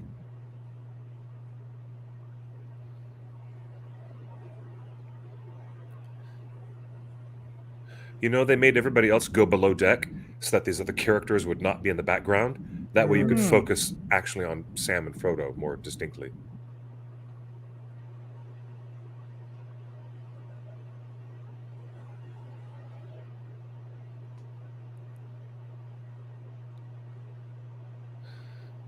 Yeah, these tears were earned. Yeah. When Frodo and Sam actually leave each other's company, it's not like earlier in the film where Frodo sends him away, where that was not earned. This is definitely an earned emotional state.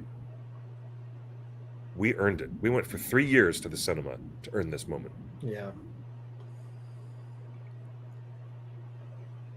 And people make fun like how long the end of the movie takes.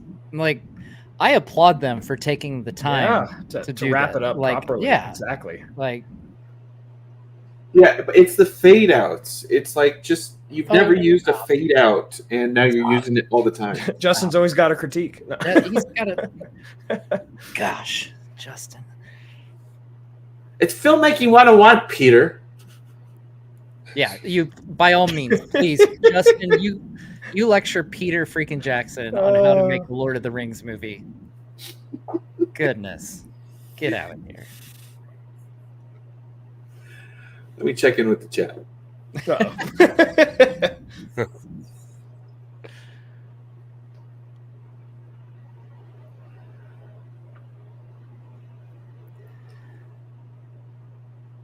Everyone asking for us to do this for the last Hobbit movie, and I agree because I believe our roles will be reversed. I adore the last Hobbit movie, and I think Cliff and Matt might have. I have a lot of stuff in those films that I love. Same, Yeah. Especially the first one. I adore the first film. There's stuff to enjoy. But and yeah, quibble. I'll have some quibbles. Yeah. Paying attention to the soft light of the sun on the water, I'm looking at this 4K like I've never seen it before. And you can see reflections on the water. There's things you can see in detail on the boat, the ropes, everything around in this 4K is just a beautiful immersion experience. I love that smile. Like, when was the last time we saw Frodo actually smile? Like, genuine smile, not like brave face or, it's temporary. Like, that is the sense of relief. Gay Uncle Frodo leaving his ex-boyfriend. I get the feeling that Elijah Wood is showing a kind of spiritual relief at that moment where he turns and looks at Sam and says, Sam, silently, he's telling him, Samwise, this is the only peace for me. Yeah. I can be at peace now. And I hope Samwise really understands. I hope he does. Now, folks that watched my video from this last weekend will know that the last thing that Sam sees is actually the light of the Phial of Galadriel.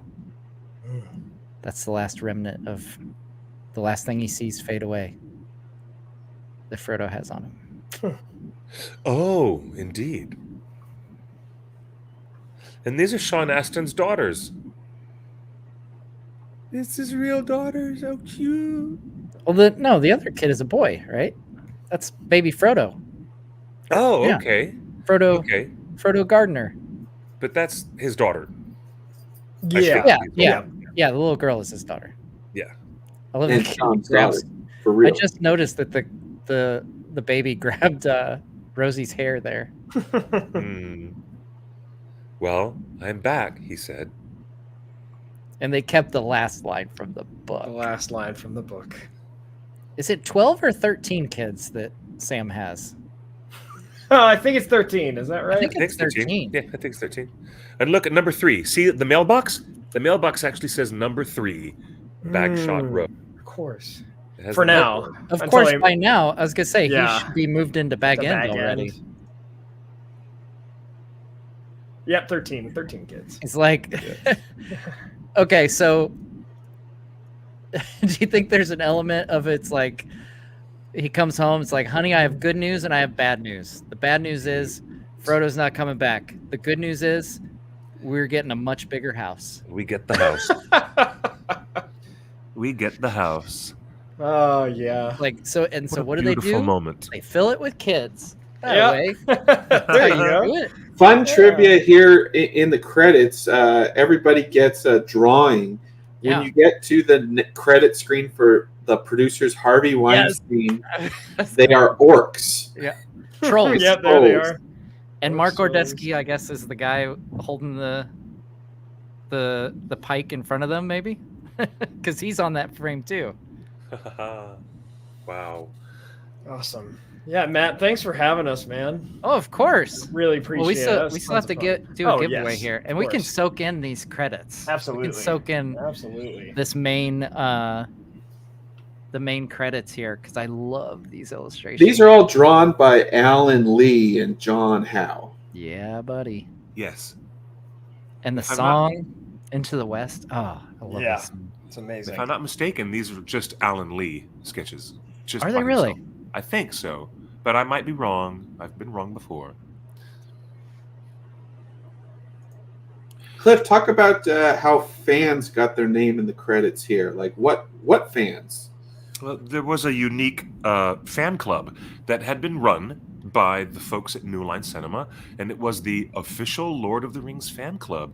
They had, at the release of the first film, Fellowship of the Ring, they had encouraged everybody to sign on to a charter membership for our official Lord of the Rings fan club and get these wonderful magazines and great content that you can't get anywhere else. But the big incentive was if you are in the first group of all these fans who join, we will add your names to the credits of the extended editions. That's so cool. So you won't see all these extra 12 or 13 minutes of credits in the theatrical version, but all these names are definitely in the extended. And you'll see my sister Tiffany Broadway is the first one right there in the list of Broadways. See her right there. That's fun. It's yeah, and we used some of those magazines and licensed their cover images for our documentary film. It was some of the only New Line images we could license because New Line would not license official things to us, so we licensed the fan club magazine. So that's how we got some images from this trilogy in our documentary. Fun. That's crazy. It was a way to work around it. And Sean Bean, there he is. He gets credit, and he got the SAG award. and Christopher Lee did not. Damn it. Anyways. Now, see the name? I had to admit. What? See Zane Wiener under Nicholas Korda under unit directors? Zane would graduate to become full producer on the Hobbit trilogy. Oh, cool. Yeah. What you were looking at was his first credit on this trilogy. Oh, that's cool. Okay. I have to admit that I did not know that the person singing Into the West was the same person who sang Sweet Dreams until like a year ago. You didn't know that Annie Lennox was the lead singer of Eurythmics? No, I did not. I'm about to reach through the invisible airwaves and pinch your ears right off of the side of your head. But see, here's the thing. The fact that you just used the term airwaves, I think kind of implies why I might not have known that, Cliff. I can't. Because I've never described YouTube streaming as airwaves before. So there might be finding maybe there's something to that. I won't get it what it might be.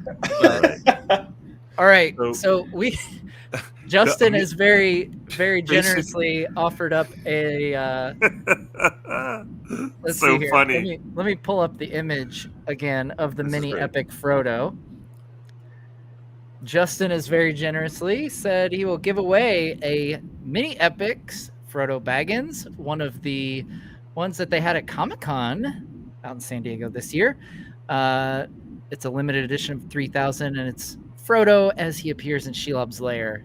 You get to put this spider webbing all over him, which is really fun. That's awesome. I love these things, by the way. The mini epics are so cool. Oh, yeah. All right. So to enter, all you have to do is comment the phrase "for Frodo." Nice. Seems appropriate. So we'll chat here for a few more minutes. Let people put in their "for Frodo" comments and enter, and then we'll spin the wheel and see who walks away with their own Frodo in celebration of the Return of the King's 20th anniversary. Also want to give a plug to our pals who wrote the music of Lord of the Rings, which is currently in like its 8th edition printing. It is the definitive behind-the-scenes complete story of how the soundtrack of Lord of the Rings came to be and the process of Howard Shore.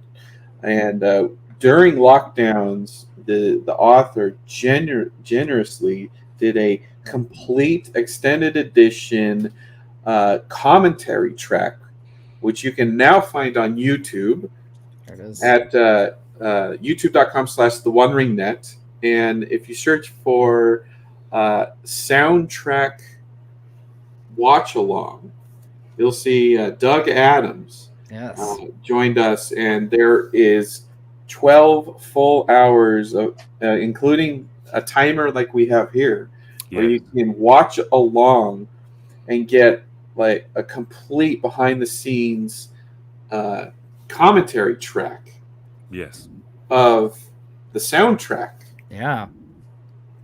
So there's the book right there, folks. The music of the Lord of the Rings films. I am not a musically inclined person, and I love this book. Like it has such a great way of explaining the significance behind the themes and everything in a way that even I can understand it. So that's awesome. I highly recommend this book. It is great. It's a good sized book. It has some artwork as well from, I believe, are these John Howe or Alan Lee? That's Alan Lee, I think. Is it Alan Lee? Okay. So yeah, absolutely great book. I need to reach out to Doug and see if he'd want to come on the channel sometime.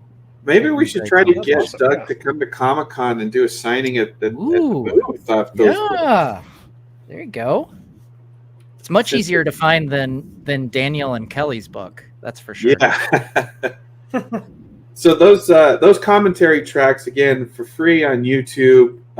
You can watch all 12 hours of all these same editions. And then we did the Hobbit movies. So actually we have 24 full hours of soundtrack commentaries from Doug Adams, and the unpublished, not yet published music of The Hobbit. Is there any word on if that is in the plans to get published?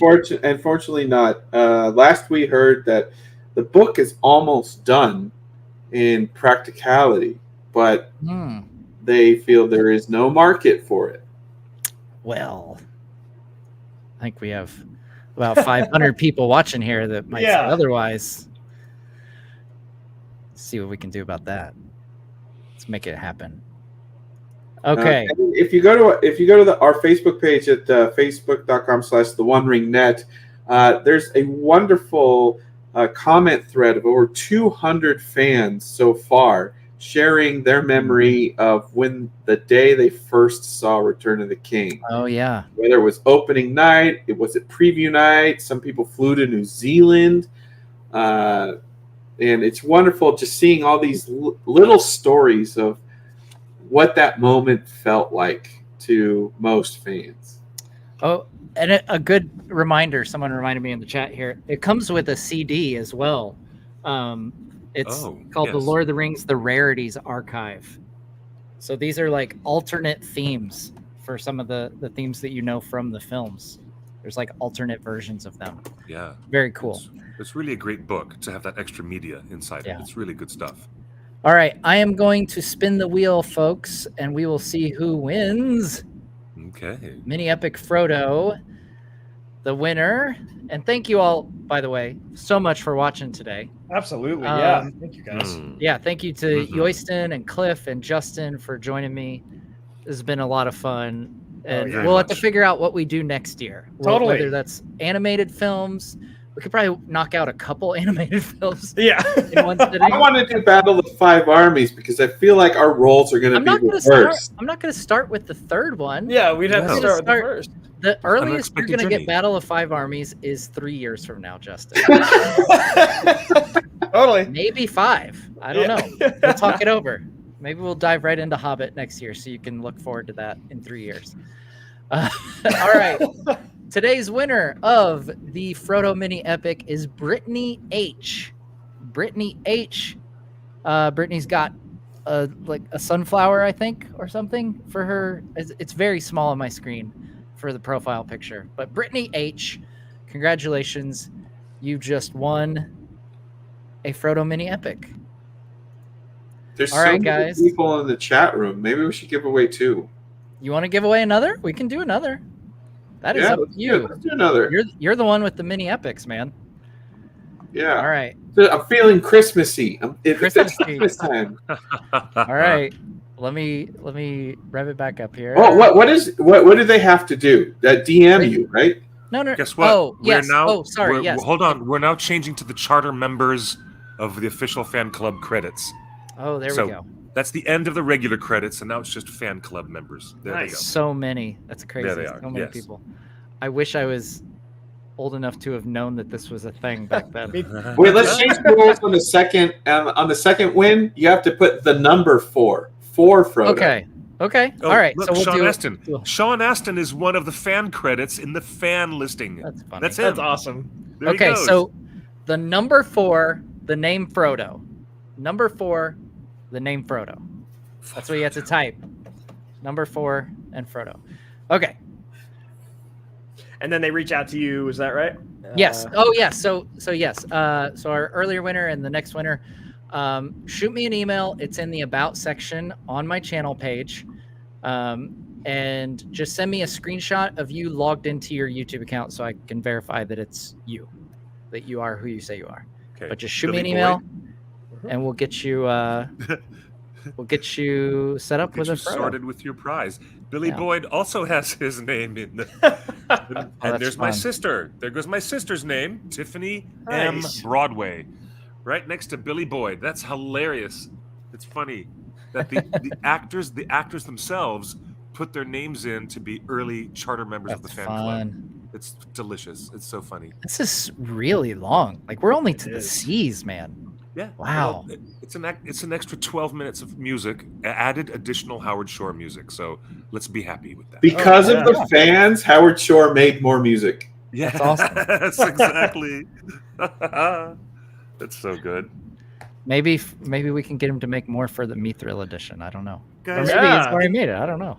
Who in knows? retrospective, let's discuss the impact of having 3 films that were separated by 3 years. And at any point in time, the editors and Peter could have lost their momentum, but they did not. Yeah. I think it's to their credit as an overall production team that they could keep the steam going in this engine for so long, year after year after year. Did you notice, I'm asking you all personally, and we can go one at a time through our panel of people here. Do you notice differences between the 3 films that show fatigue or anything like that? Do you notice anything about it? Fatigue? No, I I mean, don't think so. There's No. that's what's most remarkable Yeah. about it. Yeah. There, as an audience, we were in danger of having audience fatigue, but I'm looking for the filmmakers showing signs of losing energy, and I don't think they did. They kept it going year after year. And do you think? Well, what? What Hello? controversy do you have to tell us about now? What do you think? Do you guys think that all 3 films stand equally in quality? Do you think there's any difference between the 3 films that show, behind the scenes struggle or difficulty? What do you think? yeah, Two Towers is the best of the movie and the hardest to make. Okay. Well, it's funny because some people say even the poll that Matt ran at the beginning of this live stream says otherwise. That people say that that's the worst of the 3. I think they all stand equally together and apart. I think they're incredible, especially because they were made together for the most part, with obviously some reshoots, some changes here and there. But they I don't think they lost fatigue at all. Well, speaking of fatigue, This is the greatest cinematic trilogy of all time. I'd agree. The Oscar-nominated editor of The Two Towers was so burnt out that he never edited a film ever again. Now that's a different also question. true. That's a different question. Did they get fatigue afterwards? In which I would say yes, because we see that in the Hobbit trilogy and so forth, where it's like there were other things going on there for sure. Yeah. But during the course of the trilogy, probably not. And to that point, I want to give the filmmakers credit. Yeah. That's really the overall point I'm looking at. There is barely any difference between the pacing, structure, the execution, and the style of delivery of all 3 films, but they could have been different from one another just from the overall laborious process that it took them all to get there after all those years of doing it. And especially the 3rd film, the one we just watched, it could have been the one most affected by loss of money, or the studio pulling back, or the creative people behind the scenes getting burnt out.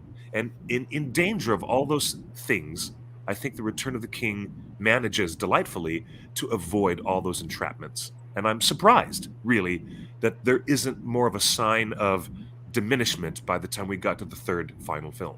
That's why it's called the #1 trilogy. Yep. Yeah. That's right. Totally. Cinematic perfection, man. Yeah. All right. They did Look, incredible. stop. I'm not going to do this, but there's Christopher Lee. Christopher Lee has his name in the fan credits right there. I'm dying. I think I saw Alan Lee as well, but maybe you? it was a different Alan Lee. Yeah. Oh my goodness. All right. Why? I'm going to announce our next winner. Okay. Okay. Yes. The next winner is Lord Solo.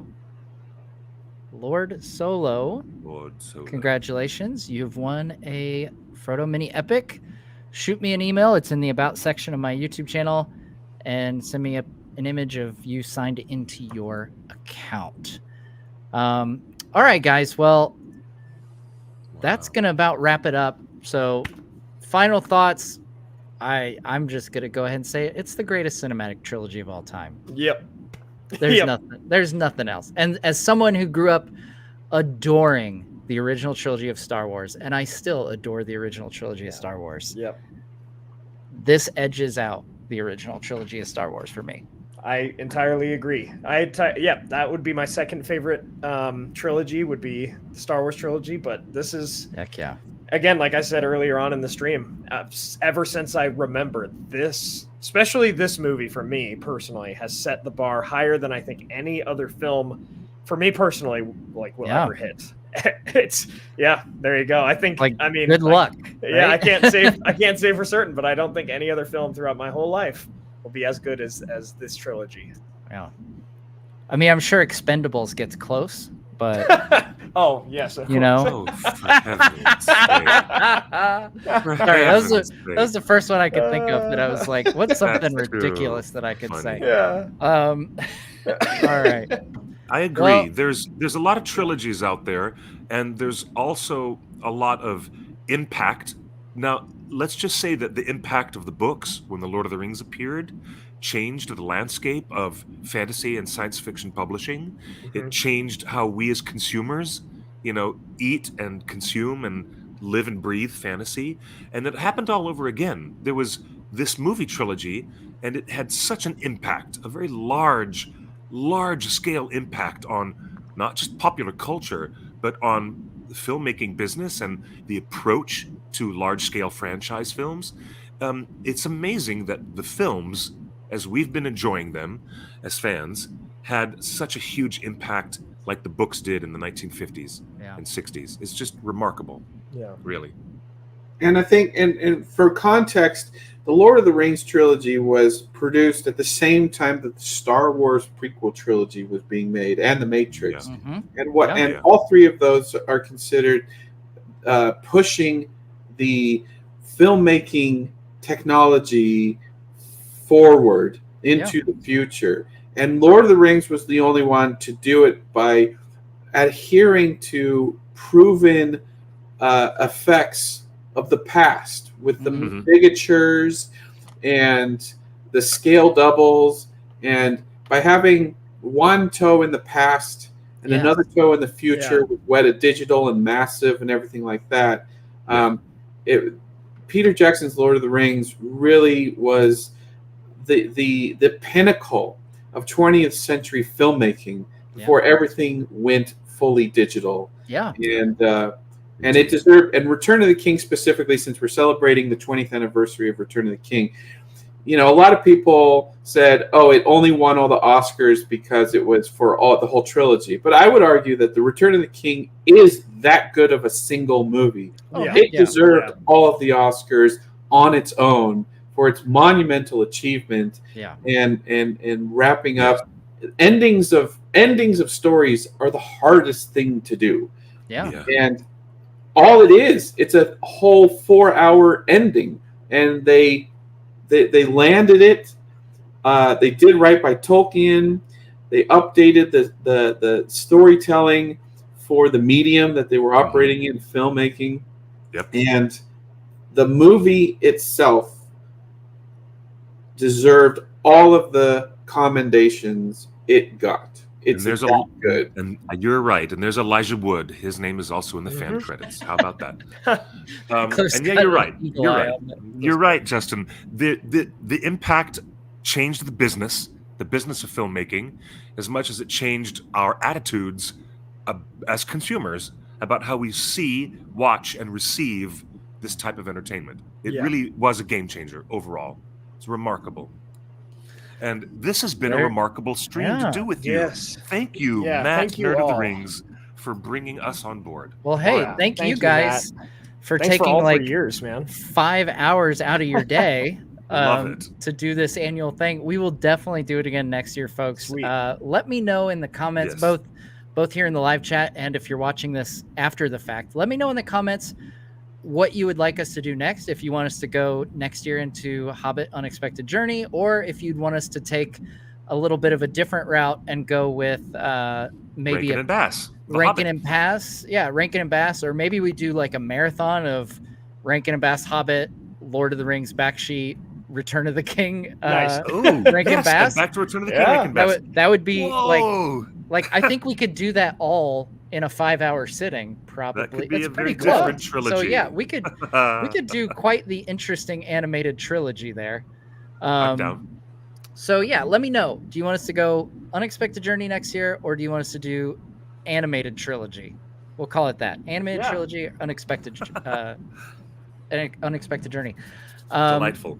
Well, thank you everyone for my guests on the channel today. You guys, we always have a wonderful time streaming and playing video games and stuff. Yeah. Yoyston and Justin and I've been doing lately. Thank you to everybody watching. I can't wait for a whole nother year of just diving into Tolkien's Middle Earth with you guys. Gosh, first and foremost, thank you to Tolkien, who created this world that all of this has stemmed from. We owe so much to both J.R.R. Tolkien and Christopher, of course, as well. And I know we had some wonderful sentiments from Mark Ordesky and Jed Brophy in our little intermission there. But as a fan, just someone who adores these movies, thank you so much to everybody who had a hand in making these films. Yes, like absolutely. I think so many of us here in the chat and online and people in the fandom share this experience where we're just blown away by the story and the world that you brought to life in these films. The sheer and magnitude. The magnitude of it, the depth, the just incredible storytelling. It's really helped to make this fandom that was already great around Middle Earth even greater, and it's reached heights that it would not have without these films. So yes, to the professor, to the professor, as Daisy Kim everyone, says. Yes, to the professor, to Sir Peter, to Sir Richard, to Philippa, Fran, to all the folks at Weta, the actors, everybody. Thank you so much for this trilogy. Thank you so much. That we here 20 years later are still enjoying every bit as much as I did in that midnight screening 20 years ago last night. And I think like that's been a quintessential part of our channels and the work that we do is just trying to honor and help that legacy as well. Like honor what they have done before, and the great legacies that they have left, right? That we could even follow in their footsteps is quite an honor. So thank you. And know that every time that one of us has said, well, in the books, it does this, it is purely out of love. We're not bashing anything. You'll never hear me say that. That is true. Funny. I know you've been given a few copies of it, so you have no excuse. There's audiobooks read by Andy Serkis now, for crying out loud, Justin. Yes, that's right.